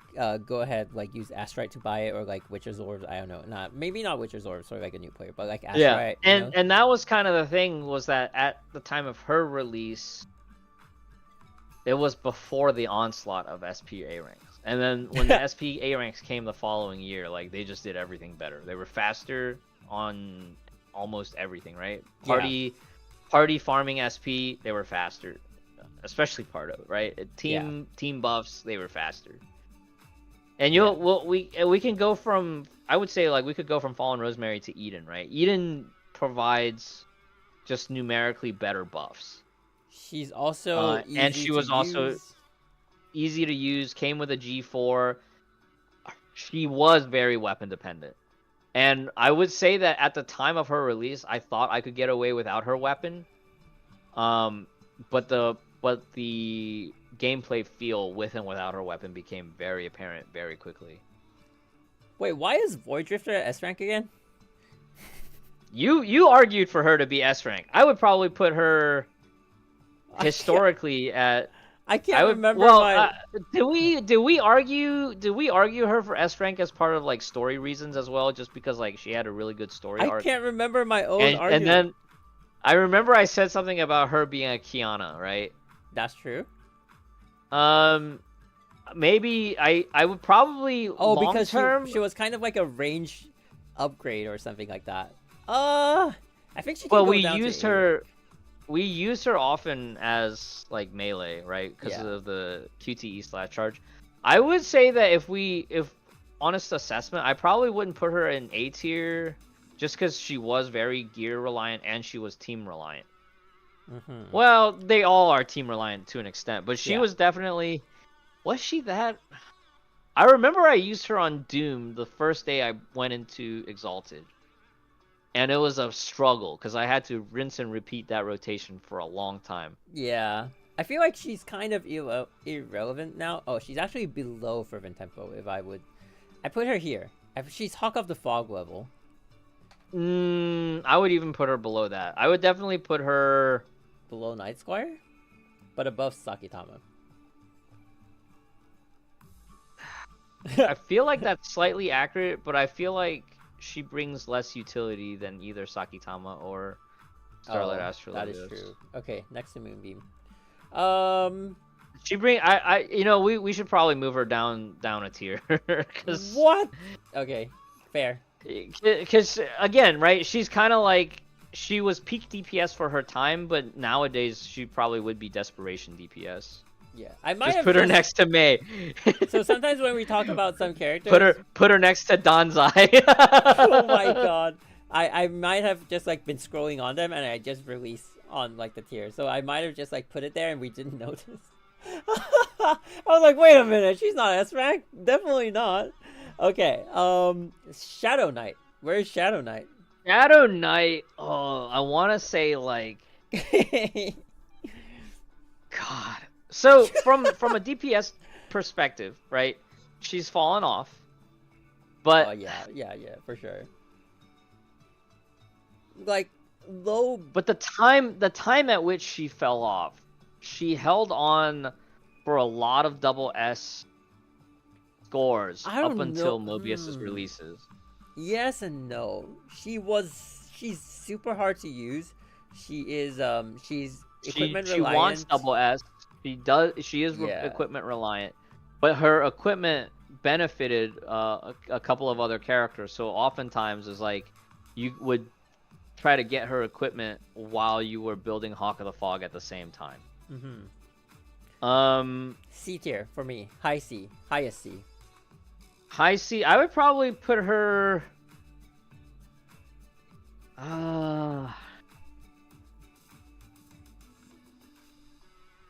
In my mind, like, she was always kind of categorized in the same vein as the other two Fuhuas from that era, which was Hawk of the Fog and Night Squire, because her kit lined up very nicely with both of them. So interesting. I wouldn't put her in C because she wasn't a budget DPS. Okay. She was definitely a premium DPS for her time. Yeah. But she's old enough to not be in S.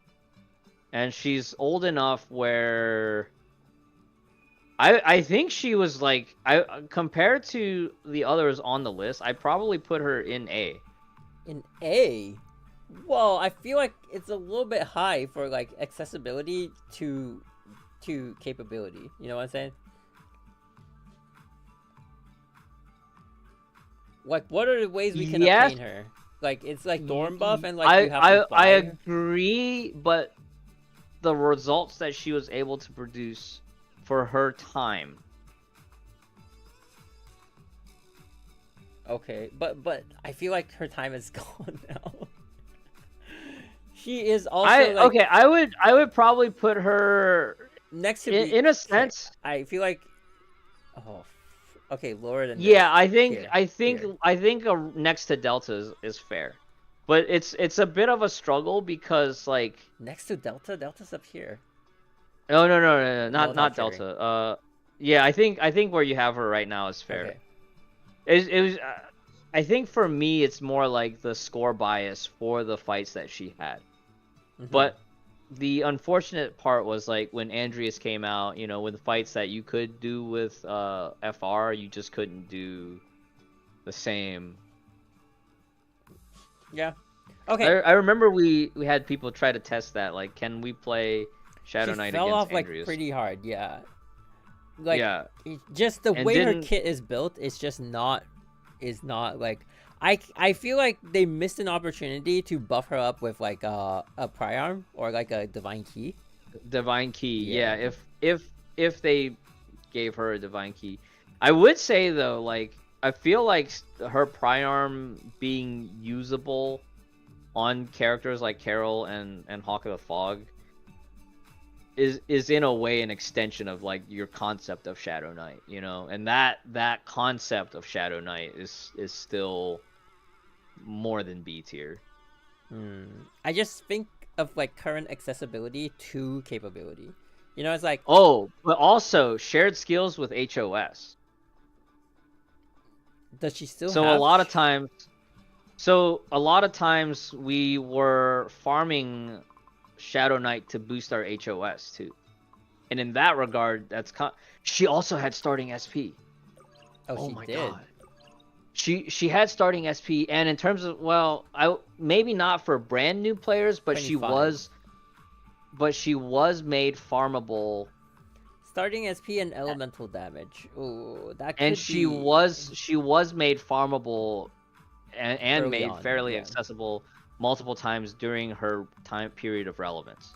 Like, I when you remember still- on AE's release patch, Yeah. like a lot of people farmed her to double S, which was like her effective sweet spot. I still would not put her at A rank though. Maybe She's like right at that edge of I like think high B, low A. where she is right now is like pretty relevant to what she can do. Yes, if we factor in time, yes. Yeah. Factor in time, because like, when's the last time you used her in an Abyss or an MA? Yeah, she's been not dead for at like least like a year and a half long to time. 2 years, right? 2+ years. Yeah. Okay, DA. Where does DA go? Oh my god, DA was so meta breaking for all the wrong reasons. I feel like, so here's my I would probably put her at A, because she hasn't quite fallen off entirely. That's true. If you don't have FOV. That's true. She functionally works with all modern supports. She's had enough banners and battle passes where you could get her up to enough relevant ranks that she still holds her ground. And she is somewhat gear dependent, but now her stigmata are at least farmable. Yeah, I want to say that too. Like, her base kit is strong enough to support less powerful stigmata and still work to some extent. She has some things that like were very reliant on her signature gear, but even in the time of Super String, when you didn't have her gear, she was competing in Red Lotus quite heavily, right? There were a lot of people doing just signature weapon with was it Thales? It wasn't Thales. It was the it's the other set. The one that came with Valkyrie Gloria. Let me look for it. The G3 fire.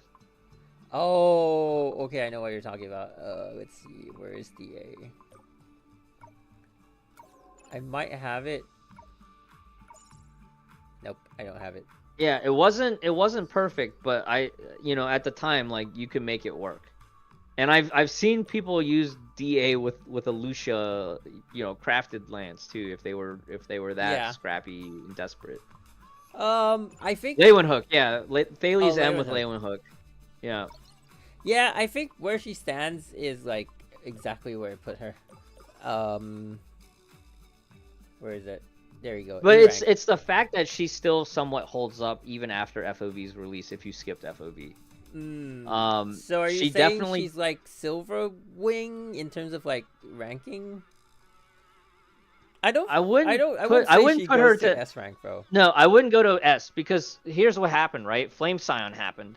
And Yeah. a lot of the people who skipped DA were able to get by with Flame Scion. And I feel like Flame Scion would be in that S rank category because starting SP, Time Fracture, a lot of support utility with Turgenev and Eden Pistol, even if there was so much that you could do with Flame Scion aside from just DPS. I'm gonna put Flame Scion here, right above Miss Pinko. Yeah, she's modern enough for that, I think. Yeah. I would probably even put her ahead of HI3rd Bunny just because HI3rd Bunny's kind of like, in a way, like more catered to one team. Okay, where are we gonna put Susanna? Valkyrie. Oh my god, she's like a high S, low double S because she is gear dependent in some regard. But because she's an SPA rank that just did so much freaking damage as a quantum physical and bleed, and the fact that like if you didn't have an impair source, you could just play double Griseo with Susanna. It's just a stupid amount of like value, right? Like you could play her with like scuff gear and stuff, and it's like that amount of flexibility is just. Yeah, I agree. Like again, like that's if Pardo wasn't so old, Pardo would be double S, right? Mm-hmm. If Pardo wasn't so old on that on the timeline. But Pardo also loses points for her weapon dependence. Yeah, and that's maybe probably one of the things keeping Susanna out of double S. Oh yeah. Also weapon dependent. But I think it's more fair oh, I don't know if I can say this. Like, it's more fair for a DPS to be weapon dependent than a support, if that makes sense. Yeah, but Pardo was also heavily marketed to be like a budget ice DPS at the time. Mm-hmm. Hence, there's two. She's very much like, yeah. There's two S on Susanna. No. Susanna's just but one. Pardo is like, Susanna's also like, oh, you know what's the funniest thing though? Susanna has a pay to win skin. her bear street outfit has like the extra bear paw on the light up. Oh no. I playing with and without it is like having cheat mode on. True. Okay, let's move to let's see, Griseo, young Griseo. Cosmic Expression. We are kind of getting into that realm of like modern SPA ranks from last year and like late 2022 into 2023, and I feel like a lot of them quantify in that like nebulous high A low S area. But I would say both. I would say Starry definitely Expression. small Griseo. Yeah, Starry Expression definitely is like a. She's in that nebulous zone with Susanna, Carol, and Pardo, right? Because starting SP, AoE bleeds. She had passives that chipped at multi-hit count shields. I think she ranks higher, though. I think she ranks higher than the three of them. Because of the starting SP? Also, like, because of ease of use, I think. like, okay, if you don't have a cross, you Yeah, can't her deploy on QTE QTE, but the QTE alone and the SP and her SP regen that works towards her ulti, and her ulti isn't high SP cost. So I think like 75 is a sweet spot, and then I think it's not hard to work towards her ulti, even if you don't have her gear. But Yeah, she's also plays had her really role. nice longevity Yeah, in terms of support, right? Triple Yeah. support in triple SMA, support in early days support with the PE team.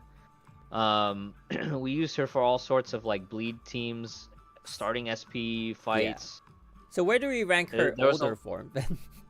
I would probably put it slightly higher just because recency bias, and we're still using her in a lot of like bleed scenarios for Luna. I feel like with Cosmic Expression, she's bleeding into that meta of like we wanted everyone to be able to deal damage and support. And we can see that in her ability to deal damage sometimes. Yeah, and she was also like one of the early Stardust things that types that we had to rely on, right? But as we get to these like more like the 2023 to 2024 battle suits, which is most of the ones left, with a few exceptions, I feel like they're all gonna be in that.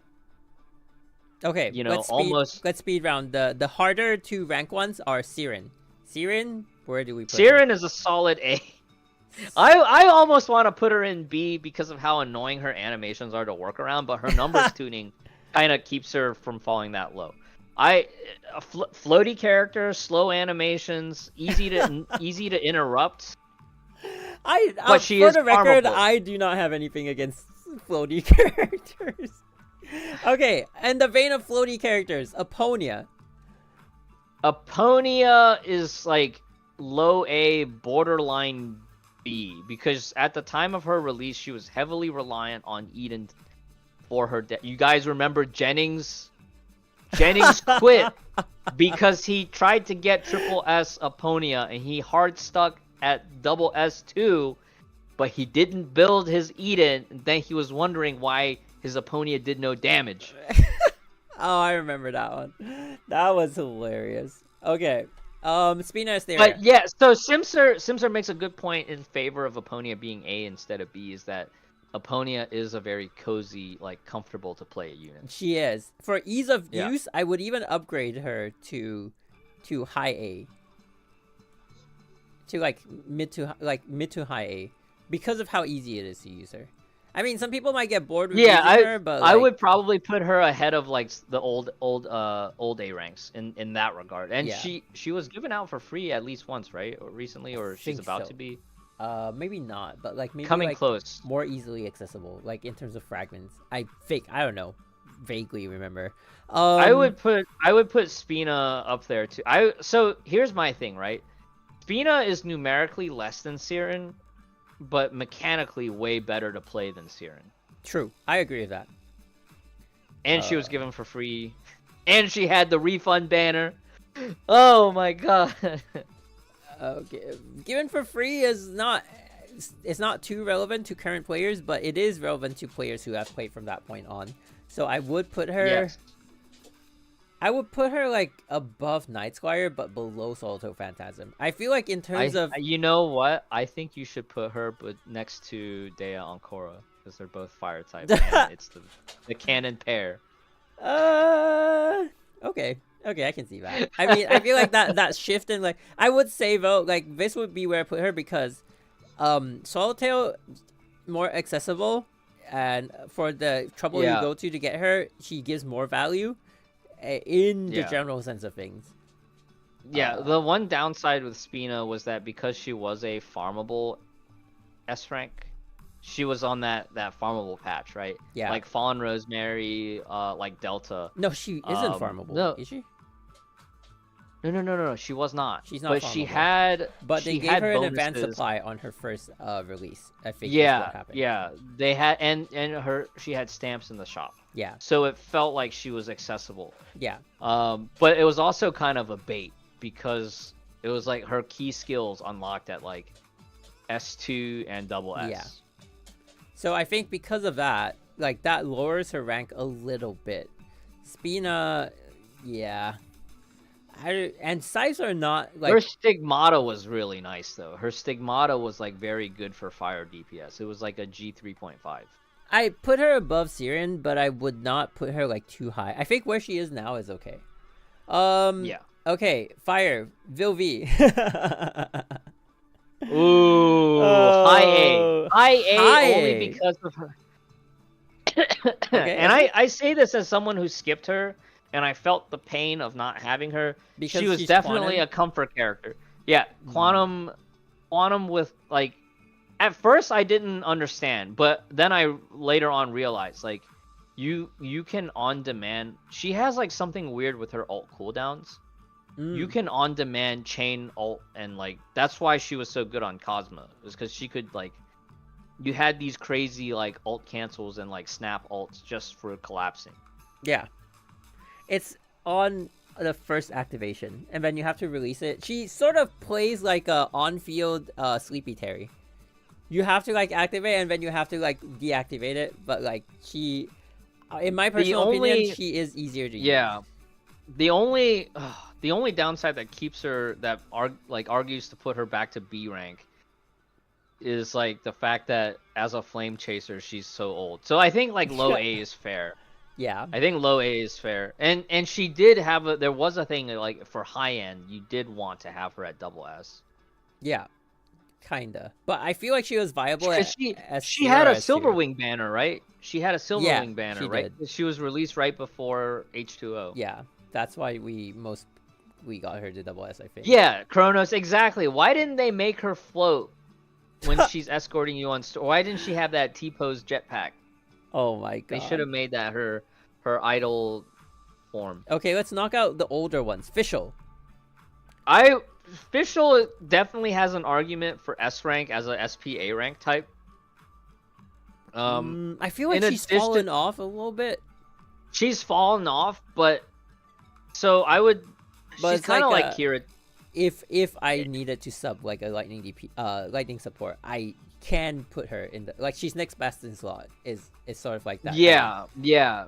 Next best in slot after Eden, and I would definitely like if I didn't have HTR, I would run Eden with Fischl. Okay. But yeah, her Stigmata was so good. She was easy to play. I feel like Fischl's gameplay during that collab made that was the highlight of the collab for me. It was like how nice her gameplay felt. She had really good gameplay, and she was buffed with that SP bow later on. It was a little bit annoying going into aim mode. I would say going into aim mode is kind of annoying. Yeah.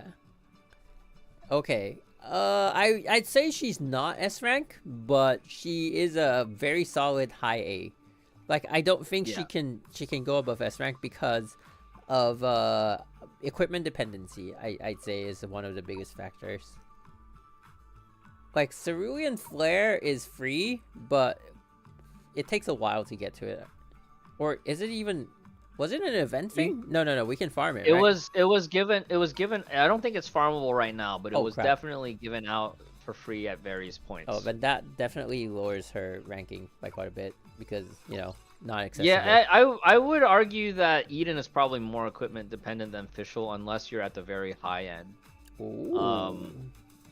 Because Eden without her weapon feels bad on QTE, whereas Fischl, like, even if you're using the crafted bow, you could spam QTEs all day, and it's like a consistent loop. Okay, I can see that. Yeah. But Eden does provide the buffs that she needs to provide just by, doing her ulti and like her like combo attacks. But you have to sit through those things. Whereas also for Fischl, it is part of her natural rotation to do those things. I can see that. Whereas Eden is like, if you have her weapon, you just skip having to sit the combo, and you can just ult as soon as you have the SP. Yeah. You're doing the combo for the SP, not for the buffs at that point. I feel like that's a good, like, not so much that's borderline dependency, but it's more like a good upgrade if you have it kind of deal. It's like she's still functional, but I think to justify Fischl being A rank is more the fact that she's just older than Eden. Yeah. In terms of release order. I agree with that. Fischl is definitely still strong. but Eden's just like too recent to beat for official. And to compare with the other SPA ranks that are S tier, more so Carol and Griseo are still being used. Susanna's still being used. I think Pardo needs a bit the of a advantage downgrade. Pardo has is just because she can buff not just ice. Yeah, and I probably would move Pardo down a little bit. Okay. In that regard, only because Kira has been like taking her lunch, so to speak. Okay, I'm gonna move. My Kira. chat is freaking out every time we move Pardo down a little bit. No. Yeah. Okay. What about? Well, since we're talking about ice supports, what about Su Shang? Su Shang, I think, gets an easy bid into S rank just by virtue of her being farmable. Yeah. And I wouldn't put her. I would probably put her like right middle of the pack. Right. The fact that she's still actively being used probably leans her towards the top of the pack. She can get by with old equipment. I've used Margrave with Cosmic Duality on her in older, Red Lotus. Yeah, I can see that. Her animations are long, but at least she has time stop on ult. Yeah. There's a couple of things I wish were better, but like as it stands, I say she carries her weight. Yeah. Right. She carries her weight. And the idea of like having like supports eventually, like the part two idea, she was in that range. Like HOS was in that range, Su Shang was in that range. Yeah, and like who was the other one? Kira was like borderline in that range. Like you can see the supports starting to have like massive damage in some of their attacks. So I'd say like she was kind of in it. And then what about Misto and Shariak? Recency demands her to be like S rank, but it's probably like low middle of the pack S rank for me. I wouldn't drop her down to A. I put again her this is here. Again, this is just the fact that like they still have Abyss Weathers catered to them, right? And their like ease of comfort on certain MA rotations is like if you're not going for cap score, they're still relevant. But the fact that they still have Abyss rotations made specifically for them. I see that. Wow, there's quite a bit of S tier actually. Oh, okay, Impact, good job. But also B tier is pretty full and C tier. Never mind. Forget I said that. Wait, did you put her below Bright Knight? Hold on. No, if she's below, no, she's above. She's above Bright Knight. Bright Knight is nowhere near her. Bright Knight is like, where's Bright Knight again? Somewhere low B. Yeah, right there. All right. It's already flawed by that point. Yeah, if my chat is relentlessly arguing Pardo to be triple S. Weapon aside, Weapon just aside.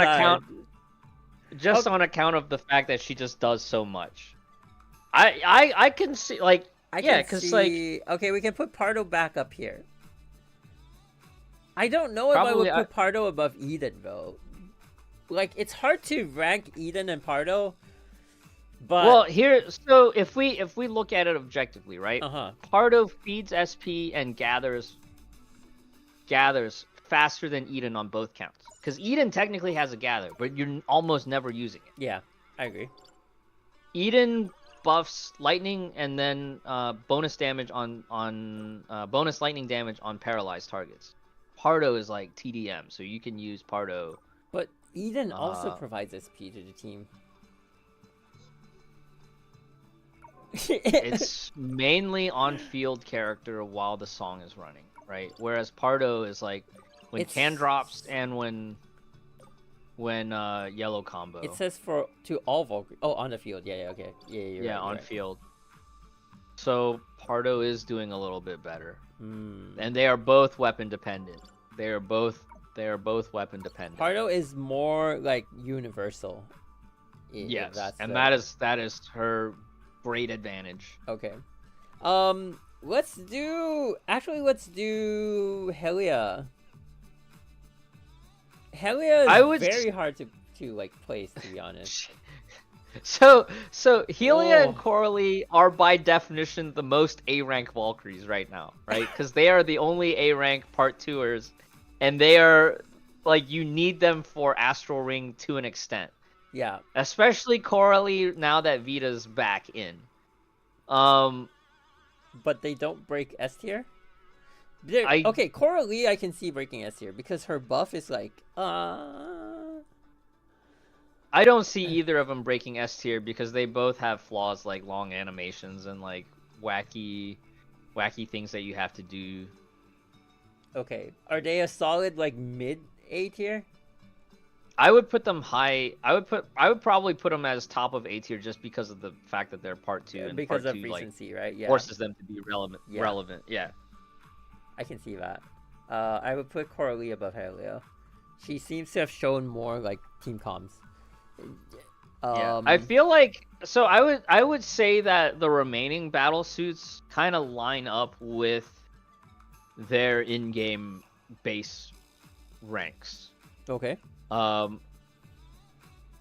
think Ai-chan is like a solid A, just because. I would say Ai-chan is solid A, but her flaws keep her from going higher than A. Mm-hmm.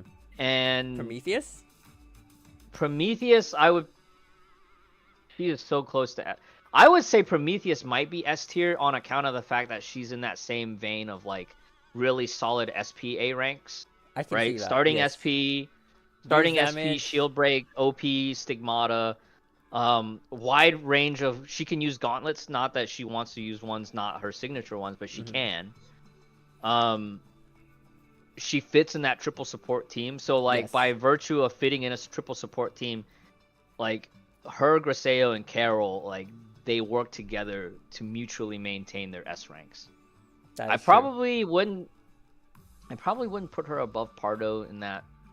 Well, she is more relevant in recent meta, and that's the only thing keeping her above Pardo. Right but above yeah, Carol. Well, right above Carol's good. Yeah. Okay. The remainder of the trio. Finality. Oh, Finality is hard. Finality is a solid double S. For you, right? That's where I really need people. Because to, so for context, when MG rolled for the trio, he got triple S, Kiana, and Mei with an obscenely low pull count. You guys have to go back and watch that VOD. Oh my god. He had the insanest luck. That was crazy. Absolutely insane. That is accurate. And I will argue that because Finality got the Divine Key recently, it does give her a bit of added value, even though it does feel a little bit pay to win with the rank ups on that Divine Key. I feel like Origin has a benefit right now in that stamps are available and a free copy was given out recently. Was she a free giveaway on her original release too? I feel like she was, wasn't it? It was Origin. She was not. Origin. Origin was the only one. Right. May was. Yeah, May was. Yeah. So May stamps are available. Oh wait, did you say? I'm kind of. Yeah. I meant. I might. Yeah. You meant Origin. Yeah, May. Sorry. I meant Origin. I'm calculating how many pulls I took to triple S Finality, and the answer is 267 for triple S. That's crazy. Yeah, which for nowadays that barely gets you S2. Yeah. And you know the craziest thing is that it's the last card that took 77 pulls. Every other one is below 35 pulls. I remember that. That was insane. That was so insane. So I feel like as a gestalt with the trio, I would say probably.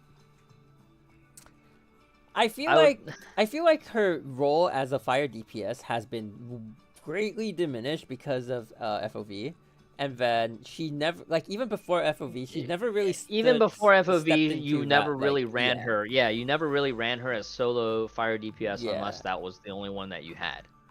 And even then, I like feel like Siren could that. take some of the ignite meta, right? So that she never Yeah, really yeah, filled the role of Siren. like a fire DPS.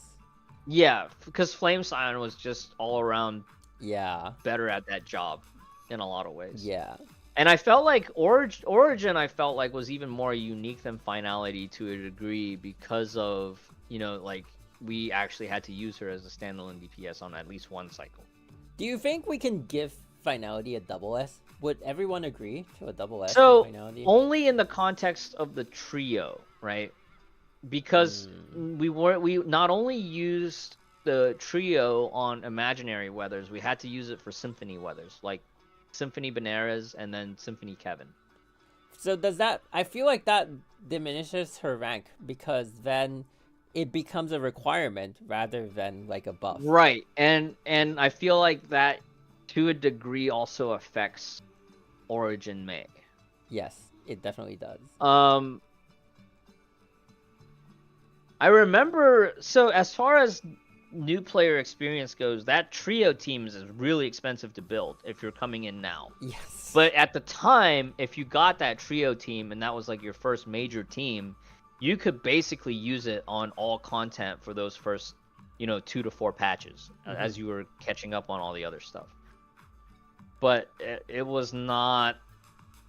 I think they hold S rank because of they're still within 2 years at this point. It feels like the game has to build itself towards making them relevant. You know what I'm saying? It's like yeah, and that I wouldn't put them less than S rank just because of.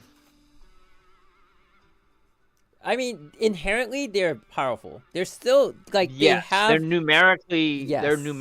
just strong still. And utility-wise, they have things that many other battlesuits actually are unable to deliver on. So they still stand in that, they have unique abilities. Like, I mean, I don't want to say absolute time fracture, but like Van May also has like parry abilities that sometimes factor into like when we're dealing with phase transitions and stuff like that. Yeah. So I'd say they are solid S based on their own merits, not just because they're part of the trio. I think, like, if anything, being part of the trio actually lowers their rank because of the requirements for it. Based on how this tier list has developed, you have to move AE down. Yeah, I think we ranked AE high because she was one of the earlier ones that we looked at. If we compare some of the other things that we did judge other characters by, I think. Yes. I think that the. See, I was fighting for AE to go lower, but you're like, no. Wait, so again, right? AE? The it's the time factor, the recency factor. Yeah, AE definitely has to, like, when we're factoring in, she's even below Sushang right now, I feel, because she is also harder to obtain than Sushang. Yeah, because she was hard power crept by Pardo. Yeah. She was hard power crept by Pardo. I do, okay, I still want to say I feel like Infinite Ouroboros is a little bit high for my, like, opinion, but I will not touch her rank. I think IO is fine, just because, like, for those that have her since launched, she's probably at double S rank, and she still has weathers made for her, right?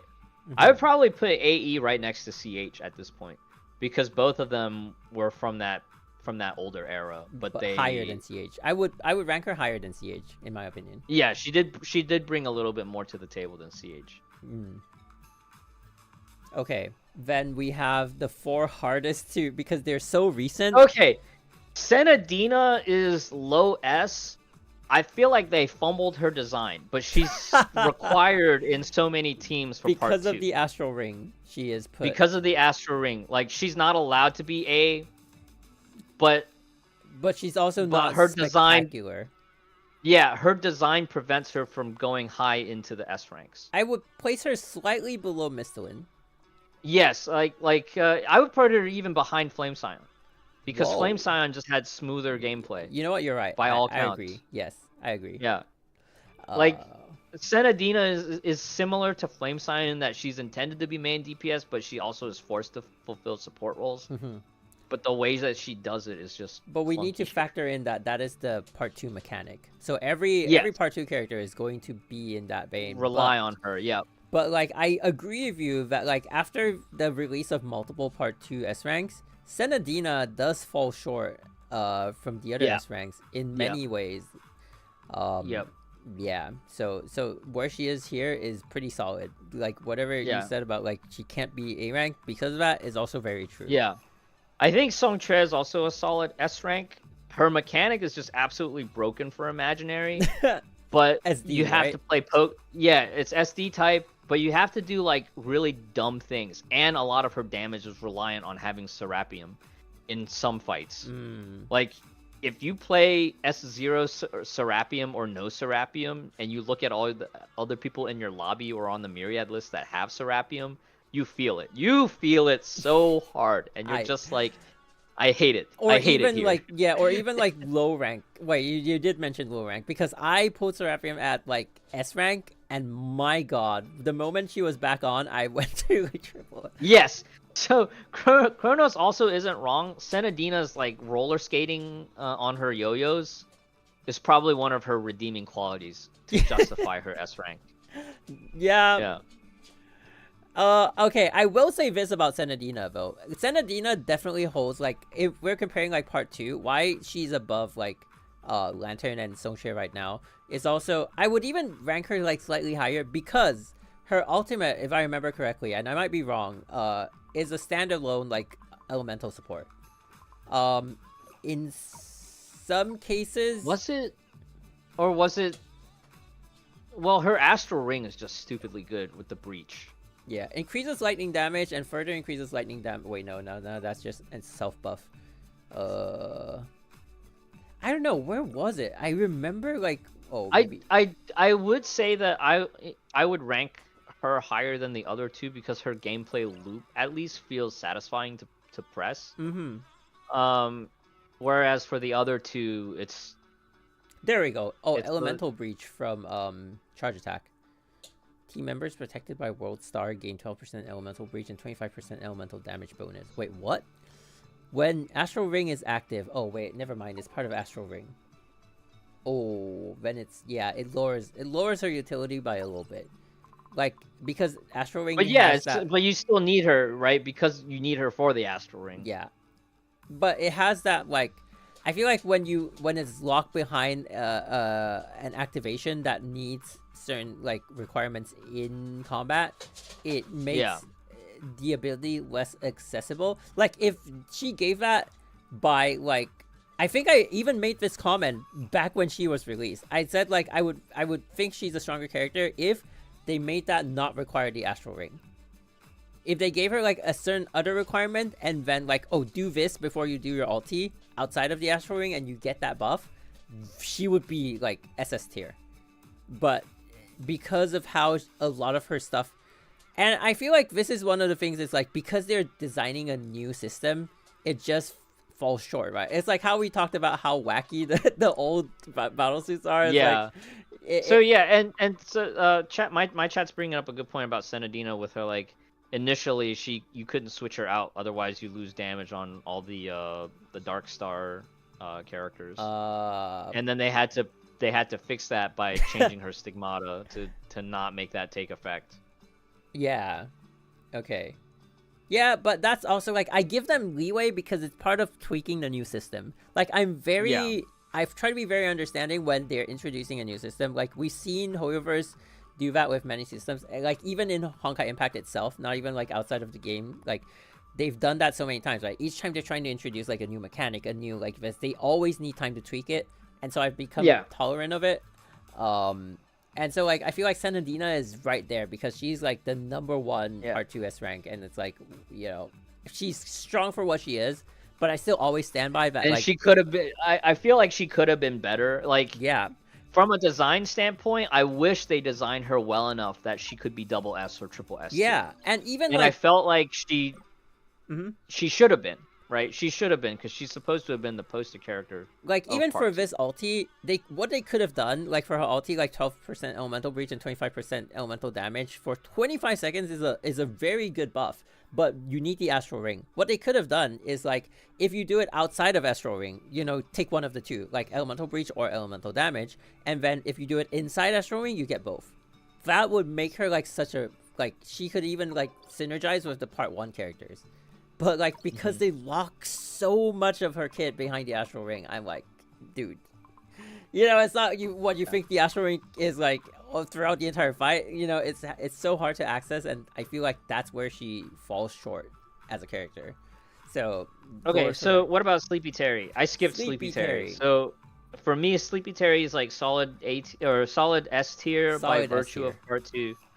Yeah, solid S tier by virtue of part 2. Solid S tier. I almost went in for more ranks because I only got her at S0, which is very rare for me. Usually my minimum right now is S2, but I think part of what made me not want to Sorry, my chat is saying that she should get a higher ranking because she can auto ER. That is true. That is kind of true. I'd say like how it feels to play her. She's played very much like Vilvi, except that you know, like, you know how the whole thing about Vilvi's mechanic of like activate the tank and then get off the tank for like quick implosion. She is in that vein.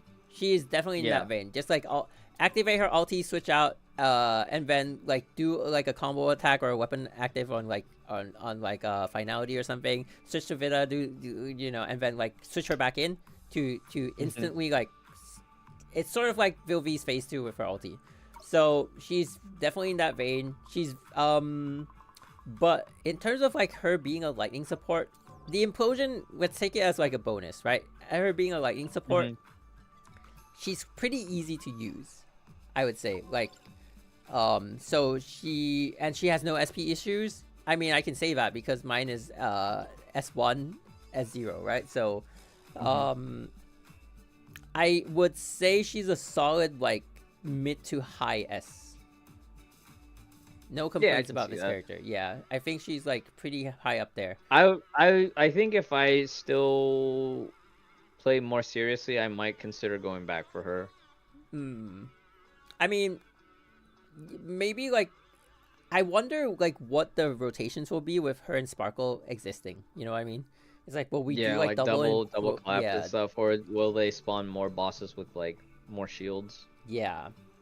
Wow, I did not expect the last one for us to rank to be Vita. That's crazy. I thought it might be Sparkle because of how new she is, but there we are. I would say Vita is like somewhere between double S and S rank for me, right? Double S because she comes with a Gundam, and S rank because she's a floaty character.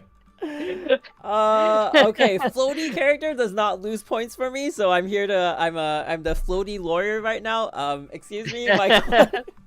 Okay.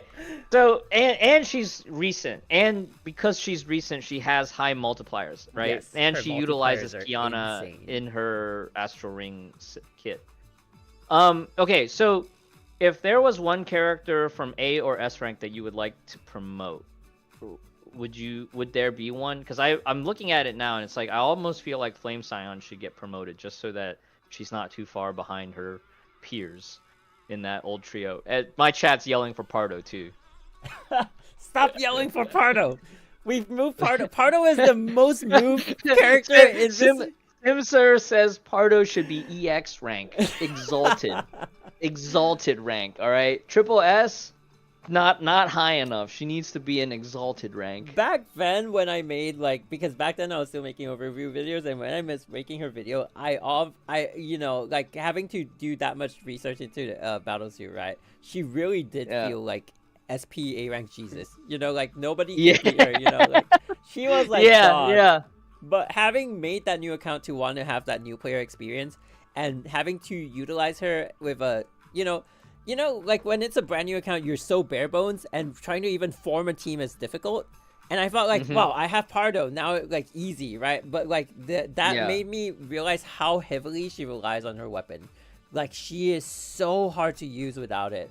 And it's like even with a player like me, I was like, how do I build? Where do I go from this? And it's like, and you had double S rank too, right? yeah, she was at double S. So at that time, what were you using on her for the weapon? Was it the 5-star crafted one?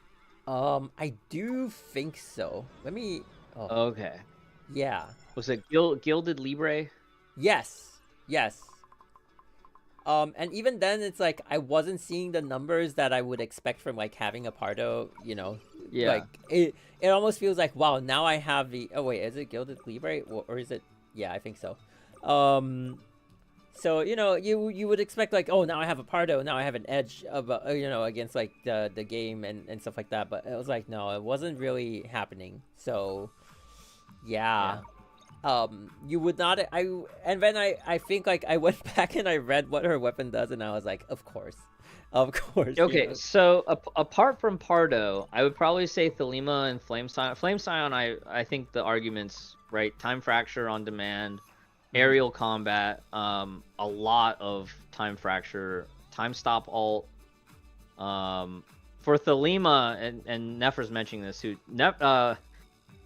Thelema actually has like a hard clock stop after ult for like multiple seconds. So you do like a 3 basics and 1 weapon active is what you can squeeze in. Plus, like 3 basics, attack, right? 1 weapon active, hold weapon, and then that's your. I think when you hold weapon, the time stop already breaks. Like it's beyond the time stop timing. Well, if you have S2, you just go into that second charge after all. Really? I'm double S though. Oh my god. It must be a skill issue. My bad. Sorry guys. I'm just well, bad. that's the fun part, right? Like you can do combo alt combo on Thelema, and it's like it's just a lot of free damage. Yeah. Are we saying she's higher in the list? I would say she's not next to IO though. I still maintain I feel like you're being very generous with IO.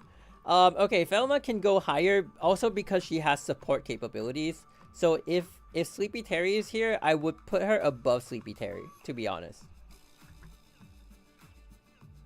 I don't know if people would agree with that. Lantern, I would keep low. Maybe not this low, but Lantern I would keep low.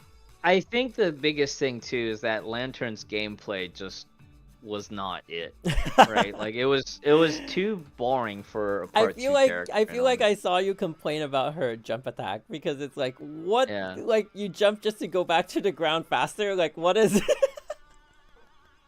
I laughed so hard when I tuned into you. Thelema has like a completely different set of animations for airborne attacks, which is like, maybe it's not always optimal in Abyss, but at least like she gets something. Yeah.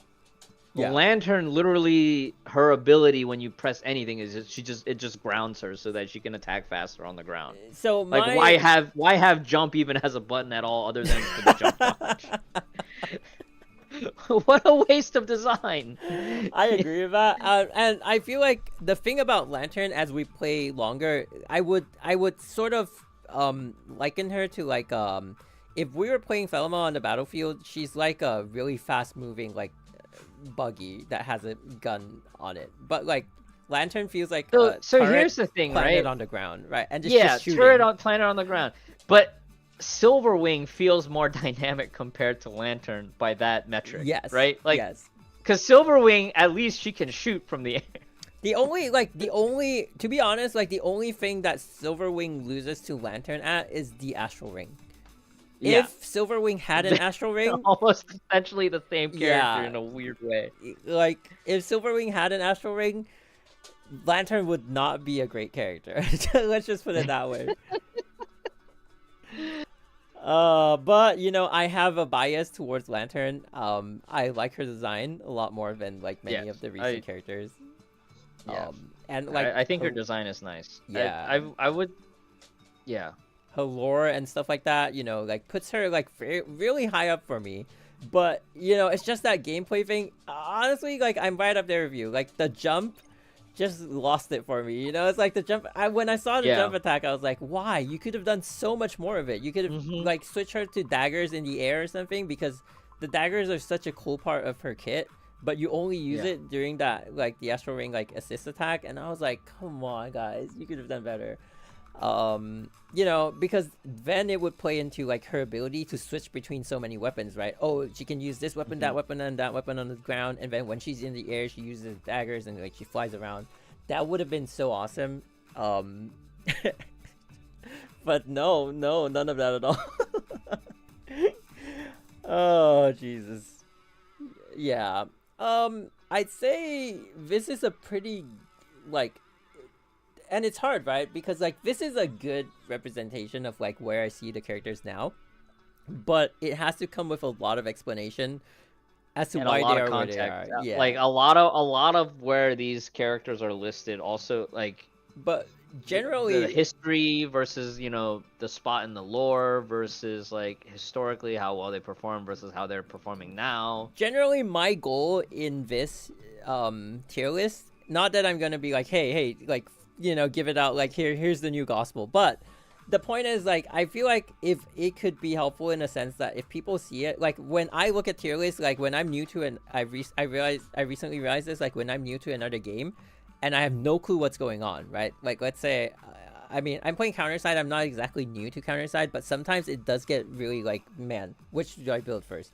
When I look at the tier list, I want to be like, I want it to tell me if I had like 10 of these characters, which one do I focus my resources on? And I feel like for the most part, this tier list is pretty it's a little bit bell accurate. curvy. I feel like in some ways like HI3rd of Sentience and HI3rd of Thunder, In that sense, it is a little yeah. Also should not yeah, be up there. by those metrics we probably could shuffle a little bit from the top sections. And I think right now the reason we place HOS and HOT high early on is just because like they had a really long period of dominance and they still got divine keys that kept them relevant But then for it's longer. also like they can still be used in fights, right? And then I feel like Reason could actually go down to S rank.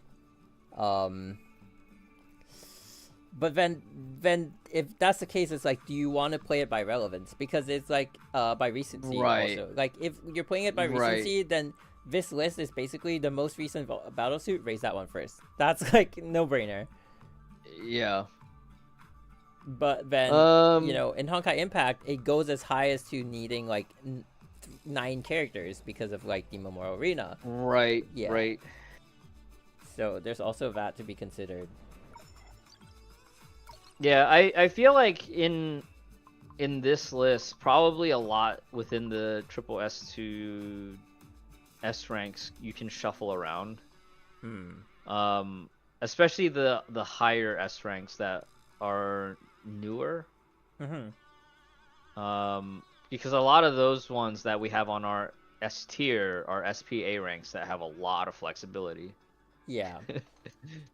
It's hard. I probably would not be like, oh, here's a tier list, people. But like, if people would have seen the discussion, then I think like this tier list is accurate to what it was. But as like a glance, like one glance, and be like, oh, this is how I'm gonna play Honkai Impact. Maybe it's a little bit dangerous. I was Selima lower than HOR. That makes no sense in my opinion. Yeah, you could argue for that HOR shouldn't be rated higher than Thelema. True. But yeah, actually, I can see that. How about this? Or yeah, we could bring Thelema up. I feel like Thelema to double S is more reliable. I think HOR. Would I put Can I put HOR here? Actually, no. HOR I don't know here. that I would necessarily move her down. I feel like HOR and Flame Silent would be low double S both, just because of their breadth of coverage and like HOR. What you're meaning to say is like even till today, if you brought them into like a high tier like Abyss or MA, they would. Yeah, they both still clear. Yeah. With good timing. How are we looking at it? Because again, like when we were talking about Senti and HT, part of the reason they rated so high, in addition to being somewhat relevant now with new gear, was the fact that they were also very budget friendly and like they had completed kits at S0, right? Yeah, it's also like the relevance of like if you like same thing for like what we just said with Flame Scion and Reason. It's like if you brought them into like a high end like Memorial Arena fight or Abyss right now, will they still score high? And yes, they still have the damage, they still have the utility to get where you want to get.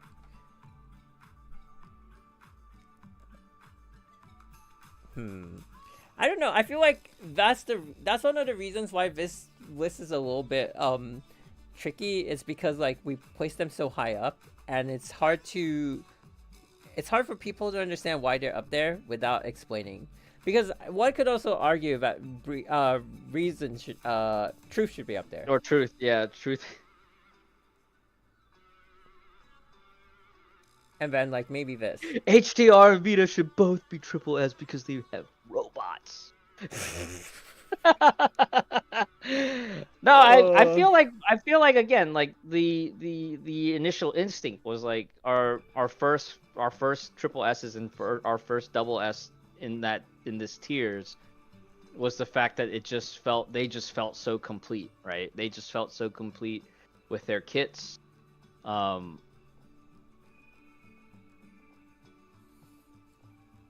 I think HTR at double S tier is probably still accurate because she is weapon dependent. Oh. Yeah. I feel, and you know, like if we were to go back and redo this with like citation on each one, we could say like this character was at this tier with a note like back in this date range or this time frame, you know. Oh, but now they're down here because this. Yeah, so I'm just looking at like S rank and above. I'm looking at like everyone who should be there is there, right? And I'm like, pretty much. Yeah. I feel like, yeah, there are nuances to where we put some of them.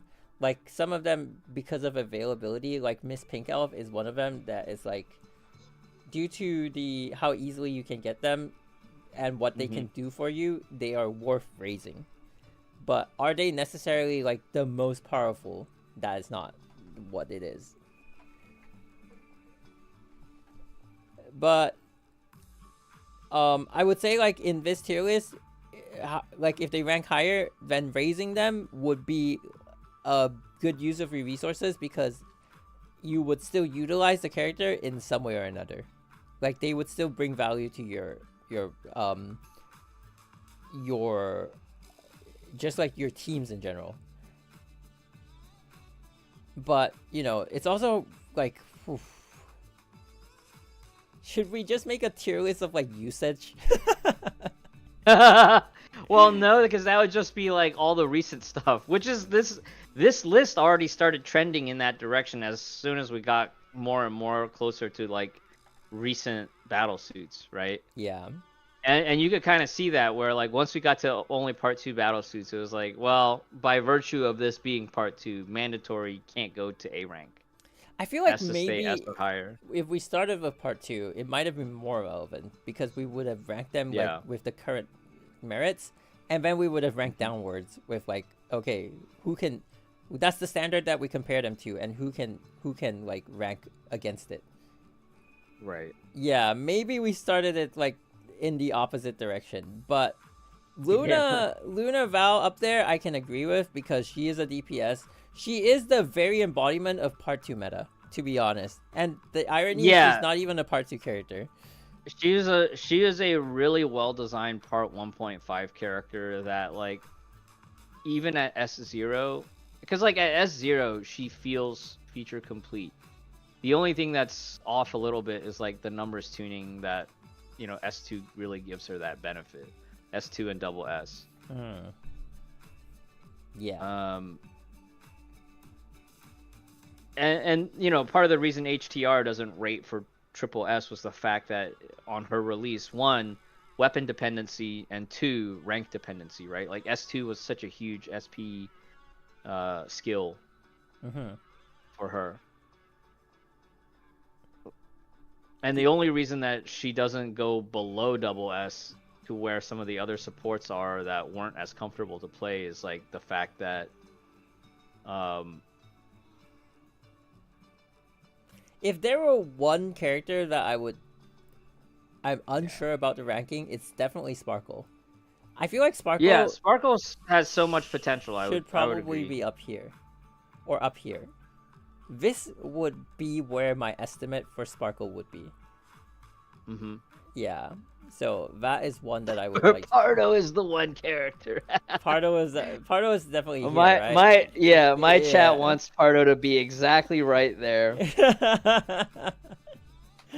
I don't know. Like, if Pardo were used more right now, like, okay, to be honest, like right now, GD would probably rank higher than Pardo, in my opinion. If I were to solely, it would be based on solely my opinion, because GD is still very relevant, right? We still see her in combat, and Pardo has been phased out for quite a bit. But it's also like, why she can rank this high is because we also factor in like accessibility to capability, and it's like, if you were to be a new player and you're missing all these other parts, but Pardo is accessible to you because you can buy her with Astrites, then she would be your go-to for just about anything that you need like a general support for, because she buffs the team's total damage. If it's ice that she's supporting, it's even better, and then she can also give you SP. She, I guess she can do like some amount of damage as like an early game support, and the added bonus of like, if you happen to time your ulti with like an exposed core that's like on the brink of death, you execute it. Yeah, I remember used to meme around with triple imaginary supports back in the day. It was pretty fun.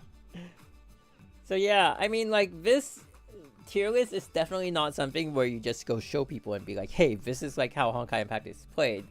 It definitely needs a lot of nuances, and there's so much nuance, especially for the A through D tier, right? A lot of that is more like a history lesson in some ways. Yeah, but they are accurately ranked. Especially like if you see a character in D tier, never train them if you don't have resources. Just never do. Oh, the 6 Serenade. Oh, you are my favorite. Okay, I'm kind of running a bit out of steam at this point. Is there anything else that you wanted to go over, MG? No, I think like I did think like I might like tweet this tier list for fun, but I feel like I might not. If I do, he should be like just for fun.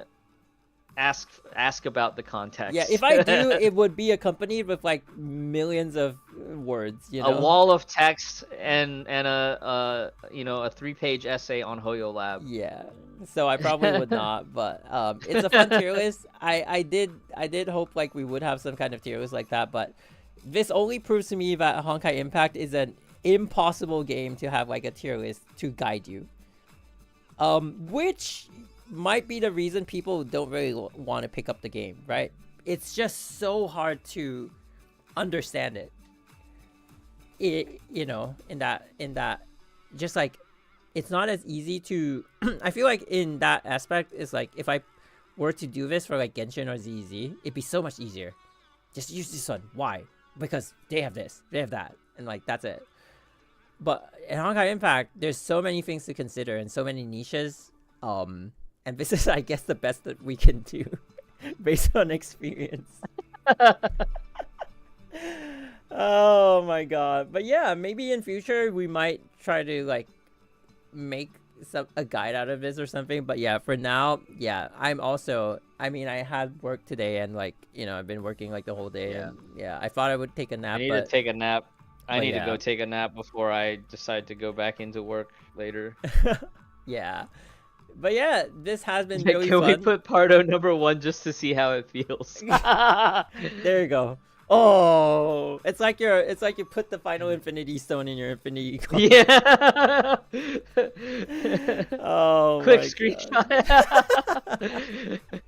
Oh my god. Okay, she's right here.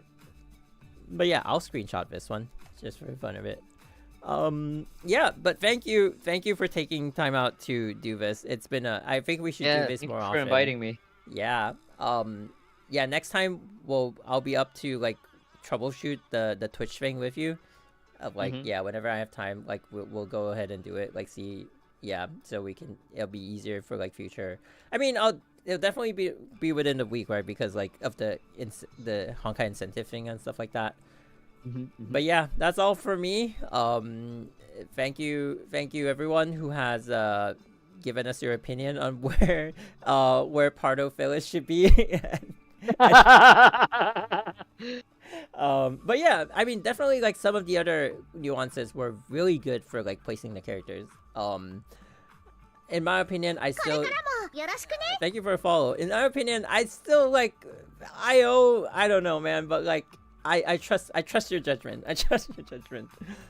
IO to me just feels like hard to use, but I can see where you're coming from with like the damage. So yeah, I guess she is aptly placed. I can also see like a lot of veterans without the nuances would think Miss Pink Elf and HI3rd of the Void are also badly placed, but you know, that's why it's like there is a lot of explanation to be done before this list can be useful. But yeah, that's all we have for today, and stay tuned for more. I guess I'll be a lot more active on streaming Honkai on Twitch because of the thing. Maybe not. I mean, like historically, I haven't really been that like chasing events like that, but you know, it's a nice incentive to have, which is exactly what it's named, an incentive program. So maybe. And yeah, follow Fen on both YouTube and Twitch. He streams a lot more on Twitch than I do. Like in general, he streams a lot more. And I've been playing a lot of WoW recently. Oh, for the new expansion. It's been pretty fun. Yeah, I've seen it on and off. But yeah, thank you guys for joining. If you're new to Honkai Impact, thank you. And you are looking at this tier list, please just watch the VOD to get context to it. Don't be like, oh, this is the Bible now. I know how to raise my characters. You are going to die. Get the React content going. Yeah. But yeah, thank you guys all so much, and we will see you guys when we see you next time. Bye. Bye. Okay. All right, MG. I'm gonna drop from the call because I'm fading out. I'm fading out quickly. Yeah, so I gotta go take take my nap. But thank you for hanging on, and like that was really good tier list, I guess. All right, I will see you in the next couple of days, I guess, to like let's do the Twitch thing. Whenever you're free, just let me know. Sounds good. All right, man. You. Bye. Bye.